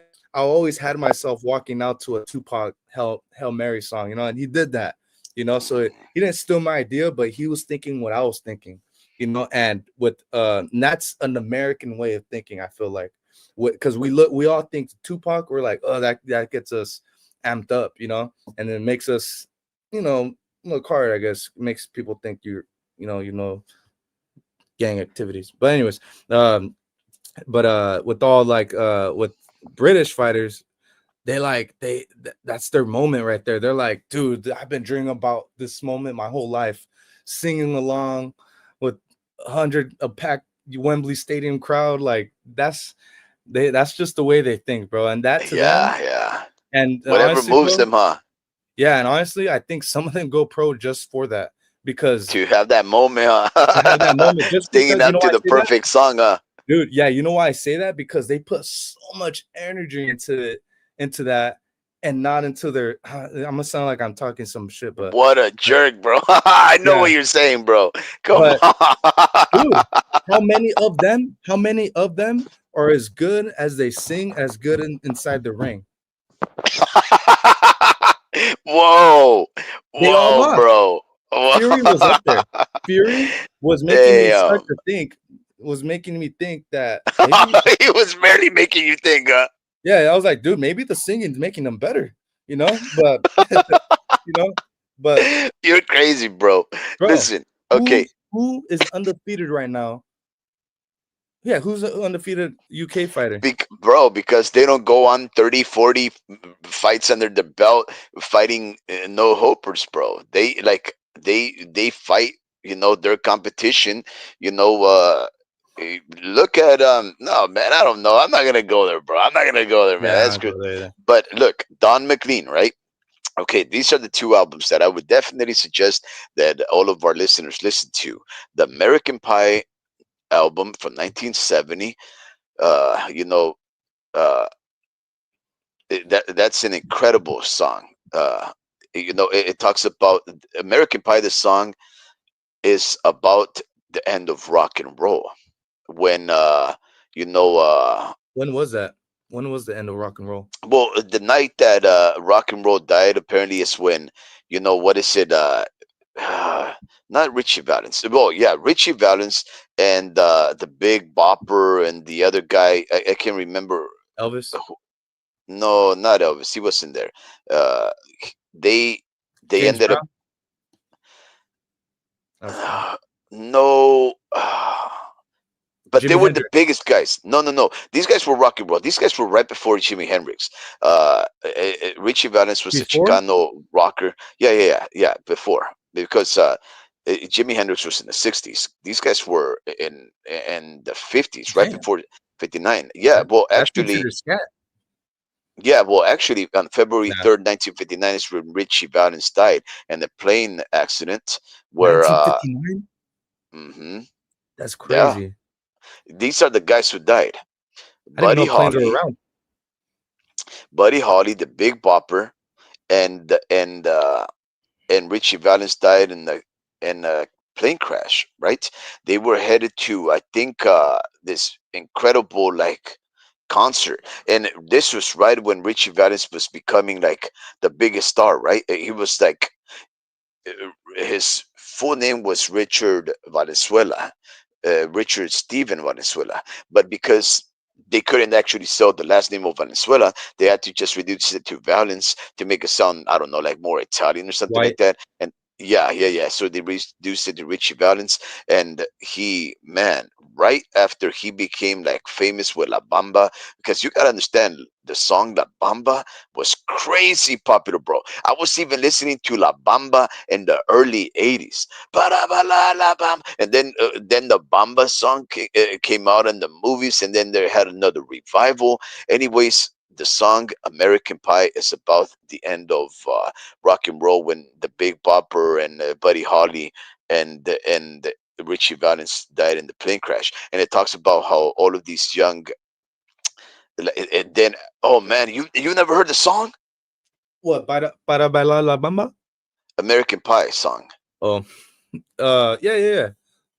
Yeah. You heard? You have? The American Pie.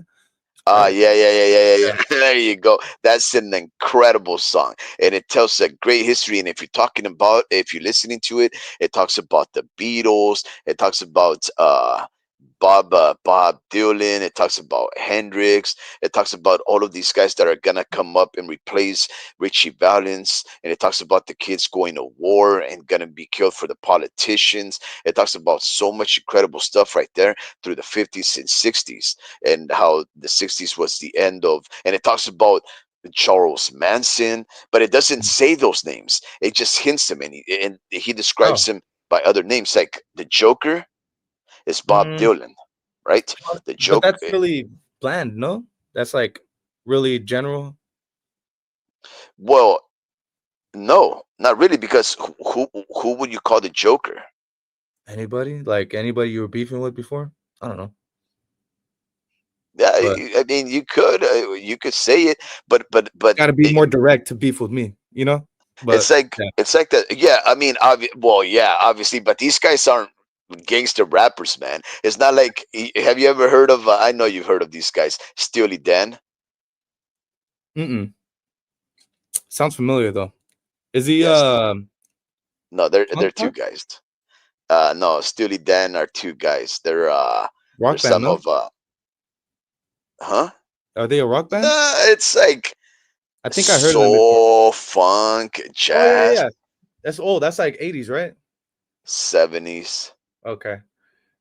What's their song? This song, the Steely Dan, they're talking about uh, the ignorance of the hippies, the ignorance of men like John Lennon, thinking that the world will once will be a world of peace and of love and no work and all strife. They're one of the greatest rock jazz bands of all time. Steely Dan. This one is a very famous song. Look.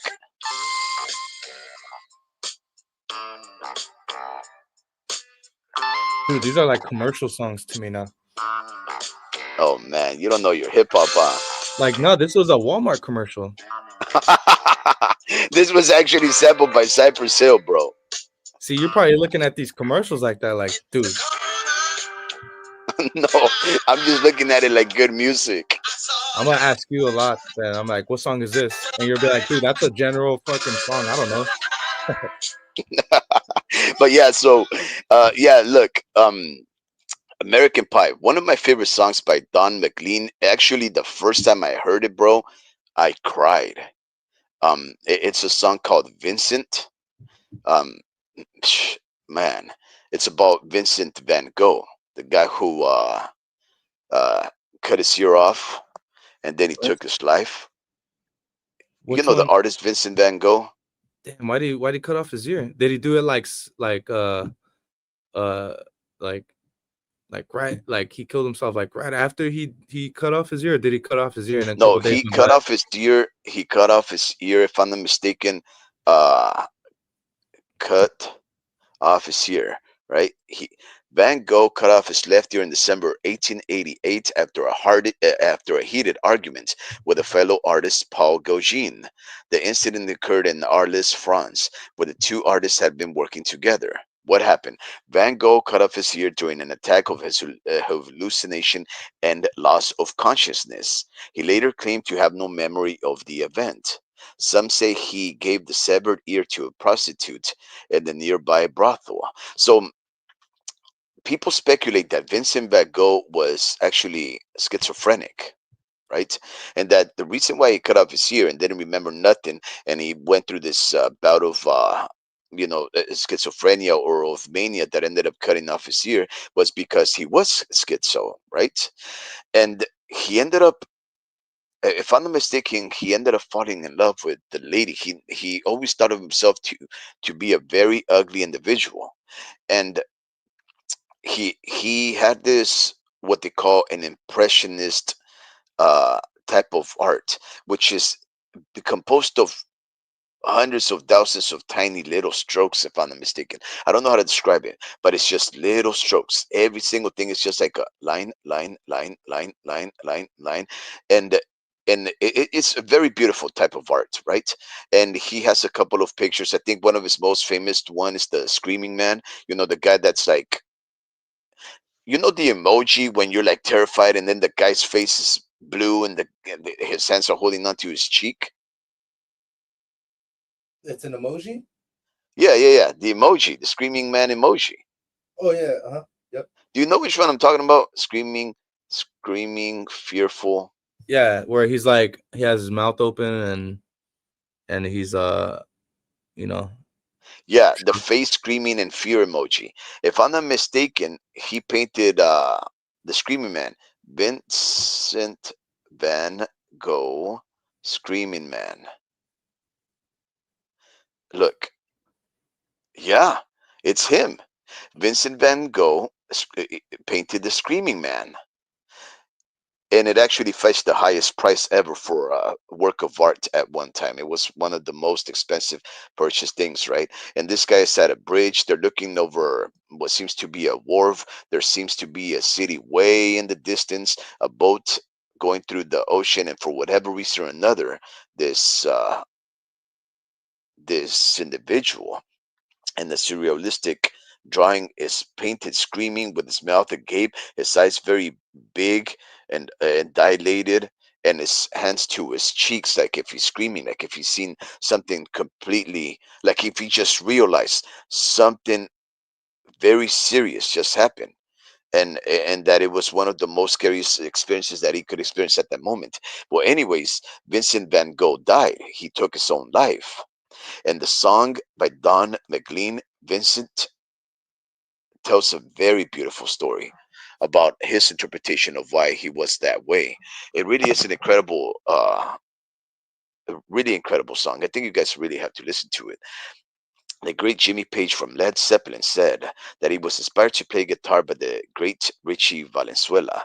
Oh, Led Zeppelin! Wow, wow, that's cool. Led Is he Zeppelin.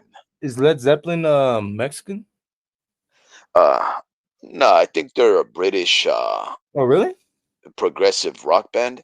Damn, a Mexican hasn't was inspiring British artists from across the pond. That's crazy. I also heard Richie Valens was like a big deal though to a lot of like upcoming artists. Uh, because he's before Elvis. No, Richie Valens. Around the same time, but Oh, really? well, yeah, Who's yeah. bigger then? Elvis had been around forever, though, man. You gotta understand, Elvis had been around since the beginning of rock and roll. After he started to cover uh, African American rock musicians or blues musicians and Like in making the them into rock 40s? and roll. No, in the fifties, in the fifties. Yeah. Okay, so he came up around the same time as Valens then. Yes, yeah. Who was Around the bigger? same time. Who? You know what? I'm sorry, Pachuco. I confuse Led Zeppelin with Pink Floyd. I'm sorry. I'm sorry. I guess I don't know what you're talking about, but I do know Led Zeppelin, but I just thought it was Pink Floyd.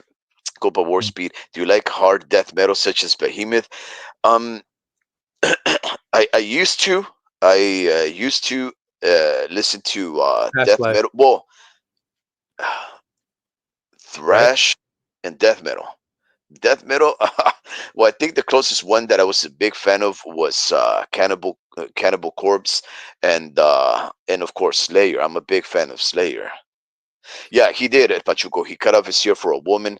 Oh, that's what I thought too, actually. But I guess, yeah, that's exactly what I thought too. He cut it because a woman has spited his, and I guess his unrequited love.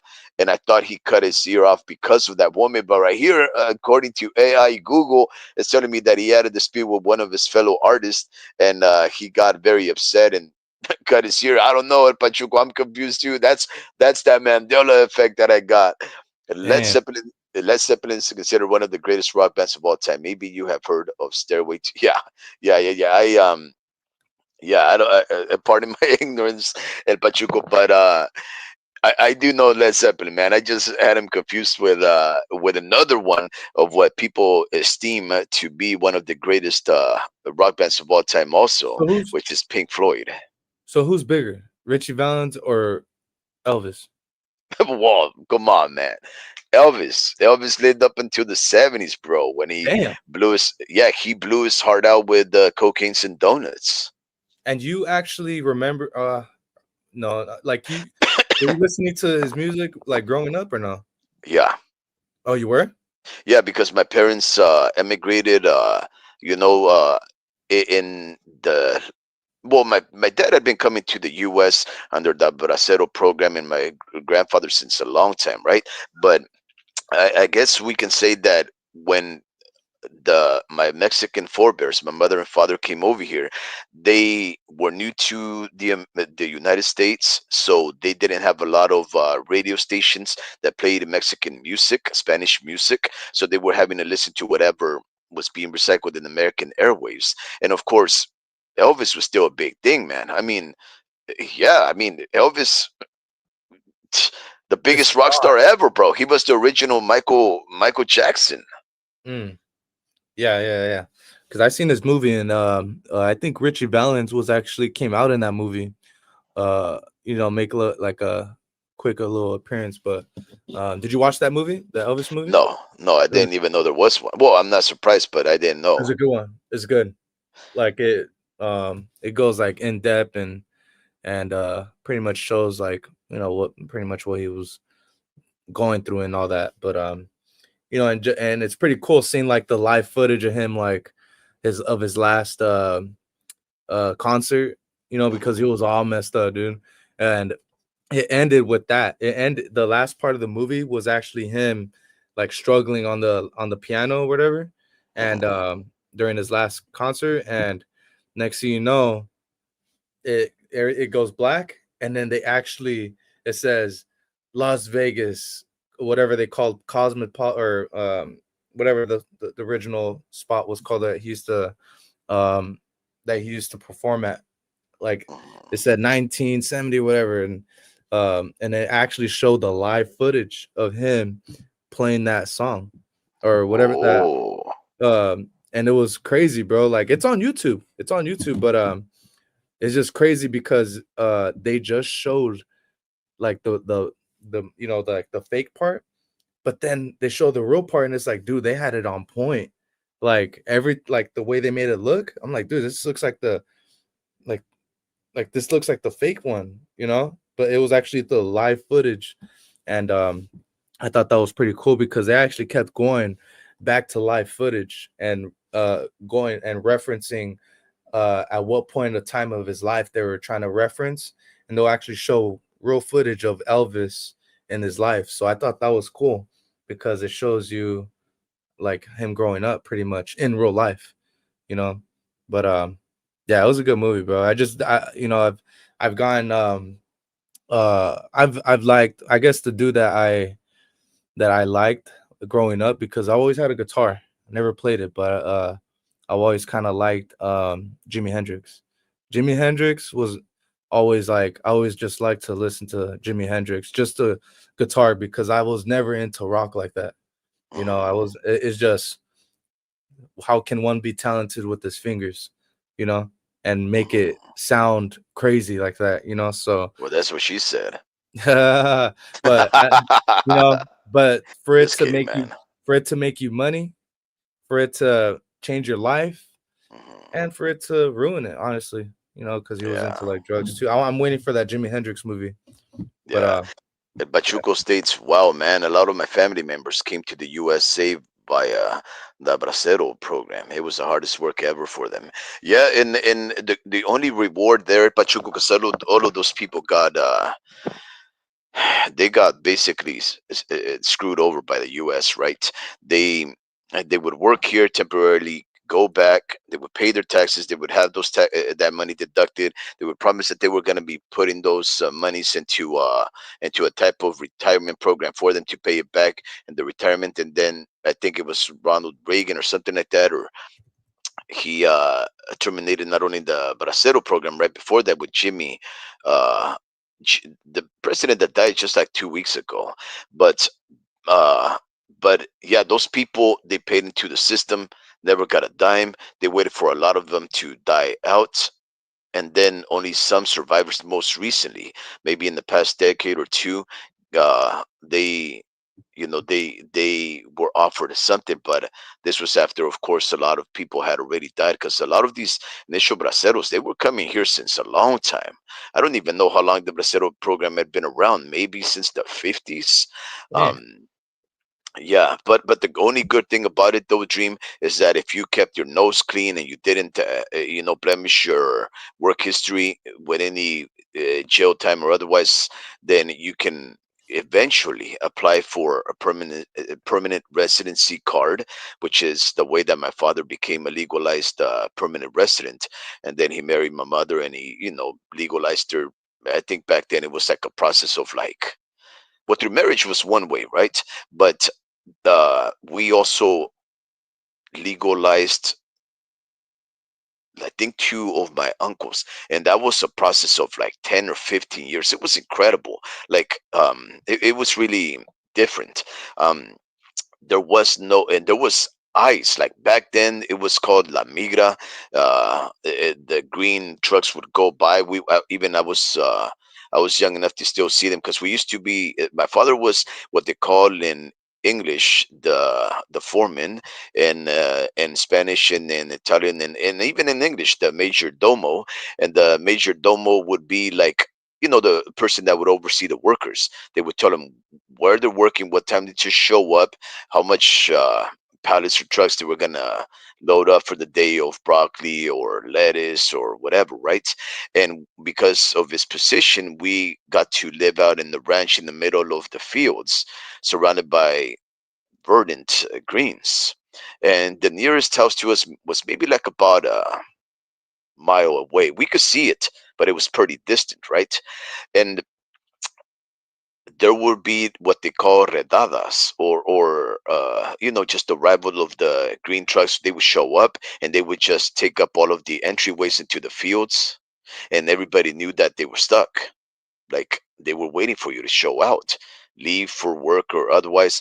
And sometimes the migra would come in into the actual fields and start trying to ask people for their papers, and people would start running in the fields. And it was a very sad sight to watch these people running away, scuffling away from la migra, and the migra will they were just terrorizing. And sometimes they would catch a few because they have to eventually. But once you got caught, bro, they would stamp whatever paper you had or fake identification number. They jot down your credentials, make a database of your face, your fingerprint, and then scan you out, so that if you ever try to legally become a permanent resident or apply for a temporary visitor's traveling visa or student visa or worker visa, if they could match your face to an image on their database or to a fingerprint, they knew that you had been deported. And the thing about the deportation, right, is that it's not you being caught out and then being sent back to Mexico or whatever country you're from. It's the fact that if the U.S. forces you to get out of the continent, and they spend money to take you back to your country, that is what upsets them, right? So that if the USA deports you, flying you out of the country or taking you by bus or otherwise, they consider that to be an expense. They consider you to be an invaluable member of this society and a leech to our country. So you'll never, never have the opportunity to come back again. It's better for you to willingly and voluntarily leave the country when you've been sent out a letter letting you know that they are requesting your departure of our country, because if they catch you and they deport you, which means they spend money to take you out, you'll never see that opportunity become a permanent resident and much less an American citizen ever again. So it's a big risk that they're taking. But I think it was under Clinton, right? I think maybe George Bush the first, maybe he stopped doing the redadas. I think he just had like this thing that they weren't gonna enforce it. So in other words, if you got caught committing a crime and you were an illegal immigrant, then they would deport you, right? But no longer would they send it out to patrols to go out to the fields or to construction sites to ask people for their papers. So the more recent immigrants that came in, whatever you want to call them, undocumented, illegal, or otherwise, they really had it good for about 30 or so years. Now with Trump, the bad times, the tough times, the scary times are back for many.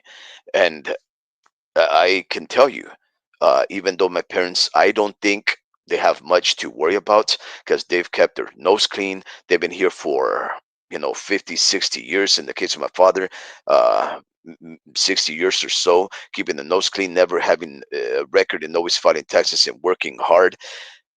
They still are afraid that under President Trump, he can change the laws and say your permanent residency is no longer accepted. We would like you to depart our country. And it's scary, Dream. It really is scary to think these are the fears that people live under. El Pachuco goes on and he says, oh, El Pachuco says, man, okay. Homie Ricky says, jeez, you guys are still talking. I don't work tomorrow. LOL. Well, you know what? The Dream, I have like a month and a half. I have a month and a half of just like vacation time or sick time because I never take it. So I can do whatever tomorrow, be like, I'm sick, and that's it. So if you're not working and you want to keep going, we'll keep going, man, for a little bit more. It's 23 hours nonstop. Wow. Sorry, I was But looking at the. Oh, my bad. I was oh, looking at keep the going. odds. I was looking at the odds for the Morel and Ever the boxing fan, bro. what happened? You're ever the boxing fan. Always the boxing fan, bro. Yeah, bro. I mean, yeah, I'm worried about that. It's just yeah, like yeah, because my parents were born here. Like actually, my real dad that I've never met. What a Um, jerk, man. And you're a yeah, great dude, bro. yeah, my real dad that I never met doesn't have his papers. He lives in Watsonville. I'll give you guys more information, if I can. How do you know that, bro? Because my grandma fucking showed me him, and she found him, and I was like, wow.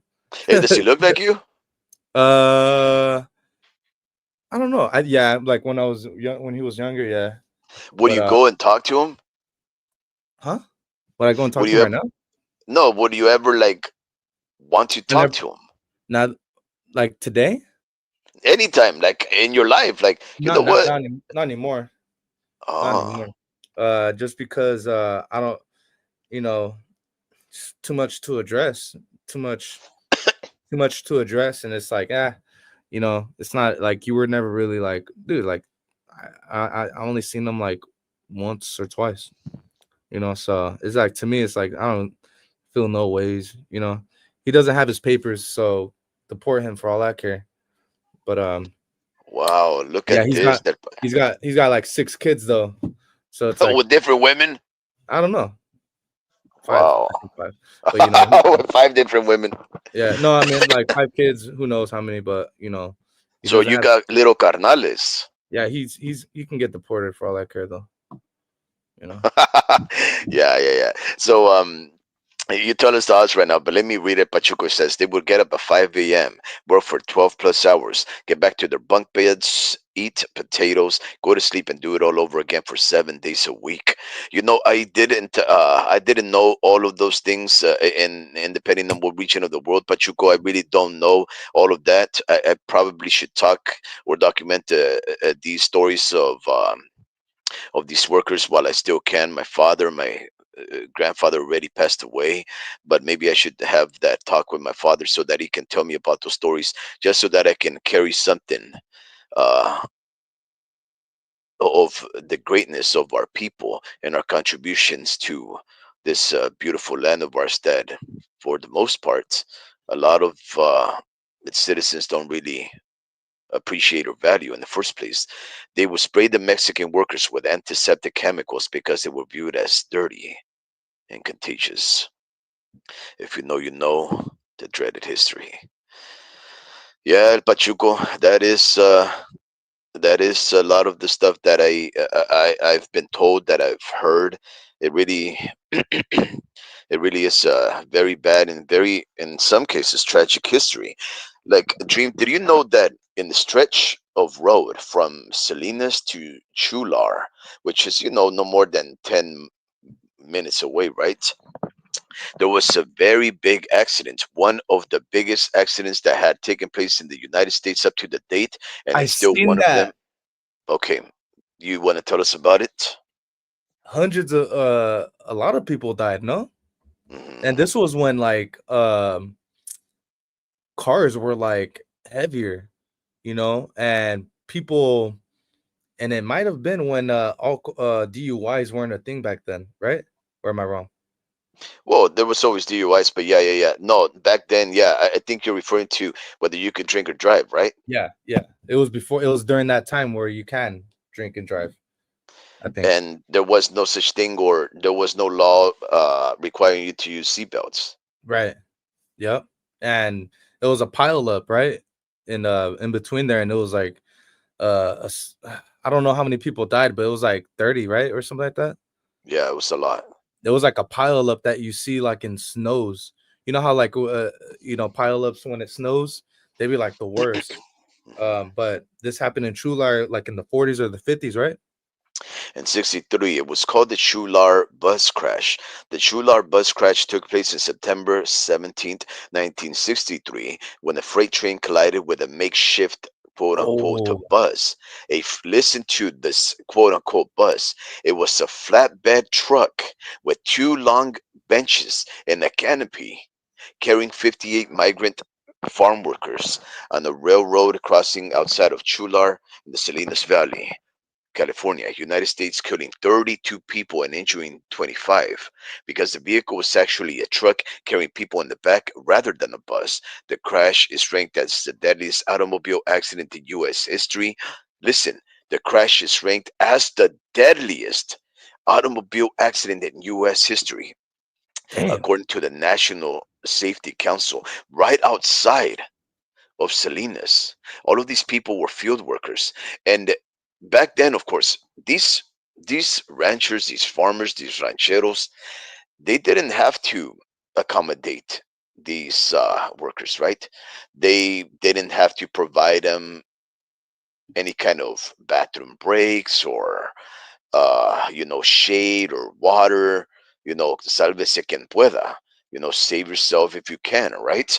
And to each their own or whatever, and so they had a flatbed truck, which is usually the ones that they carry, they pack up with, these big old boxes full of produce, stack them up on top of each other. So they just basically put two benches on top of them where these people were just sitting on top of, and they had like this little canopy outside just to provide them a little bit of shade. But as this truck was driving by, any bump, if they swerved off the road, all of these people were flying, and they happened to, I guess, go over a some train tracks, and like we know about most train track stories, right? Something happens where the vehicle just happens to get stuck Mm. right there in the middle of the train tracks, immobilized without being able to move for whatever reason or another. And the train comes chugging and chugging and chugging and just crashes onto him, right? Yeah, I don't stop. That's incredible, man. That is so sad. In fact, I read up on that. wow, listen, the collision was a factor in the decision by Congress in 1964 to terminate the aforementioned Bracero program. Mm. So in 1964, so my father was Does he coming remember? to work when he was 10. Oh wow. Did you ask him if And he that is remembers true. that? That is true. My dad and my uncle were coming to work in the field since they were 8, 9, and 10. What do they remember this? My dad knows the story. I Mm. don't know if he remembers that, but I know my grandfather does because my grandfather must have been coming since the 50s or whenever. Actually, man, this is crazy. Bracero program. Wow. Damn. Bracero program. Let's see when they ran. Since 1942. Damn. Whoa. That makes sense because my grandfather was much older than my uncle and my father. So he was probably coming here into the U.S. since late 40s, early 50s. Mhm. And this car crash, and imagine, this is the story of my family. This is the story of my people. So many of my people live in Salinas. So many of my people have worked in the fields. So many of my people have harvested the lands in the salad bowl of the world. And they were probably here when Congress decided to end. In fact, they were here to end because if those people were working here at that moment, my family was here living in Salinas, and they were probably some of the lucky few that did not have to drive in those stupid flatbeds, clinging on to pieces of bench, probably tied down to the flatbed. Wow. The collision was a factor in the decision by Congress in 1964 to terminate the Bracero program. Despite its strong support among farmers, it also helped spur the Chicano civil rights movement. You think it was a setup? Maybe. Maybe it was a setup, huh? But But how would they set it up? Like who? The truck driver who probably got killed first man, or anybody? Would it be dude, the train? maybe the truck, maybe the driver was like maybe they yeah, maybe they set up that the truck driver too, man. And it's just there wasn't technology back in the day, so things were really like old school. You know, if we had a camera, somebody definitely would have caught somebody doing some scandalous things that would have lived on forever. But cameras weren't that good back in the day, you know. Or if there was cameras, but it was really old school. And yeah, man, that's just crazy, man. Because I always think of like like someone like being behind all this stuff just because it's too much of a coincidence. Uh, for you to like really get rid of all that, like the what's that called? The program called Bracero. Bracero. That Bracero program. And maybe it was just a safety thing. Maybe they were like, hey, hold on, like people cannot drive here. Like there was just way too many people died because people don't know the driving laws and what you can do. Like, let's just create a program to teach these people how to drive at least. I don't know. Anything. That's what I would have thought of. If it was a genuine accident, then I would have been like, you guys need to learn how to drive. I know sometimes the bus drivers that pick up the field workers, Hmm. sometimes they just drive without a license. I mean, that's from what I know. um I grew up with babysitters that took care of me from like 2 to 12 years old, and they old school, bro. They used to work in the fields every day, so I used to literally everyone was going to sleep around 8:30 and 9, and I used to go to sleep with them. Yeah.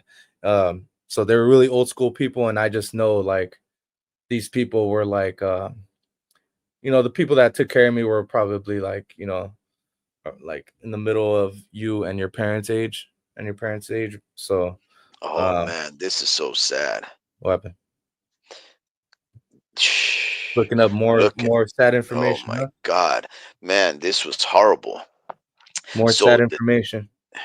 32 dead and injured were scattered among the tracks, some thrown more than 100 feet. 23 died Oh yeah, it's at the physics. scene.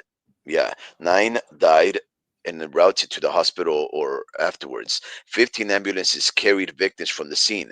Many casualties were inflicted by being dragged along with the bus, being directly hit by the train. Others were injured by splintering flooring planks that were actually made up of that made up the flatbed, jagged edges of twisted metal, the knives that they used to harvest, and metal equipment. One victim was cut in half by the wheels of the train. Mm. The injuries were so gruesome that blood flowed like water from one ambulance, according to one account. The dead ranged in ages from 19 to 59, Oh and a dude. partial count indicted that they left behind 37 dependents under the age of 16. Listen, these people, they left 37 dependents here under Damn. the age of 16. They basically left bastard children. They came from the Mexican states of Sonora, Guanajuato, Michoacan, Puebla, Jalisco, and I Zacatecas. wonder I And wonder how many of these families are out here, like, and they check have this out. uh, Oh yeah, that's true. That's true. like I Oh, how wonder many got who's deported? like, and I wonder if we knew, if we went to school with somebody that was related to someone in that bloodline, because we're talking about how many people that died. That's how many families. Yeah, So I'm pretty sure like somebody out here that I know can say that was my tia's mom right there that died, or that, and that's where we came from. Like that's how we got stuck out here, or and that's yeah. how we. Check this out. It gets worse though. Identification. Initially, only 12 bodies were identified because of the custom that the workers be identified only by number, not Mm. by name. And the Federal Bureau of Investigations was called in to identify most of the deceased. The failure to identify the bodies was cited by critics of the Bracero program, who said it indicated how Mexican workers were not treated as people. The funeral arrangements became a fiasco, with Salinas municipal authorities and the Mexican consulate fighting over who would handle the bodies. Local newspapers reported a macabre funeral hassle. Imagine Mexican consulate representatives and Salinas municipal authorities, like the law enforcement sheriffs, in that case, it would be sheriffs or otherwise, they were fighting over who would handle the bodies. The Mexican consulate obviously wanted to take those bodies to Mexico and have them interred over there. The Salinas municipal authorities wanted to keep them here. And the local newspaper reporters reported a macabre funeral hassle. Imagine a place that is supposed to be stern and respectful to the dead instead became a fiasco. Some people were not identified because under the Bracero program, they preferred to be identified by number and not by name.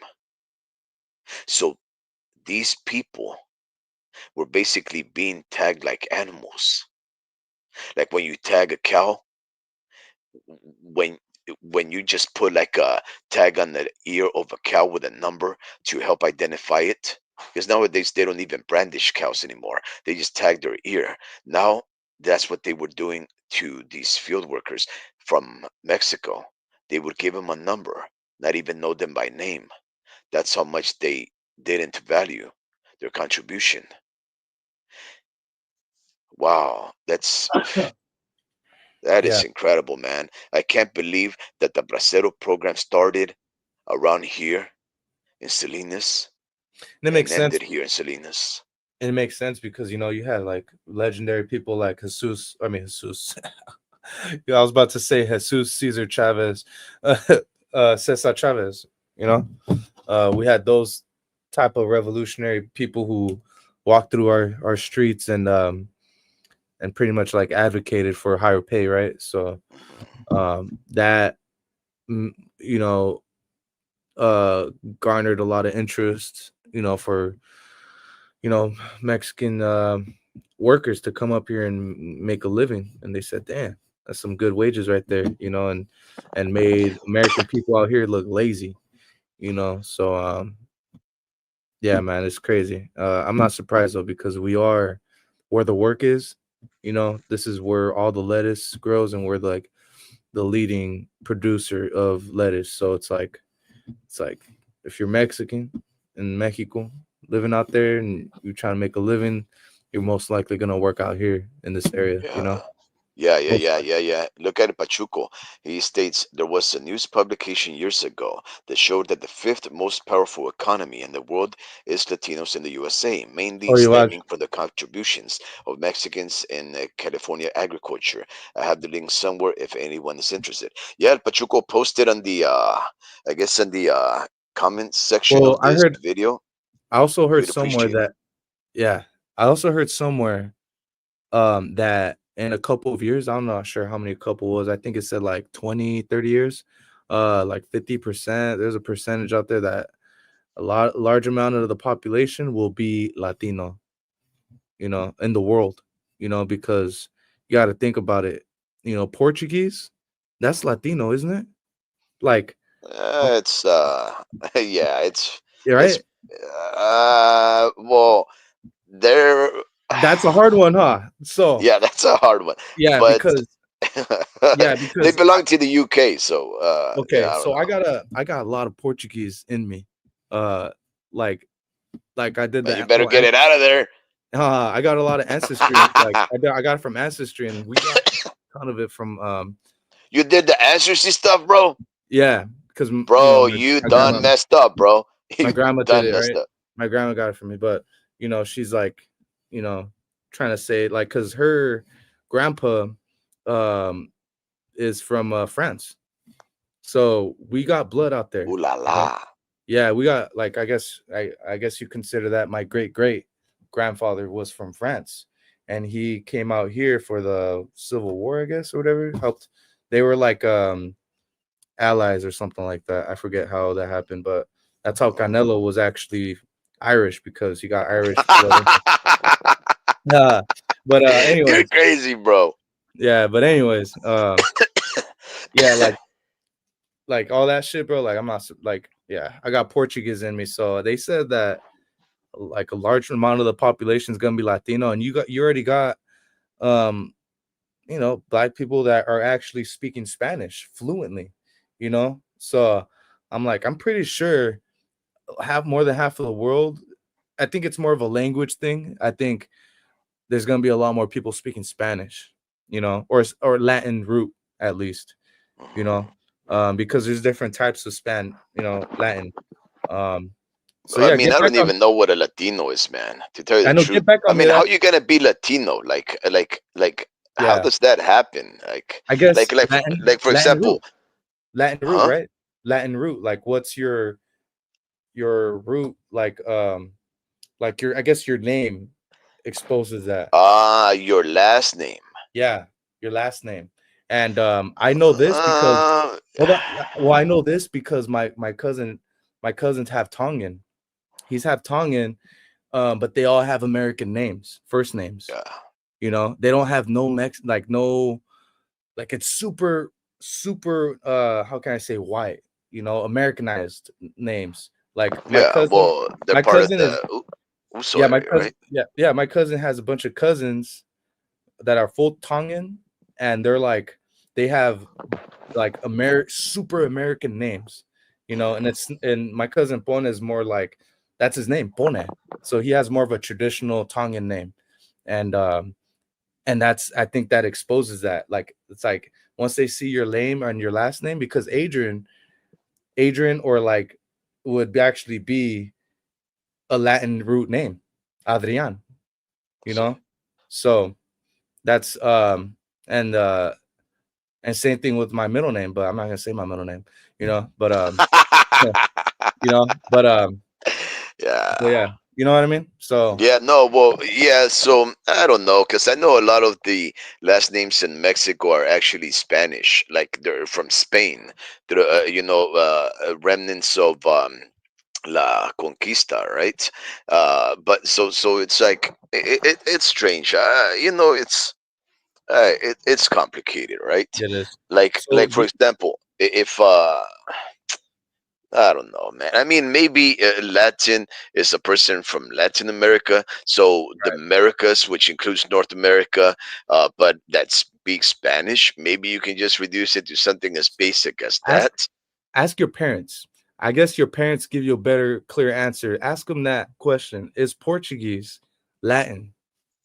They're not gonna know, man. They're Mexican. They don't care about that. They don't. That's true.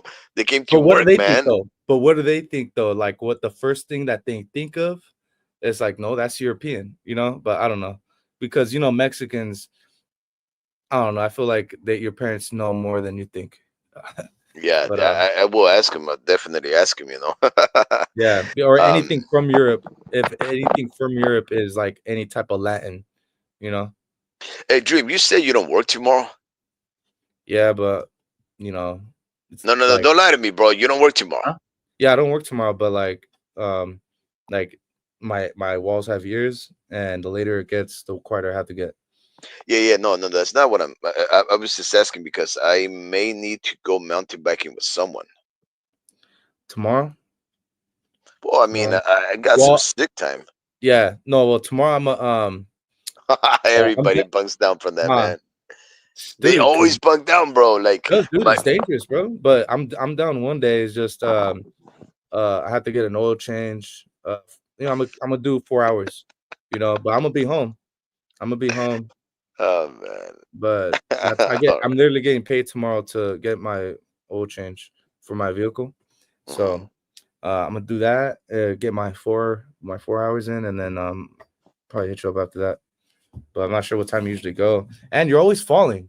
Like you're always falling, bro. Like why? Like It's you find well, like is that required for me? Do I have to get hurt? no, Like, no. So okay, uh, so the reason I fall, and they're not really as bad falls as the videos makes them out to be, right? Because I mean, look, I'm talking to you. I don't have no broken bones. I don't have no band-aids. They're just, how do I know that? Nah, I'm just kidding. because I'm 40, 45, going on 46 in a couple of days, literally, and actually in a day, and one day, right?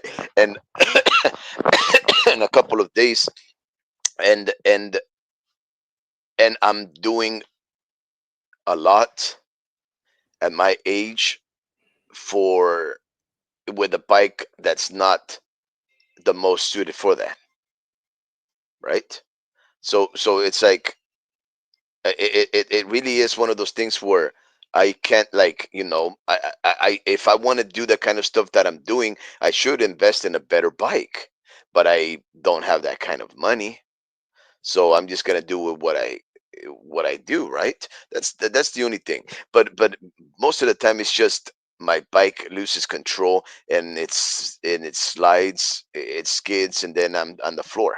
But it's not like I flip forward or I munch it and my face is plastered on the dirt and I'm bleeding and I lost a tooth. No, it's not. It's never been like that. Have I flipped forward from a bike? Absolutely. From the in the most unexpected uh places. Like, you're like, why did that happen right there? That's like nothing. That's like a nothing burger.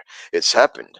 And I just try to, do a little too much. But no, man, we play it real safe. Like the other day, my son and I, we went through a hellacious mountain bike ride. It was bad, not because of how dangerous it was. It was bad because we went off the beaten path, because these people were, look, one of the things to prevent wildfires is that you have to upkeep the mountains. So these guys, these parks, they pay these guys to have a lot of goats and sheep to just take thousands of them and to just eat up all the grass, right? And the weed. So that's what they do.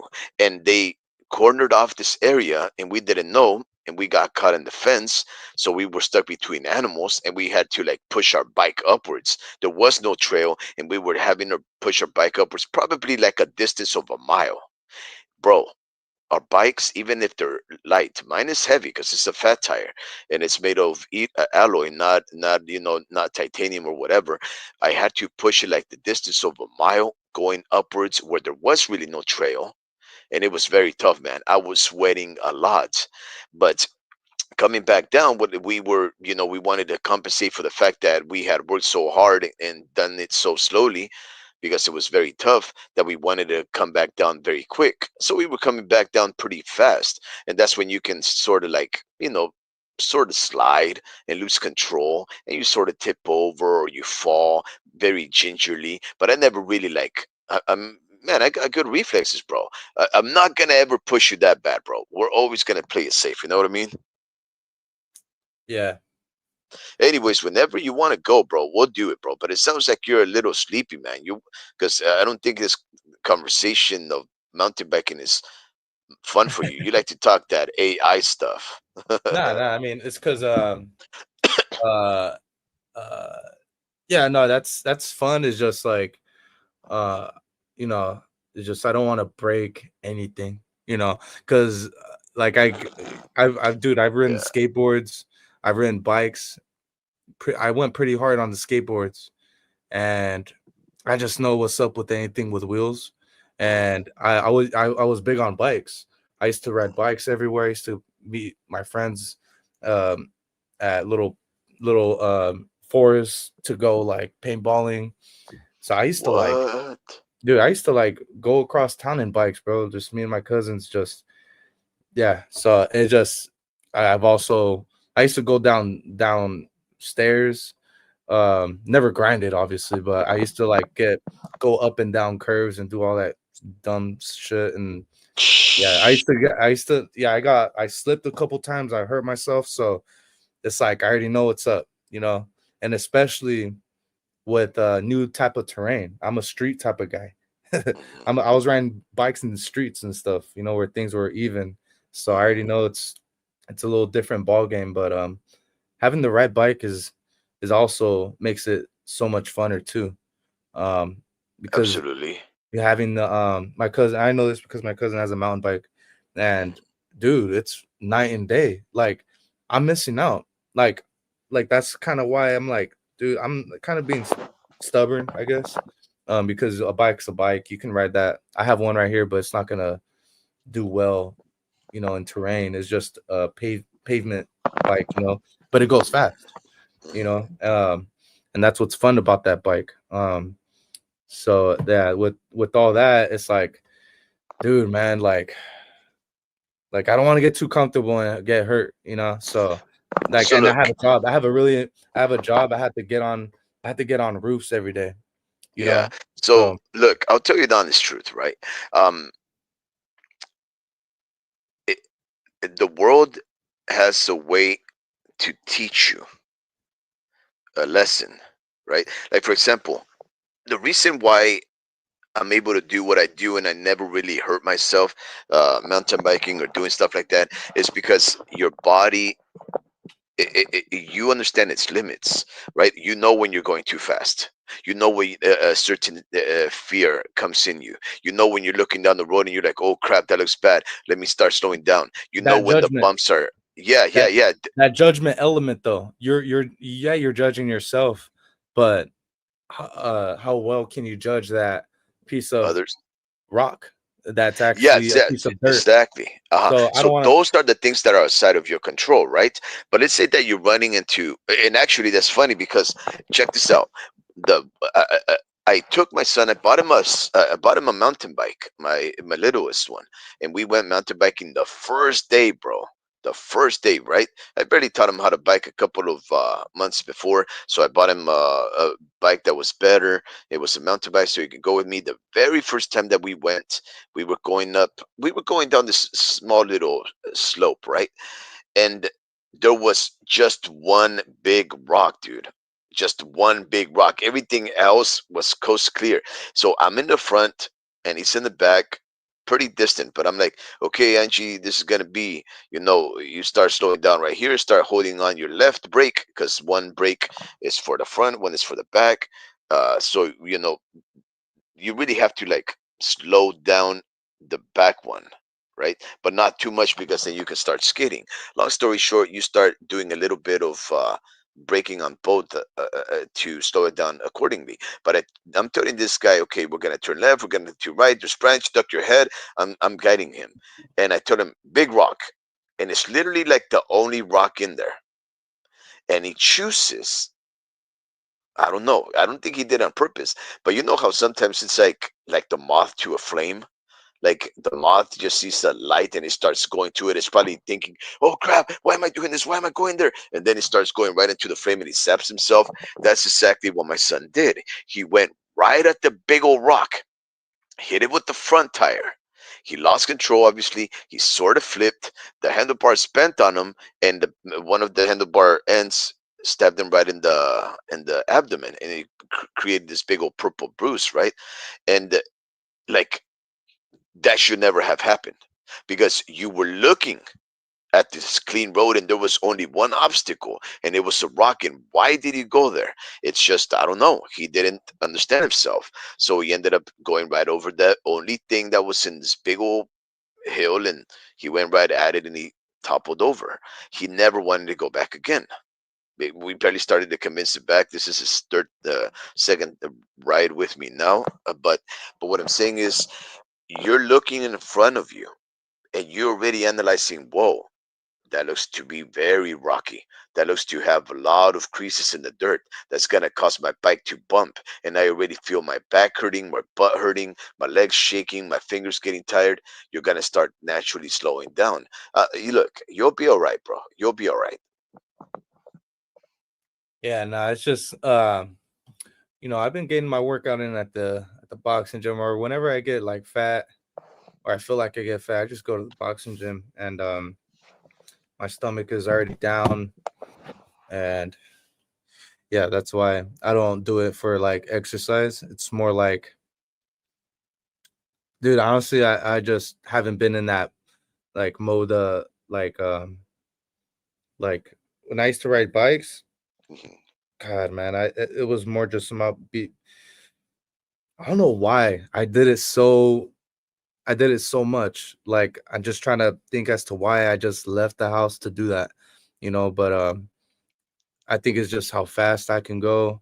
When things get sketchy though, that's when I'm like, I used to take turns pretty crazy, and I almost got hit a couple times by some cars, but it's like it's skidding. It's skidding. I skidded on pavement. Um, and I've also skidded like, trying my bike out like on terrain. It's just not fun, bro. And I'm gonna be really mad at you if I get hurt. No, I'm just kidding. But No, no, no, no, no, no. I get it. So again, I don't really do the whole mountain biking thing for weight loss. I do it because it's fun, right? That's why I do it. Is it beneficial for weight loss? Obviously, but I do it for fun, man. I'm not lying to you. One of the funnest things that I do in life is mountain bike. I get to get in fresh air. I get to exercise. I see a lot of animals. Like the other day, we ran into three huge. I thought they were wolves, but they were coyotes, right? And my son, we were driving. We were mountain biking, and he's like, we hear the "Ooh, ooh, ooh," or "Ooh," whatever kind of sound, right? And he's like, Dad, and I heard it, and it's like, "Ooh," and I was like, that's not a dog. He's like, it's people, huh? And I go, nope, that's a coyote. And he's like, nah, for reals. So we ended up having to mountain bike up that region, and we heard two animals. We heard one call in response right across two valleys, and we had to go down the valley where the loudest and closest one was at. So we started going over there, and this was a very familiar area to us. It's always fun. We always take it because it's very fun. It gives us a good workout. We can finish it in about an hour and a half, hour, maybe even 45 minutes, to tell you the honest truth. And it's fun. And we ran right into these coyotes. And man, there was a huge one. There was at least two huge ones that I thought were wolves, but there was one that was just too small, and it looked a little golden instead of, like, gray and white. And I was like, look, the spots, the fur looks to be sort of like a coyote, and they look pretty big, but maybe it's because they're pretty far enough for me to confuse them both, but maybe they're coyotes. So I got my phone and I started zooming in there, and yeah, sure enough, there were three coyotes, a little baby that was playing around with, like, the mother, and the father was just like walking away, like, get out of here, like, stop messing around or whatever. It was one of the most incredible sights, right? And I knew the animals were there because we've been running into a lot of deer carcass and animal carcass and just animals destroyed and cut up. And I knew that there was some kind of big predator around there killing them. Well, obviously, it's going to be coyotes, because there's mountain lions, sure. Well, I've seen the mountain lions, uh, but that's all there is, right? There's no bears. So I knew it wasn't a mountain lion because mountain lions don't howl, and I knew that the only other big predator was the coyote. But it was so incredible, man. We see animals, we see flowers, we see hills, we see some of the best sunsets, unobstructed by anything. Just big old, big old sunsets with the ocean in the background. Incredible, man. It's one of the best, most rewarding things that I can do. Let's see what the homie Ricky says. Oh, did you get that, Drew? What skeeted weird? But you would share that link. I don't know. I don't think he did, homie. It's not weird. That's how you make babies. Yep, skeeted. Ah, he's having sex, but on concrete, weird way to make babies. What? yeah, I don't Talk, know. what is he talking about? I Where's think the he's camera mad. I record? think he's mad because we're still live. So he's making a. He's, Ah, he's all being. right. You know what? He's giving fussy vibes. Oh no, he's mad because the camera's recording at his channel. Oh crap, it's not gonna be able to go live anytime soon. All right, homie. Yeah, we took Mm. up 5 hours of your time, bro. We're gonna end it right now. Dream. I wish you a wonderful night, man. Thank you for staying up late. Look, I want you to do more research on not only AI, definitely, but I want you to do more research on Elon Musk himself. I want to know more about, if you think he's a good guy or a bad guy, right? I'm going to do more research on the technology itself, on artificial intelligence, the good and the bad, and try and put it all together, because we really have to ask ourselves, with the complete and speedy acceleration of technology, we have to ask ourselves, are we headed to a better world, or a world that doesn't even need us? A dream has been fun. I don't know if you have any parting words, but I just want to thank you and the homie Ricky for having invited me here to engage you all in a very lively, spirited, and quite ignorant conversation, but it was still fun nonetheless. For Dream 123, myself, Warp Speed, and of course, your interlocutor and broadcaster, the homie Ricky, I bid you adieu. Good night, Dream. Good night. And I will take 5 minutes to say, no, I'm just kidding. Nah, You would never. Hey, the other day, me and Ricky were talking about how you choked. I lost, bro. I think my phone died, and it was not just because me and you. I keep it short, and then I let you guys talk. That's No, why no, it's so no, no, easy. no. That's not what happened, bro. Okay, homie had to leave because he leaves like around 10 from work, right? So he has to log off, Because and then he said uh to get off once you want me to just get off once you want me to end it. And I was yeah, like, yeah, all right. yeah. No, no, no. Wait. No, no, no, no, no. And I'm not So gonna talk he to had to myself. get off. He I'm had never to. gonna go ahead. No, bro. Look, how many times have I talked to myself? You're just I- having a conversation and people are listening and they're gonna comment and then you're gonna respond to those comments. That's the way this works, but man. I drift off though, and It's okay, bro. It's okay. because I run out of shit to say, and That's what no I'm I saying. You no choke but dog. no but I stick to the subject, and then we were like talking about not the subject, so I said I'll just end it since we're not talking about the subject anymore. You know, Wait. So I ended up losing, like, my phone died. I completely was oblivious that it was dying out, right? So my phone died, and me and you were having this very good conversation about something, and then my phone died, and you were talking at that moment. You were talking, and then I faded out, and then I think it was about crypto too. And then you go, "What? Oh, so you're just gonna do that?" And you thought I hung up, and you're like, "Okay, well then, all right then, all right, I'm leaving too then." And then you hung up, and I was like, I was listening the whole time over here on my phone. I was because watching the no thing, and one, I was like, "What are you doing, bro? I Let don't me know, hop just on." you know what it is I don't like to just talk to myself, and I see how many people are live, and I'm literally Uh, talking to myself. I was the only one, you know. So you should have I'm not. waited for me to arrive, man. Nah, I'm not Yeah, gonna. I'm just not that. Uh, like needy for conversation. I'm not that needy for conversation. I'm gonna use my time wisely. True. All right. Uh, well, I guess good night then, bro. All right, man. Peace. Peace.